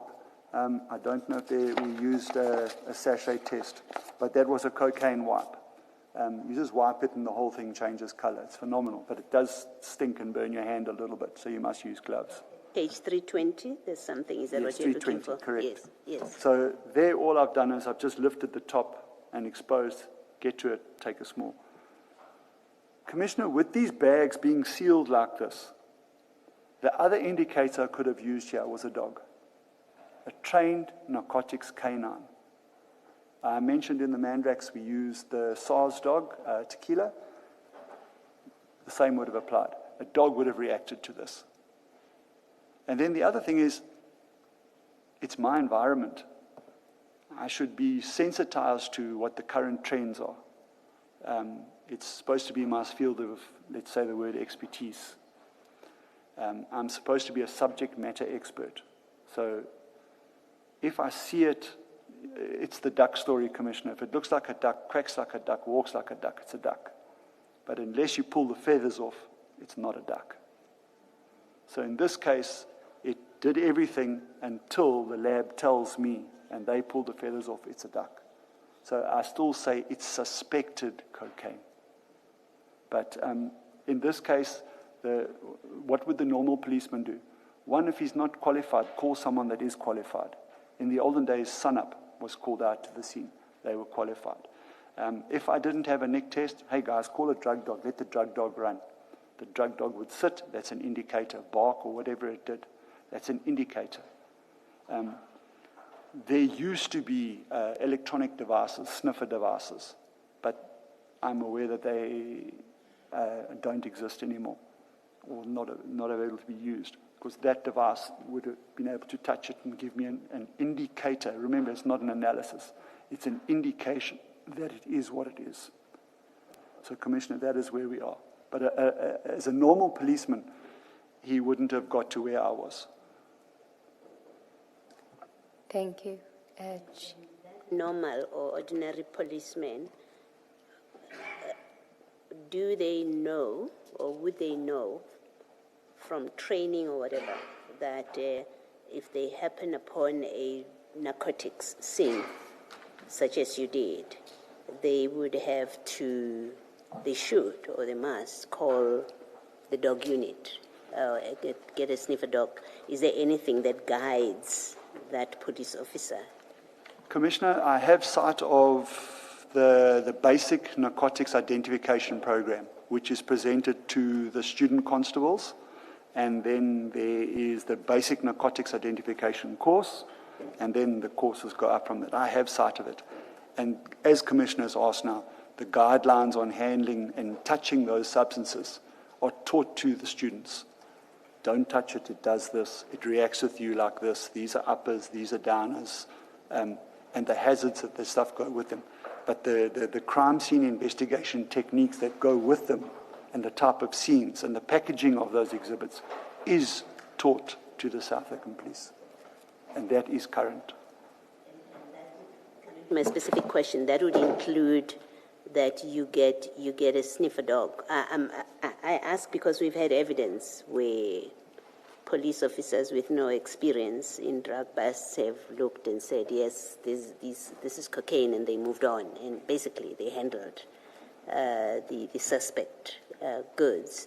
So my question has that kind of history to it, that police officer knew or knows as part of training, that ordinary police officer knows as part of training that I've happened upon a narcotics scene, I must get K9, including together with the other things that you list as saying they are in the manual. One of them is they know that I have to get a dog to come in and sniff and confirm it is what it is before I move the stuff. It's advisable, Commissioner. I still do it. And even with, let's just say, my work experience, I will still call a colleague, hey guys, I need a dog. The police guys will tell me, hey, we don't have a dog, they're too old, or they can't come up, they can't get there. I will then phone people that have accredited dogs privately. Please bring your dog, they come, they give me a statement, it's videoed, the dog reacts. Manachar is an example. A good colleague of mine brought his dog there. He works for a security company, and his dog reacted at every single bag. So it can be done. Warrant Officer, I'm asking a different question. And my question is really more to understand the training aspects or prescripts, if you like, that if a police officer who doesn't have your experience happens upon a drug or a narcotics scene, are they in breach of their training or a prescript, if at all, if they just proceed to handle this without, for example, having a test or calling LCRC or even a dog to come search and confirm that these are narcotics? I'm asking the kind of question whether out of training, would you expect or must a police officer do that? Commissioner, with your leave, I'd like to add one word to your question. Would the lack of training result in that answer? Or the non-exposure to continuous training in that field, I believe, is going to give you your answer. You can receive the training, but if you're not updated to current trends, current processes, for instance, heroin. Durban has a very unique method of selling heroin. It's in capsules. The capsules are indicative to certain syndicates. It's a trademark. Now that, I'm told, moves between Gauteng now. They've also started following it. You don't ingest the capsule. It's just merely a sale vessel. Same as a cocaine block. Maserati, cocaine, red and white. You even heard them at one stage, the Teddy Mafia. If you as a policeman now are only seeing for the first time in college an orange and white capsule with a green logo on it, with TM on it, you think, oh, that's heroin. But now when I go and search this lady over here, and she's only got white capsules in, which is the current status in Wentworth. Oh, that's not heroin, let's leave her, she can go. There she walks off with 30 capsules of heroin. because I'm not up to date with the current crime trends in the area. So narcotics is a specialized field. Either you want to work with it or you don't. Don't dabble in it because you're going to make a mistake or get sick. Thank you, Commissioners. Commissioners, we are about to adjourn, but Advocate Sello wants to address you on 611. Or will we do it tomorrow? We'll do it tomorrow, Chair. The witness may be excused until tomorrow. He's been subpoenaed to appear in a criminal case for the rest of the week, but he indicated that he'd only be called later in the week, so he's made himself available for tomorrow, and he has cleared it with the necessary authorities on that side. Thank you. Warrant Officer, we are adjourning until 9:30 tomorrow. Let us see you here at that time. In fact, you should be here before that time. I will be, Commissioner. Thank you. Let's adjourn.